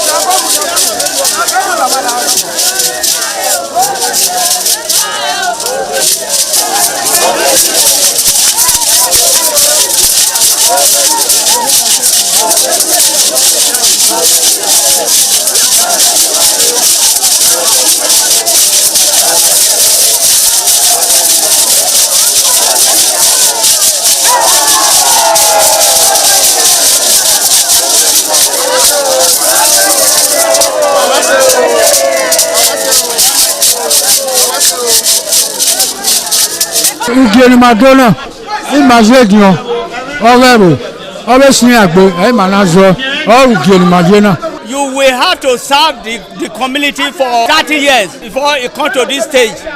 They will ordain you your title. Then by then you are one of the elder. This year now, we don't read the year, so that's why we can do this year. Historically, joining the Elders Council, an individual must have reached a certain age and must have made significant contributions to the community through leadership, service, or other meaningful ways. There was jubilation in the community as sons and daughters of Okada, both at home and in the diaspora, trooped out to be part of the ceremony with various homes of the initiates agog with festivities. Friends and well-wishers of those initiated into the Elders Council jubilated at the Ogwedion after performing all traditional rites. The elders, known as Edion, in company with their loved ones, danced to their various homes where guests and family members were entertained.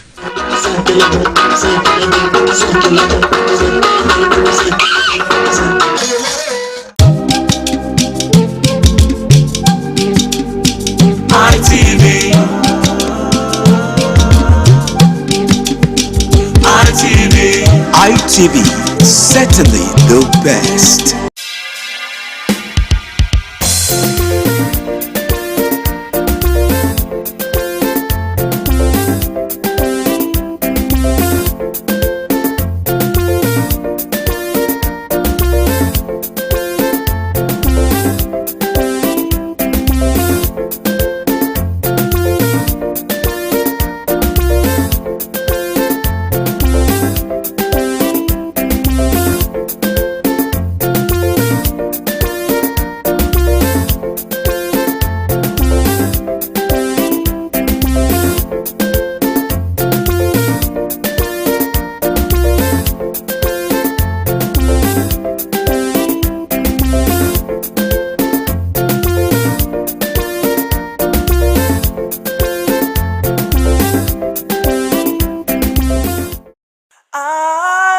ITV, certainly the best.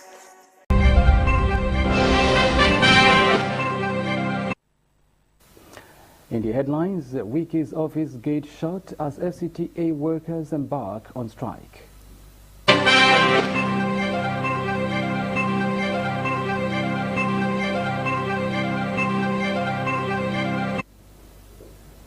Federal government rearraigns Sowore on cyberbullying charges.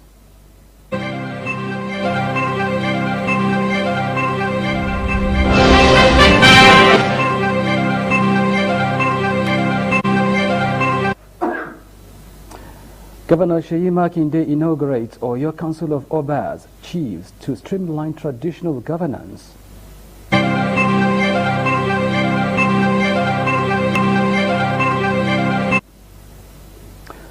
A cross-section of public urges federal and state governments to adopt Abia State's new senior citizens law.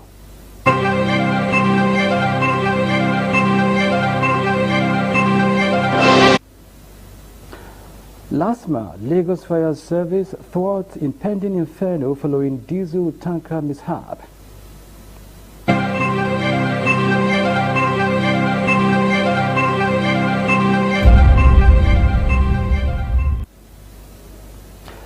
Hello there, good evening, and many thanks indeed for joining us on the news broadcast on Independent Television with me, Ogani Victor, presenting from Abuja Network Center. I am not alone. I've got my colleagues across Lagos and, of course, Benin Network Center. Let's start from Benin Network Center, where I have Sonny Duke Okosu. Good evening to you, Sonny Duke, and welcome to the news. Good evening, Victor. It's a delight, as always, to be with you on the ITV main news tonight. The pleasure is all mine. And far away in Lagos Network Center, I have Mercelina Unko. Good evening to you, Mercelina, and thank you for coming on board. Beautiful evening to you, Victor. Good to see you on the screen tonight. It's good to see you too. Now let's kick off the news this way. The main entrance to the office of the Minister of the Federal Capital Territory, Nyesom Wike, was Monday shot by the staff of the Federal Capital Territory Administration as they commenced an indefinite strike to press home their demands. ITV News crew monitoring the situation report that the staff, led by their union, embarked on the action to demand better condition of service from the administration of Minister Nyesom Wike. Let's bring you the reports. The amended charge filed on December 5, 2025 accuses Sowore of cyber stalking and defamation under the Cybercrime Prohibition Prevention Amendment Act 2024. The case was signed on behalf of the federal government by the prosecution, Akinluke in the SCN, who says Sowore allegedly posted messages on his verified X and Facebook account on August 25, 2025, referring to President Bola Tinubu as a criminal and accusing him of lying about corruption during a trip to Brazil. The DSS claims the statements were knowingly false and capable of causing a breakdown of law and order, thereby constituting cyber stalking offenses. Sowore pleads not guilty to both counts. However, the commencement of the trial was stalled after his counsel, Abubakar Marshal, objected that the prosecution failed to attach the names of the particulars of witnesses to the proof of evidence, arguing that the omission violates the defendant's right to fair hearing under Section 36 of the 1999 Constitution. Justice Mohammed Umar consequently adjourned the trial to January 22nd and ordered the prosecution to comply with the law by providing full details of its witnesses and relevant documents. The court also struck out X Corporation and Meta Platforms as co-defendants, following an application by the prosecution, leaving Sowore as defendant in the case. After the proceeding, counsel briefed press.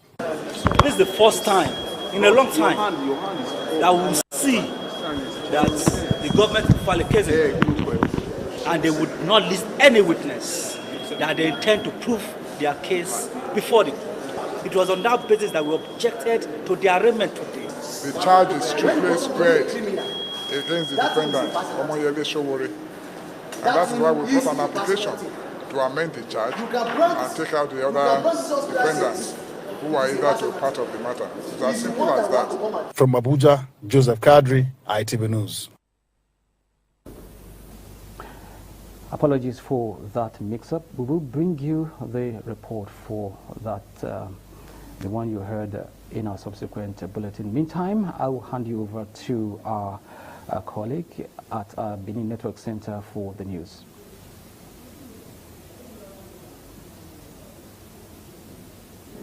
Thank you once again, Victor. You can watch ITV online at www.itvradio.com/live. Follow us on all our social media platforms: Facebook, X, IG, YouTube, TikTok at ITV Radio NG. Welcome to Benin Network Studio on the ITV main news tonight. Governor of Oyo State, Mr. Seyi Makinde, says rotation of chairmanship of the Oyo Traditional Council of Obas and Chiefs to every 2 years among the 3 leading traditional rulers, including Alafin of Oyo, Olubana of Ibadan and Soun of Ogbomosholand, is due to the crucial need to strengthen unity and fairness amongst the traditional institution. The governor, who disclosed this at the fresh inauguration of the council at the House of Chiefs Hall, State Secretariat Ibadan. The inauguration marked the formal takeoff of the new law, which stripped Alafin of Oyo's stool as a permanent chairman of the council, where it was amended under Oyo State Council of Obas and Chiefs Law 2025, recently passed by the State House of Assembly. The Alafin of Oyo, Oba Akim Owode, was said to be conspicuously absent from the event Governor Makinde added that the monarchs collectively agreed that the rotation should begin with the Olubadan of Ibadan land.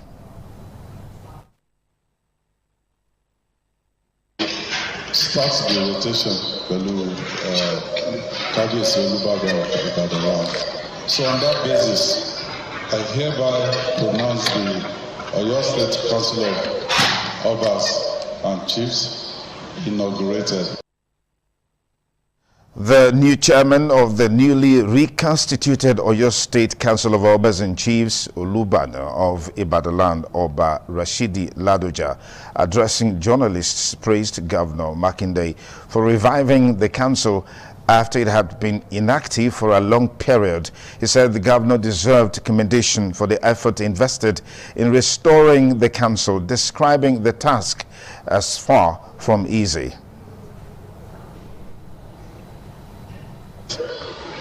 Arguments must be conducive to all of us elected.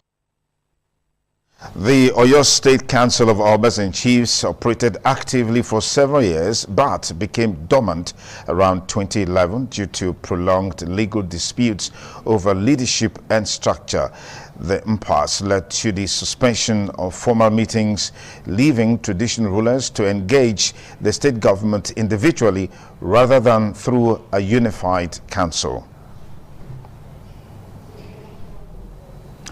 The Executive Governor of Edo State, Senator Monday Okpebolo, has commended the Nigerian Army's 4th Brigade for its proactive security posture and sustained efforts in protecting lives and property across the state. According to a statement released by the Assistant Director, Army Public Relations, 4th Brigade Nigerian Army, Captain Kennedy Anyanwu, the governor, who was represented by the Commissioner for Finance, Engineer Emmanuel Okoebo, gave the commendation while speaking as a special guest of honor at the 2025 West African Social Activities WASA.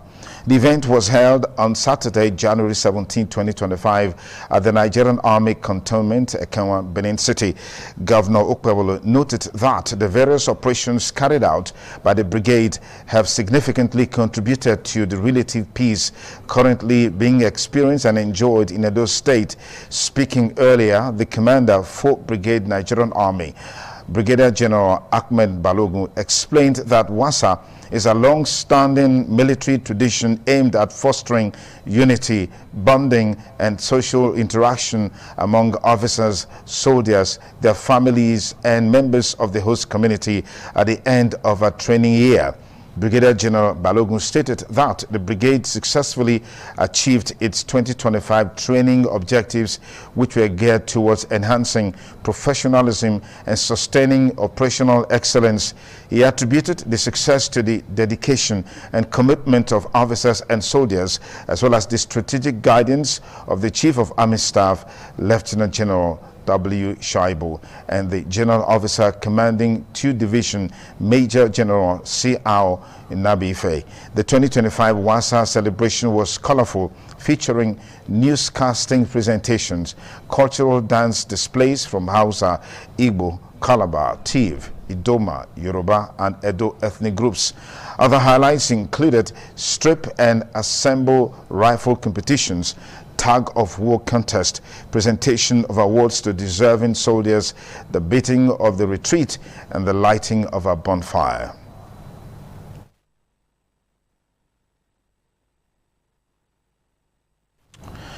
For more on the ITV main news tonight on the ITV network, let's now take you to Lagos with Messalina on standby.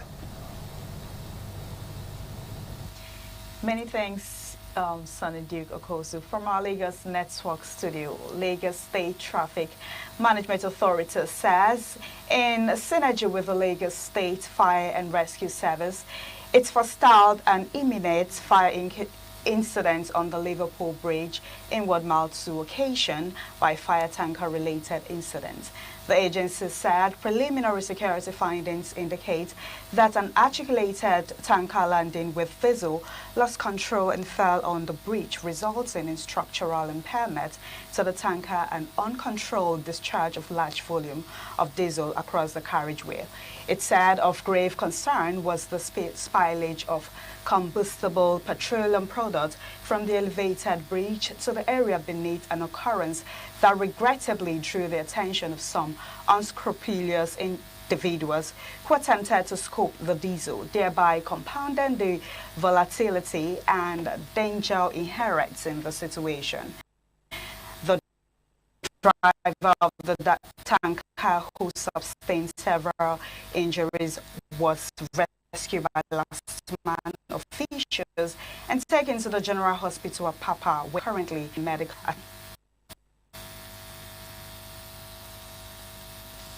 State tax, as it has observed with concern a series of misleading and unsubstantial narrative by the Sheridan Omoiko on social media regarding its enforcement activities, particularly allegations of extortion, illegal sale of seized motorcycle, use of unauthorized persons, abuse of forces, and compromise of leadership integrity.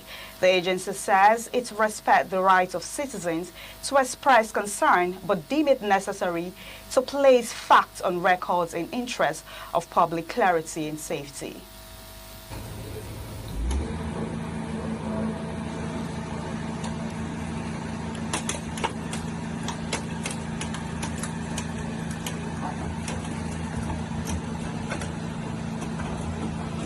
Crushing of commercial motorcycles seized from riders. The task force said commercial motorcycles are apprehended after due process through the mobile court for violations of the Lagos State Road Transport Sector Reformed Law of 2018, especially for plying routes expressly prohibited by the Lagos State government. The agency said such actions are judicially backed and not arbitrary. The agency said upon confiscation, seized motorcycles are transferred to the Ministry of Transportation and subsequently crushed at the government approved junkyard in Lausa, and that at no point seized motorcycles are sold back to operators or diverted for personal benefits. The street policy has contributed significantly to the visible reduction of illegal Okada operations across the Lagos State in the past year. For the avoidance and clarity, all seized motorcycles, seized vehicles are auctioned strictly by the Lagos State government through courts of proof and transparent processes. The agency urged members of the public to verify claims appropriate channel for the drug trafficking, evading arrest and mobilizing armed thugs against security agents. Iboji Aquaria has more. The NDLA, in a nationwide list of achievements in the fight against drug trafficking, said on the 16th of January 2026, its tactical team tracked Kamon to his hideout in Owode Town, Ogun State, with credible intelligence. It said during the clinical operation, the suspect was found in possession of 69 kilograms of skunk, a strain of cannabis. The NDLA said the arrest marks a significant breakthrough in the agency's commitment to ensure that no fugitive, regardless of just remain of that by extreme violence and lawlessness. As a result, he had on the 15th of June 2014 orchestrated a barbaric mob action against a team of NDLA officers who had attempted to arrest him at his enclave. The NDLA said the attack resulted in the murder of 3 NDLA officers, including Rabiu Usman Kazauri and 2 others who were killed by armed thugs mobilized by Jimo. The NDLA said 118.1 kilograms skunk was seized from the door of Dauda, Karim and Saeed at Fadei area of Mushin in Lagos on Friday 16th January, while not less than 116 kilograms of same substance was recovered from a warehouse at the market area of Enugu in Enugu State same day. The agency also said it made several successes in the fight against drugs across the country. From Lagos, Aibuji Warrior, ITV News. We reported earlier that the main entrance to the office of the Minister of the Federal Capital Territory, Nyesom Wike, was Monday shut by the staff of the Federal Capital Territory Administration as they commenced an indefinite strike to press home their demands. ITV News crew monitoring the situation reports that the staff, led by their union, embarked on the action to demand better condition of service from the administration of Minister Nyesom Wike. Many thanks again for rejoining us on the ITV main news tonight. The Nigerian Institution of Surveyors, Edo State Branch, has commenced its 2026 mandatory continuing professional development training program with a focus on modern security solutions. The training event themed Aerial Intelligence Boosting Security Response with Drones, held at the Department of Geomatics, University of Benin, brought together professionals to explore how drone technology can enhance surveillance, data gathering and rapid security response in Edo State. The report by Ibrahim Adediji is presented by Osamudiame Osagie. Chairman, Nigerian Institution of Surveyors, Edo State Branch, Surveyor Odaru Bruno Igbinovia, explained that modern security threats like kidnapping and banditry are special and time-sensitive, requiring accurate geospatial intelligence. He said equipped with drones, surveyors can provide real-time aerial surveillance and precise data to support security agencies, not to replace them. He urged Edo State government to integrate surveyors into security planning and recognize their role in building a safer Edo State.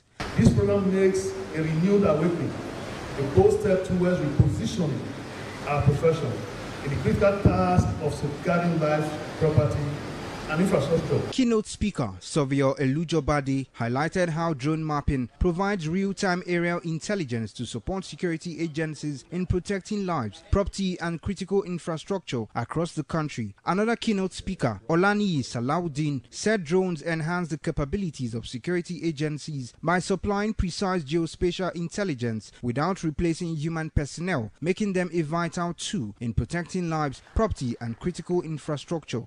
What we are gathering is intelligent. This is the landing, this is for this one, this is the landing here, this is the landing here. Some we not have. We have drones of this size, and even there are some other sizes, smaller. Chairman of the Planning Committee, Professor Ralph Ehigiato, said drones can do more than just mapping. One of the attendees, Surveyor Ben Omoakigbe, who participated in the training event, said surveyors now use drones to fight insecurity. As we know today, we have issue of security in Nigeria. And the application of drone can help in detecting location of these criminals. Kidnappings going everywhere. If you employ surveyors to use drones, they'll be able to detect if a kidnapping is happening somewhere away. Osamudiame Osagie, ITV News.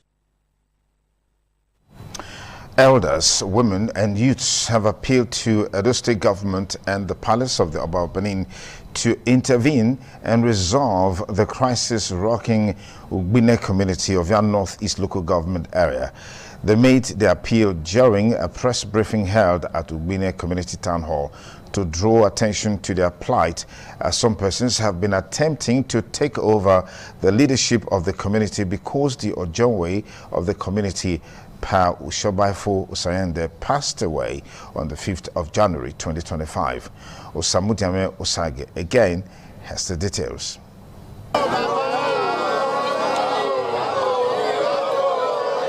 Elders of Ugbine community, led by the second in command, youths, led by the Okaigele Austin Edigin, converged on Ugbine community of Yanorte's local government area to register their displeasure over the recent attack on the community. They said the palace of the Oba of Benin has been informed of the passing away of the highly respected Odionwe Pa Usiobaifo Usayande on the 5th of January 2025.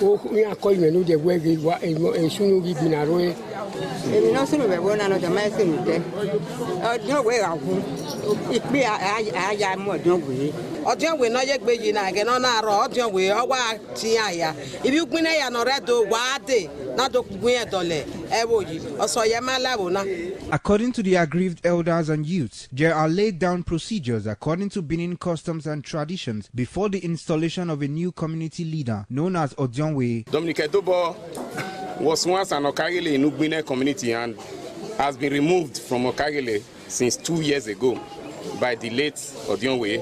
Pa Oseye Eriemato, Dominic Edobo, they came with talks to come and intimidate, to invade the community. In his reaction, Dominic Edobo debunked the allegations. Osemudame Osage, RTV News. The annual Christ Chosen Church Delegate Conference, which began on Thursday, January 15, 2026, under the theme Apostasy in Christianity, has come to a close with a vibrant Thanksgiving service. The spiritual leader of Christ Chosen Church of God International, Senior Apostle David Unwefe Uhuiwi, urged participants and believers in Christ to be exemplary. Femi Farayola has details.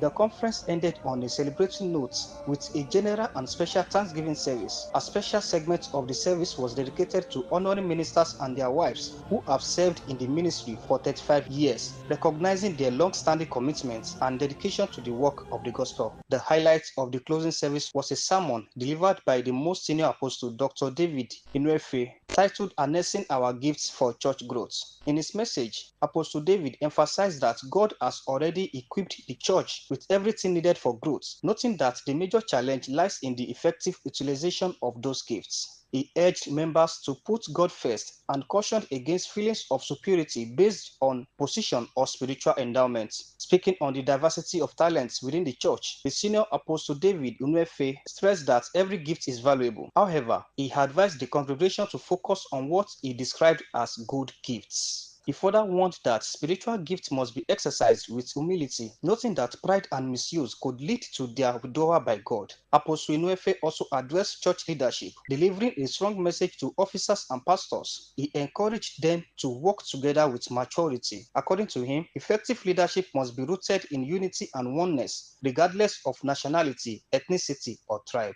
Ability to harness, bring together all our various gifts God has given to us. There's no village gift or township gift. We are in a conference in the church where every gift is needed. Whatever is your gift, I beg you, do it with humility. Don't say, without me, nothing can be done. Oluwafemi Farayola, ITV News. A cross-section of the public has asked government at all levels to emulate a law recently passed by the Abia State government, which earmarked resources of the state for the care for the elderly persons above 60 years. Joy Obaishamu reports that the respondents across major towns in Nigeria particularly demanded that, owing to recent gross improvement in financial allocations to states and local governments, the welfare of the people generally should not be compromised. The government of Abia State, under the leadership of Dr. Alex Oti, recently signed into law a bill that enables senior citizens aged 60 and above to receive free monthly salaries, medical bills, and other benefits for life. The new welfare package, according to many, has ignited fresh concerns about the general well-being of Nigerians, especially the elderly amongst those who have served the nation meritoriously. In Edo State, legal practitioner Osamoye Ibude and barrister Pascal Ugbome commended Governor Oti's initiative and urged Governor Monday Okpewolo to follow suit. We will commend and recommend to Edo State government that in the next budget, they should try and do something like this. It's a wonderful New Year package from the progressive governor of Abia State, and it's something that other governors should emulate. A retiree, Mr. Smart Abayengbe, expressed that adopting the bill would give senior citizens a sense of belonging and great relief. The older people need help. They're supposed to help them, before they go away. Similarly, FCT resident Aloysius Ikemefuna and businessman Nomanus Abba from Kaduna State also demanded that the federal government and other states must emulate Abia State's example. From the age of 60 above, you find out that there's some men, what you do during your youthful age, you may not be able to do it when you are advancing. So in that view, it is very, very good. However, political analyst James Actiang from Delta State raised concerns about the sustainability of the new welfare schemes, especially by successive administrations. But my problem with the limitation there has to do with data. How is it going to gather the data to implement that policy? Another limitation there is the issue of the political way, where politicians just make pronouncements and refuse to follow the legal procedure doing actualizing those states. A human rights activist, Comrade Caleb Olukoya from Lagos State, commended Governor Oti and urged the Lagos State government to adopt similar policies. The Lagos State, as the governor, is supposed to do it. Supposed to follow the governor of Abia to do it. From Benin, Joy Obaisiagbon, ITV News. The ITV main news continues in just a moment after this commercial break. Please stay. Ori joining us and moving on. Independent television and radio has been described as a strong promoter of family values and the unification of families through its role as a trusted voice for information, education, culture, and community engagement. Convener of the Niger Delta Global Legacy Award, Jeremiah Onoge, made the statement during a courtesy visit to the management of the station, where he officially informed the management of its nomination for the Media Excellence and Public Impact Award. Jolade Ojo reports. In his remarks, the award convener and former National Public Relations Officer, Directors Guild of Nigeria, Jeremiah Onoge, disclosed that the Niger Delta Global Legacy Award is the first of its kind initiative that seeks to recognize brands and personalities whose works have contributed to the development of the Niger Delta while promoting films that project positive societal values. Mr. Onoge revealed that the award, scheduled for February 28, 2026, will feature the premiere of a movie titled Damage, while honoring outstanding organizations, including independent television and radio, in recognition of its outstanding commitment to responsible broadcasting. Your media platform has played a vital role in shaping public opinion, promoting peace, and fostering unity in Edo State, in the Niger Delta region, and in Nigeria at large. So this is the reason we came to officially inform you of this nomination. Thank you very much, sir. In his response, the Managing Director, Independent Television and Radio, Engineer Elvis Abaseki, affirmed the station's willingness to lend its platform to initiatives that promote positive values and meaningful content. The platform, as you have said, is very disposed to ideas of this nature, especially from the angle of the content creation. Congratulations, and we will give the event the support that it deserves, and we'll say a big thank you. The delegation thereafter formally presented a letter to the management of ITV and Radio. ITV's Executive Director of Finance and Administration, Lady Salarina Ujamo, General Manager Group Commercial Services, Madam Odun Balogun, General Manager Special Duties, Abiodun Mudashiru, and other members of management were in attendance. From Benin, Jola Diojo, ITV News.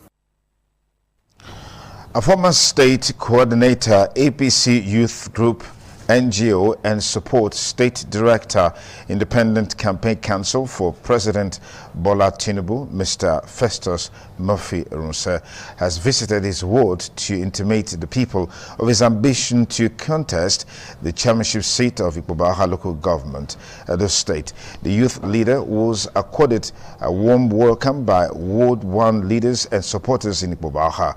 Wellington Akodeja has details. Purposeful leadership remains what Nigerians are yearning for. As a leader in Ward 1, Ikpobaha local government area, Mr. Festus Murphy Irunse met with party leaders to inform them of his ambition to contest the chairmanship position in the July 2026 Edo local government election. Delivering his manifesto, Mr. Festus Murphy said after wide consultation, he decided to declare his intention to contest the chairmanship seat in Ikpobaha local government area under the platform of the All Progressive Congress, APC. We have never in any way have chairmanship or acting chairman wherever in this part of the country. So development has been slow. So I looked at it and decided I should at least come and contest. Mr. Festus said Ikpobaha local government area deserves pragmatic leadership that is closer to the people. We are going to go around the 10 wards and also the local government and to also let them know why they should support us in this movement.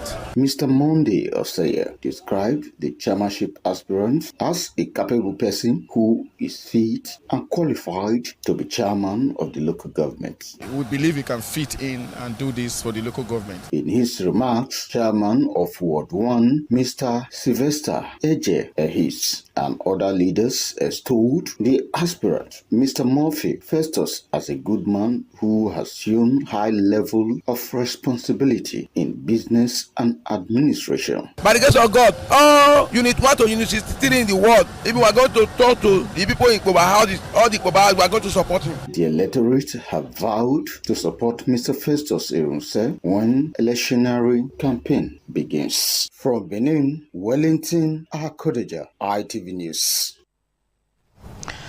Nigeria's fallen heroes paid the supreme price to keep the country united. The chairman of Akoko-Edo Local Government Council, Right Honorable Alabi Bliss Oshonogwe, has described Nigeria's fallen hero as patriots who paid the supreme price to keep the country united. Ikbonsa Ugagbe has details. The message of Akoko-Edo Local Government Chairman was delivered by the Vice Chairman, Honorable Fatumbi Ayodele Azamata, during the 2026 Armed Forces Remembrance Day ceremony held in Igara. Right Honorable Oshinogwe noted that the annual event is marked by the laying of wreaths in honor of fallen heroes and heroines who lost their lives in active service while defending the territorial integrity of Nigeria. According to him, the occasion serves as a solemn moment to remember and pay tribute to the gallant men and women of the Nigerian Armed Forces who sacrificed their lives to guarantee peace, stability, and unity across the nation. The council chairman used the occasion to appeal to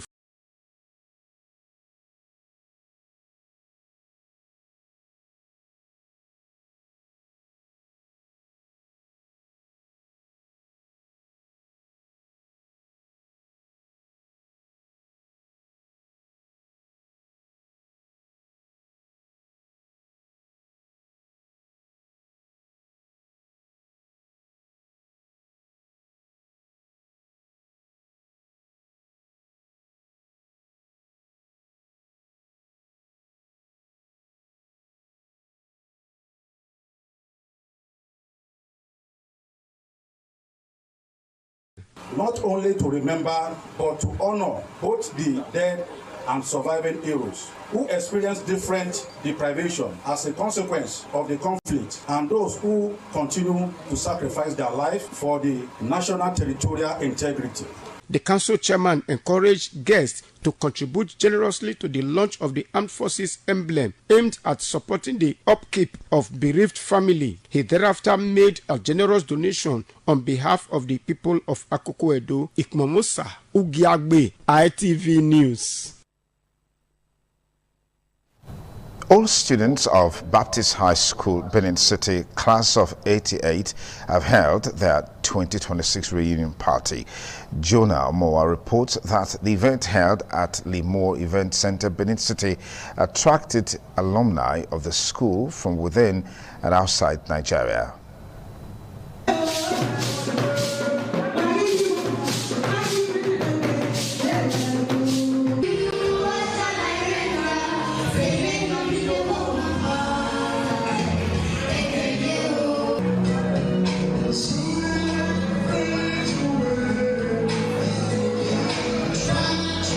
The essence of a reunion is to reconnect and strengthen bonds. It is also a time to exchange pleasantries and make new memories with classmates who have not seen each other in a long while. This was evident as old students of Baptist High School converged on Limor Event Center, GRA, Benin City, to have fun and reflect on their school days. In their comments, the coordinator of Baptist High School class of 1988, Ken Egwavon, and some of the old students expressed joy meeting themselves again after several years they left school.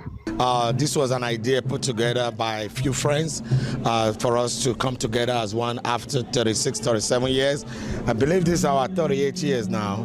So we're looking at, we decided to come together and just fraternize and just have fun. Class of 88 sets. So we come together every 3 years to celebrate ourselves, rejoice together, being alive, and we are all doing well to the glory of God. This has given us an opportunity to come back to play together as friends and to talk about past times and to enjoy the future together. This gathering is a dream come true. Enjoy ourselves, to know each other the more. Reunion for the 88 sets. We have been on this journey for the past 38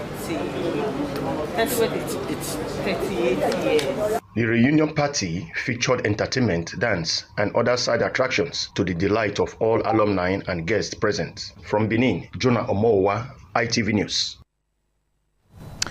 We'll take another commercial break. The ITV main news continues shortly. As part of funeral activities, a social dance has been held in honor of Mrs. Grace Esohe Ohemose in Benin City. Wellington Akodaja reports that the event had in attendance dignitaries who came to identify with the bereaved family.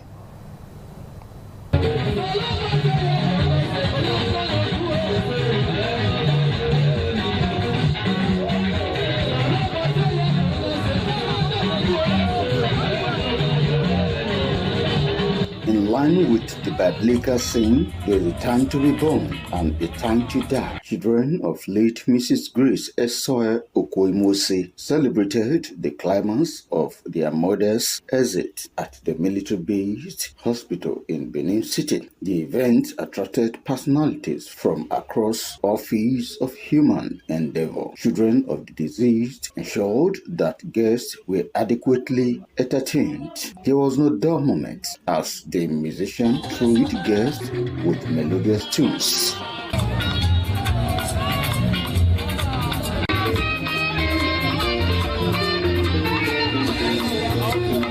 Daughter of the deceased, Barrister Adesua Ohemose, and some guests eulogized the deceased as a great and virtuous woman. My mommy is a great woman.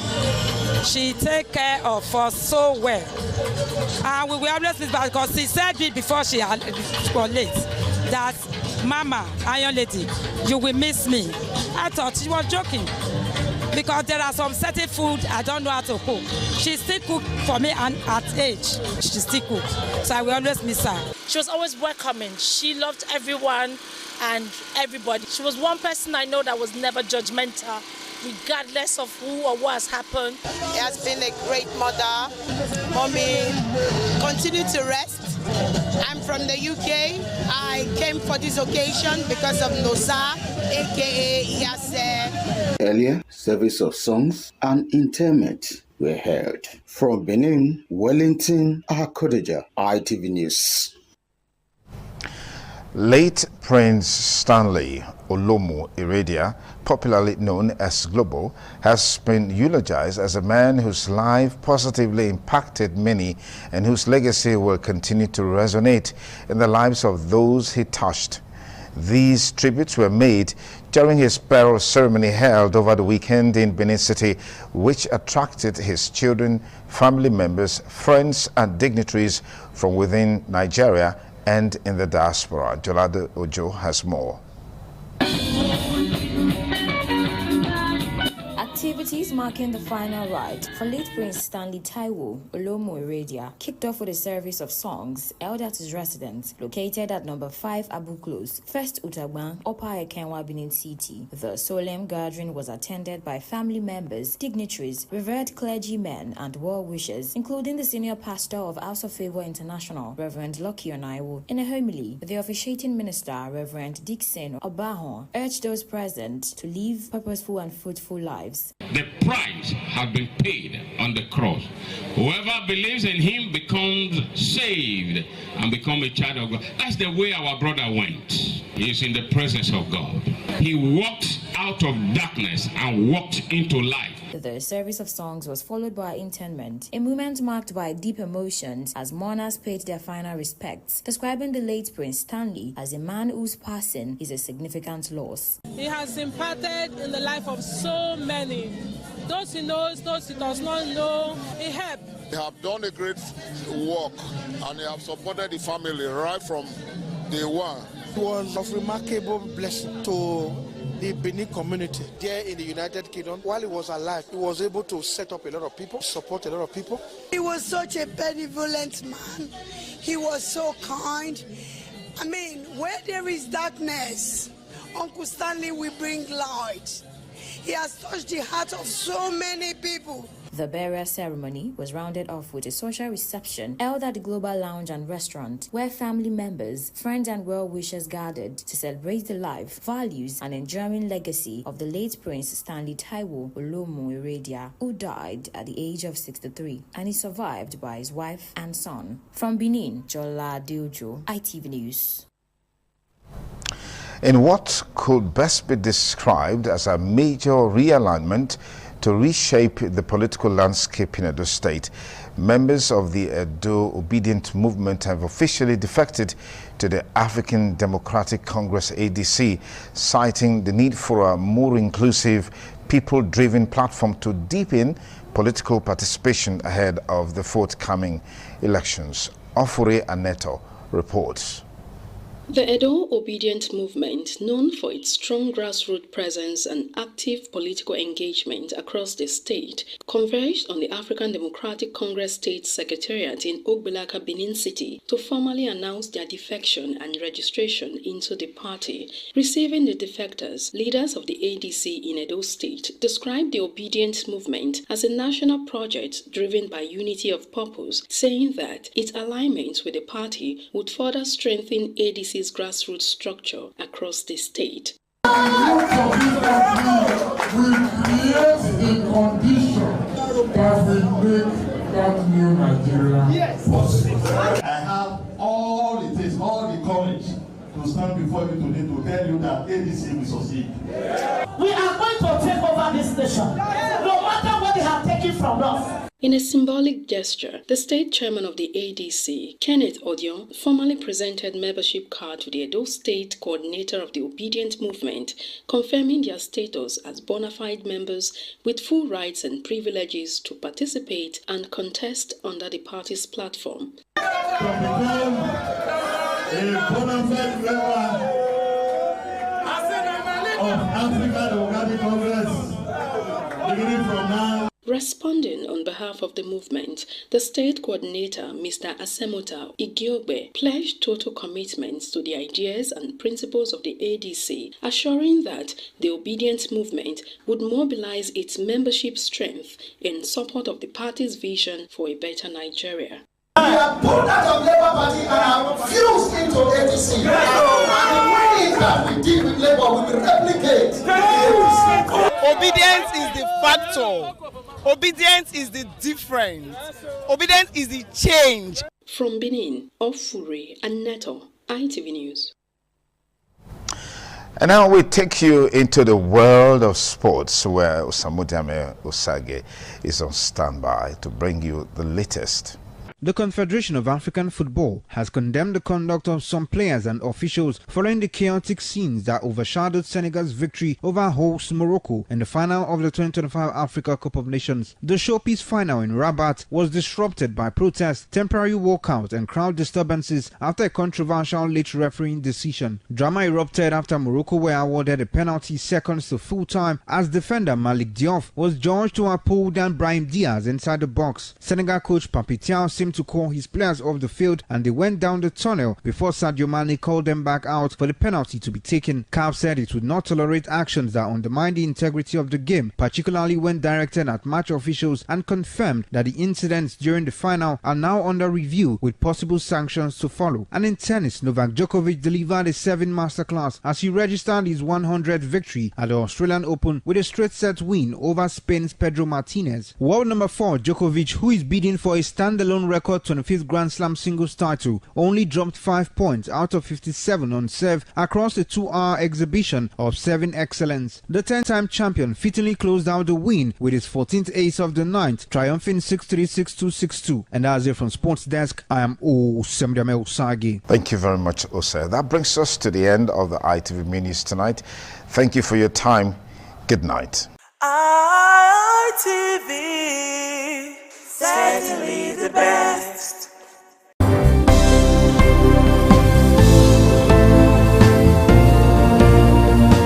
Thank you very much for joining us on the program Healthy Living. What is the kidney? The kidney is an excretory organ in the body which is for metabolism. Tuberculosis affects many organs in the body, but the common ones it usually affects is the lungs. Epilepsy is a neurological problem. Okay. It is an injury in the brain which causes someone to begin to convulse, to go into fits. It is curable, but the cure is a long-term thing. If you eat well and avoid those risk factors that will make your immunity to be down, then the risk of contracting tuberculosis will be reduced. If you're healthy, then you're wealthy.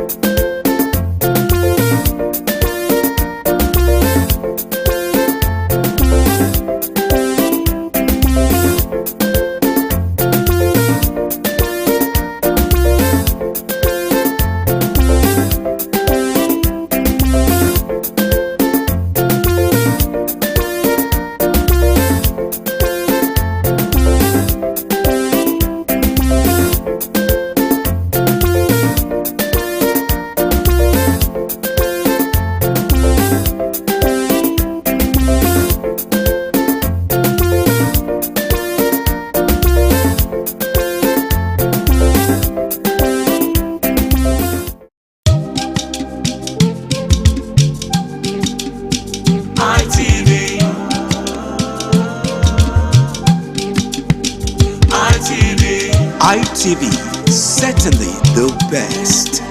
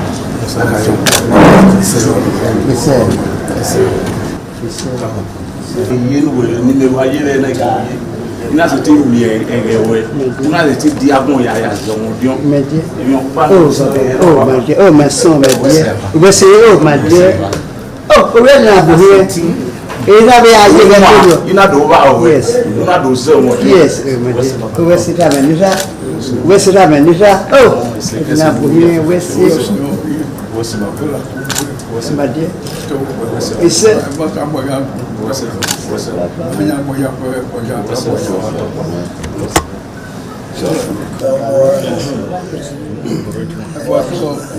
comment c'est papa de voici quoi voici nous irons ça m'a topé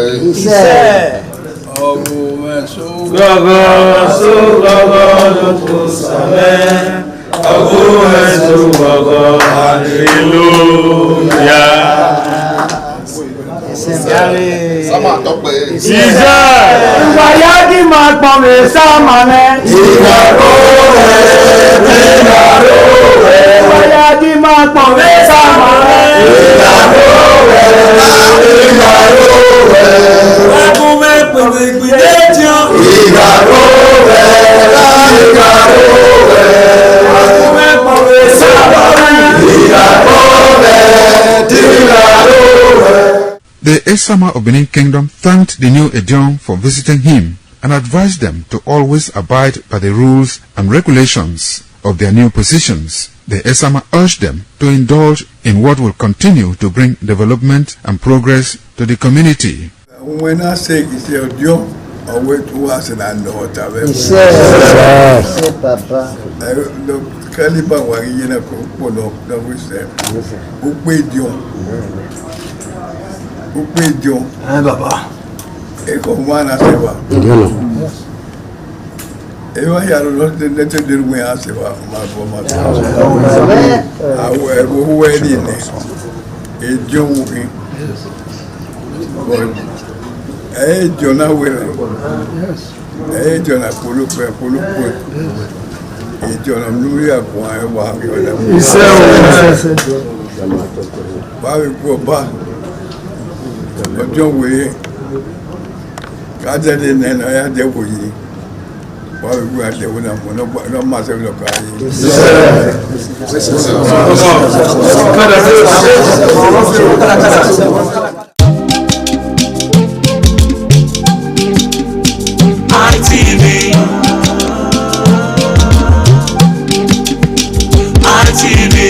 ITV, certainly the best.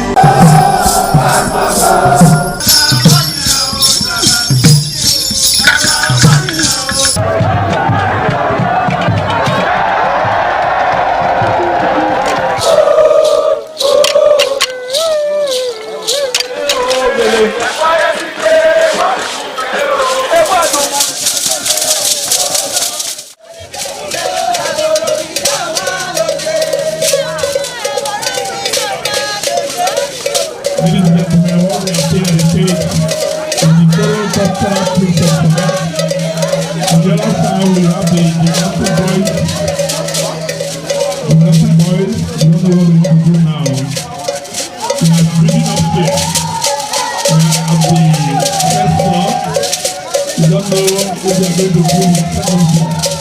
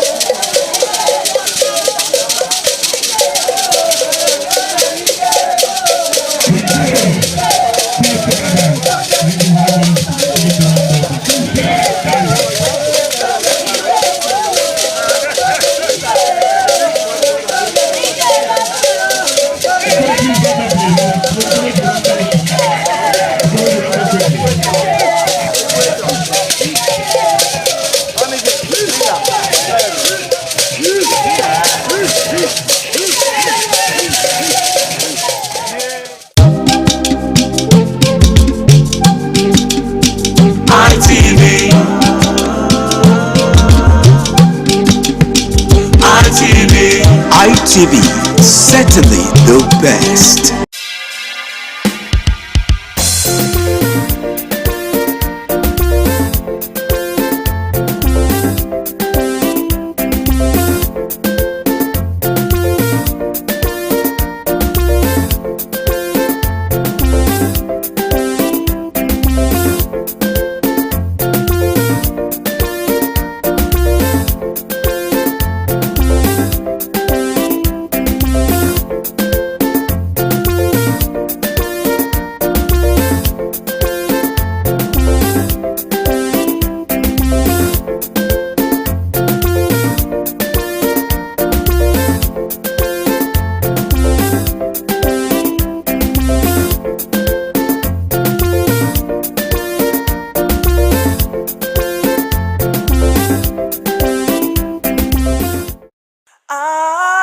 ITV, certainly the best.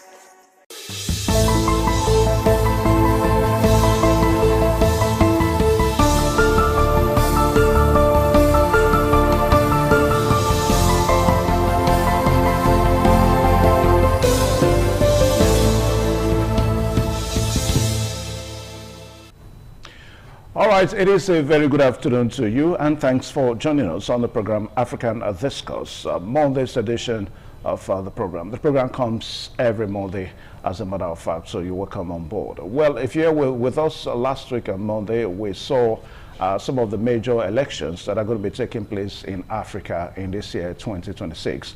And of course, we did say that Uganda is going to be the first election, and that was slated for on the 15th of January 2026, and that's only about 4 days ago. And the election has been done, it has been held, and a winner has been declared. As we speak now, the incumbent president of Uganda, Museveni Yoweri, has won. And of course, he has won this time for the 7th term as the president of Uganda. So that's what we're going to be talking about basically today on the program African Discourse. So this term that he has won now, what does it portend for an average Uganda? And of course, what is the implication of his 7th term in office as the president of Uganda? Well, to discuss all this today, we are so privileged to have a man that I've been fighting tooth and nail. I've been looking forward to see how I will bring him one day on this program, and eventually I caught him. I'm talking about my lecturer, lecturer those days at the University of Benin here in Benin City, Dr. Felix Osarime. Sir, good afternoon, sir. Good afternoon, sir. Good afternoon, sir. How are you? Yes, Atom, good afternoon, and thank you for joining the program. Okay. Now you see this young man lecture this old man at those days in school, but you see us that you think more older That's just the way. Now, Dr. Osaribe, I don't know what you've been doing to yourself. You look young every day. I don't know what's the secret. Well, there's no secret. You don't have to look like your problems, and Nigeria tones you to be what you have to be. Okay, you're welcome to the program, Thank you sir. very much. All right. Thank you very much. All right, so Dr. Felix Osaribe lectures at the Department of History, University of Benin in Benin City. All right, so we're going to be looking at Uganda election. Museveni Yoweri, one character that has taken a charge in African politics. And I don't know, when we talk about the likes of Paul Biya, you know, the oldest president on earth, and of course we also talk about Yoweri Museveni, one of the oldest presidents on earth. These guys are found in Africa, and little wonder what is really happening in African politics. Now, Dr. Osaribe, as we look at the election that happened on Thursday, what would you have to say about the election generally? Let's start from there before we look at other things you know, that happened. Maybe the build up to the election, and even during the election and after the post-election situation. The situation in Uganda, it's something that is almost normal in some African countries. The gradual transition to democracy in Africa, I'm using the word gradual transition because that is the way it is in some of these countries. It's not the Western model that we know that there's periodic election, you serve a term or two and you bow out. So we should be a bit circumspect not to use that model designed by the American president in the person of Abraham Lincoln, who said democracy is the rule of the people, government of the people, by the people, and for the people. Now, when he said that in the Gettysburg Address then, he was referring to a situation that was developing. But what we have here in Africa and in Uganda in particular is a different situation. And if you permit me to take it back a bit to history, it will give a better picture so that every other person following this program will understand and be able to come to terms with the reality that is existing in Uganda. Yoweri Kaguta Museveni is 81 years old now, and he's been in office since 1986 when he overthrew Mitindo Obote. So for 4 decades, he's been one man that has been the saddle of governance in Uganda. I would keep that aside. Before he got in, there have been these developments up to the time of Idi Amin, the Idi Amin that was forced out of power that Obote could come in. So Uganda has not really had a democratic system that we can mention is in the Western model, where you have open elections, you have candidates who are chosen by the majority of people, then you have tenured administrations that will ease out at a particular point in time, and that will be replacing, either from the main or the incumbent side or from the opposition side. So if you take a look at that, therefore, you will understand that Uganda is not an exact Western model type of democracy.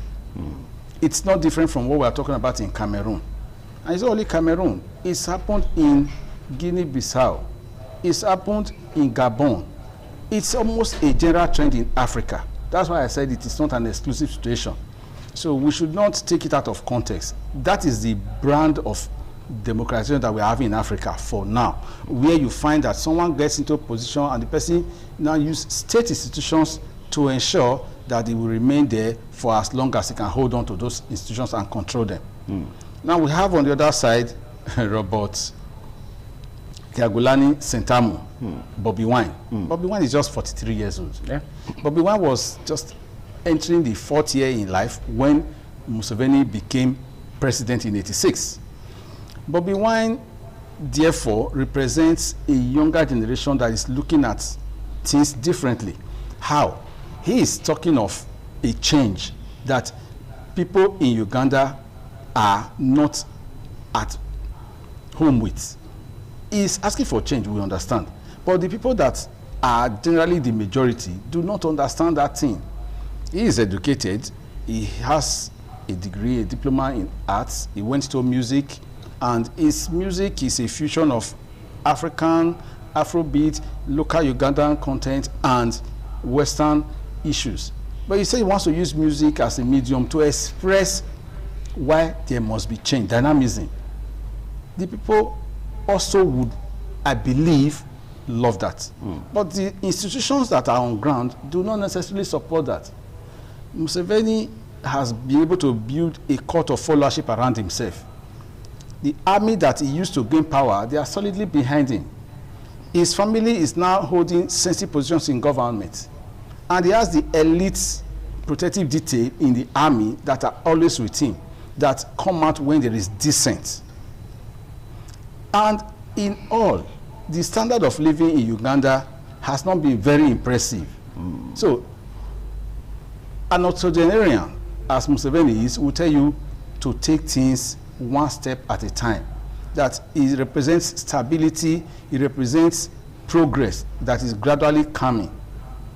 And if you look at the new regime that he has just started, this administration, it will be till 2031. Okay, let me pause you there so that we get our viewers to really stay glued to the program this afternoon. The program is Africa in Discourse, and we are following the Ugandan election, the latest election in the continent of Africa that we had on Thursday, and a winner has been declared. Now, some of the information is that Uganda's President Yoweri Museveni has been re-elected to his 7th term. The country's electoral commission has announced, and of course, after a tense campaign marked by an opposition crackdown and internet blackouts, Museveni, 81 years of old, won with 71.65% of the votes, and the commission said on a Saturday.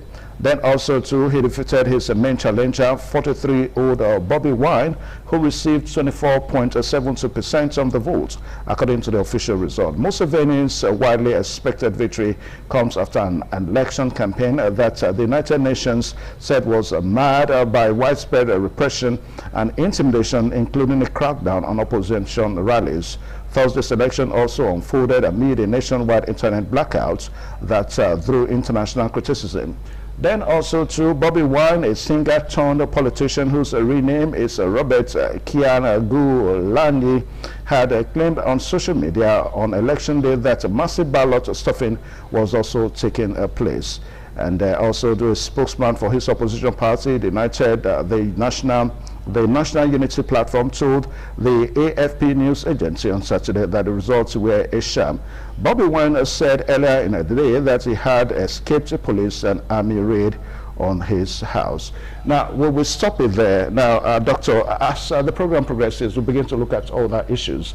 Now, for a lot of persons, it is somehow difficult for them to understand because you just said something a while ago that this election was largely done by people that desire a change. In other words, the youngsters in Uganda. Now, ordinarily, one would have thought that that would have been the Bobby Wine's generation. But you also said that the institution that is in Uganda largely supports Yoweri Museveni. So this election, was it done in a kind of a controversial situation, in the sense that an old institution, a generation that desire change, and that they could not really effect the change that they needed? Basically, anybody that is up to Bobby Wine's age has not known any other president apart from Yoweri Museveni. So that would be... But he desires a change. I agree. That is when you are talking from the perspective of an educated person who understands why there should be change. Some people can mount the need for change. Doesn't mean they can really take up the gauntlet and agitate for change. That's on the one side. On the second side, Bobby Wine comes himself the ghetto president. Looking at the area in Kampala where he grew up, it was not really easy for them, as the son of a nurse who was struggling to give him a livelihood. His grandfather was also in the trenches at the same time with Yoweri Museveni, though in a different camp. There were groups that came against Obote, and it was the group that was led by Yoweri Museveni that came out to be able to hold on to power in Kampala. Yoweri Museveni's National Reform Movement, this party, holds on to power. what we find difficult is to say one thing and do another thing. A lot of people really don't come out to vote. How many millions came out to vote? 11 million in this election in Uganda. Of the registered voters, 11 million. And this is the challenge. People can say they want change. Do they really go out to effect change? I'm not going to sit here and speak for Yoweri Museveni, but the pragmatics here is that the optics looks like they want change. Do they go all out? We are hearing claims now of ballot stuffing. Yeah. We are hearing claims of voter intimidation. Yeah. We are hearing claims of internet blackout was already carried out 2 days before the election. We're going to be talking about that. Now, that internet blackout seems to be a major problem. Is that a new dynamics that seems to be creeping into African politics? Now, I don't want to make recourse to what happened in Nigeria, how INEC promised that election results were going to be transmitted in real time. And at the nick of transferring the election results, it was a different story entirely. Continue with your last point. See, this is where technology that would have been deployed to help give transparency and accountability to a process has been withdrawn at the last minute. So that already sends a wrong signal that something is in the wings. Okay, the Electoral Commission has announced now that Yoweri Museveni got more than 70% of the total votes cast. Bobby Wine's rating has even dropped to less than 24% of total votes cast. And there were 8 candidates in this election. But it is actually 2 that are in the issue.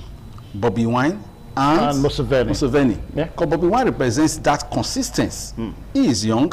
People will say, oh, why are you struggling so much? Why don't you allow this old man to live his time out? That is not the situation. In governance, it is not about the person, it's about the institution. And now the institutions have been held hostage by the person. And this person has formed, I use the word, a personality cult around himself.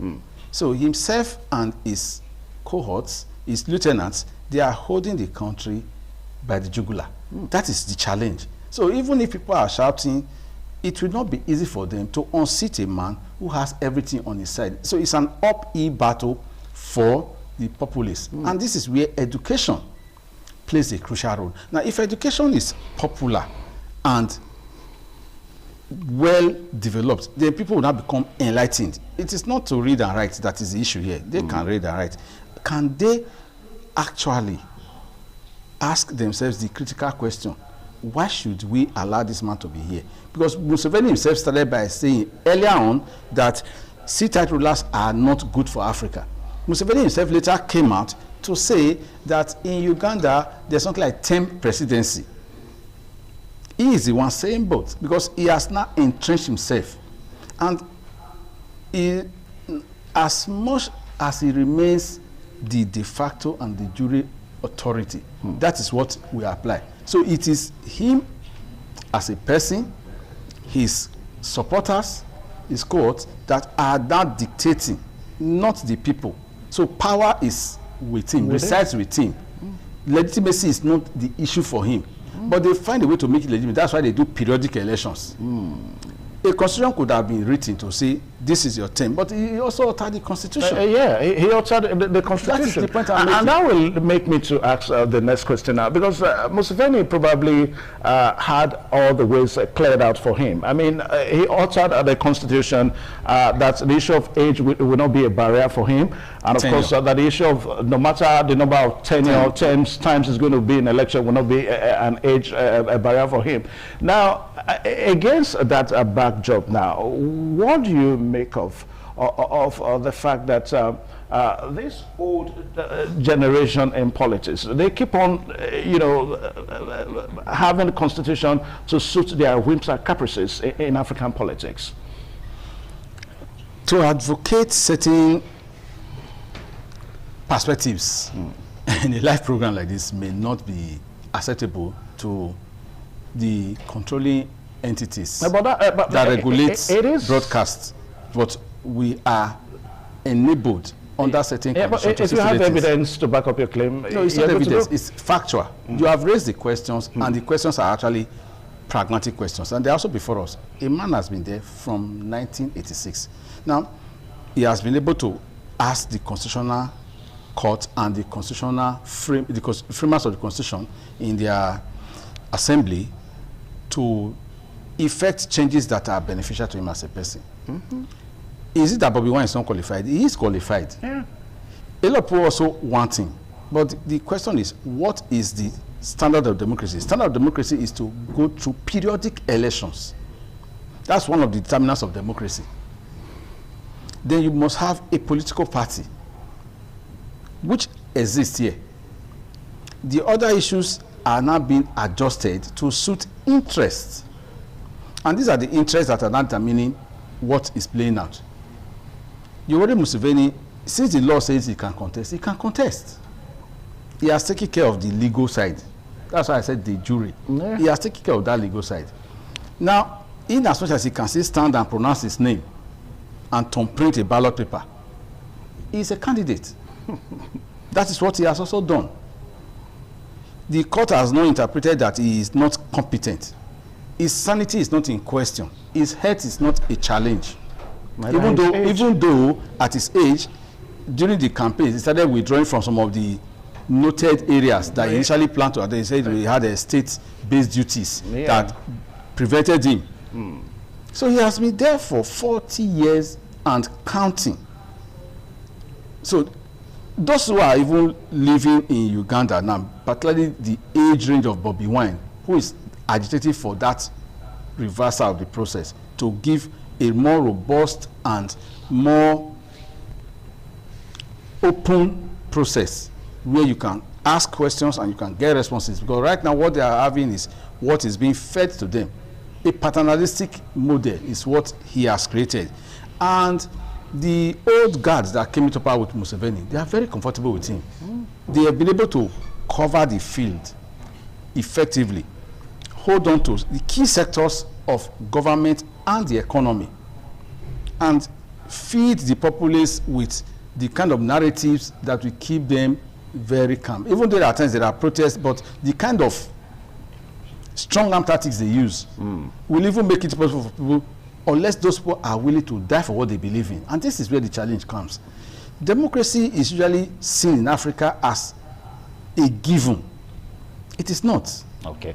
Democracy comes... let me pause because we have to take this break now. The program is still African Discourse, and our focus today is the Uganda's election that has been conducted and has been won by Yoweri Museveni. Now, our guest today is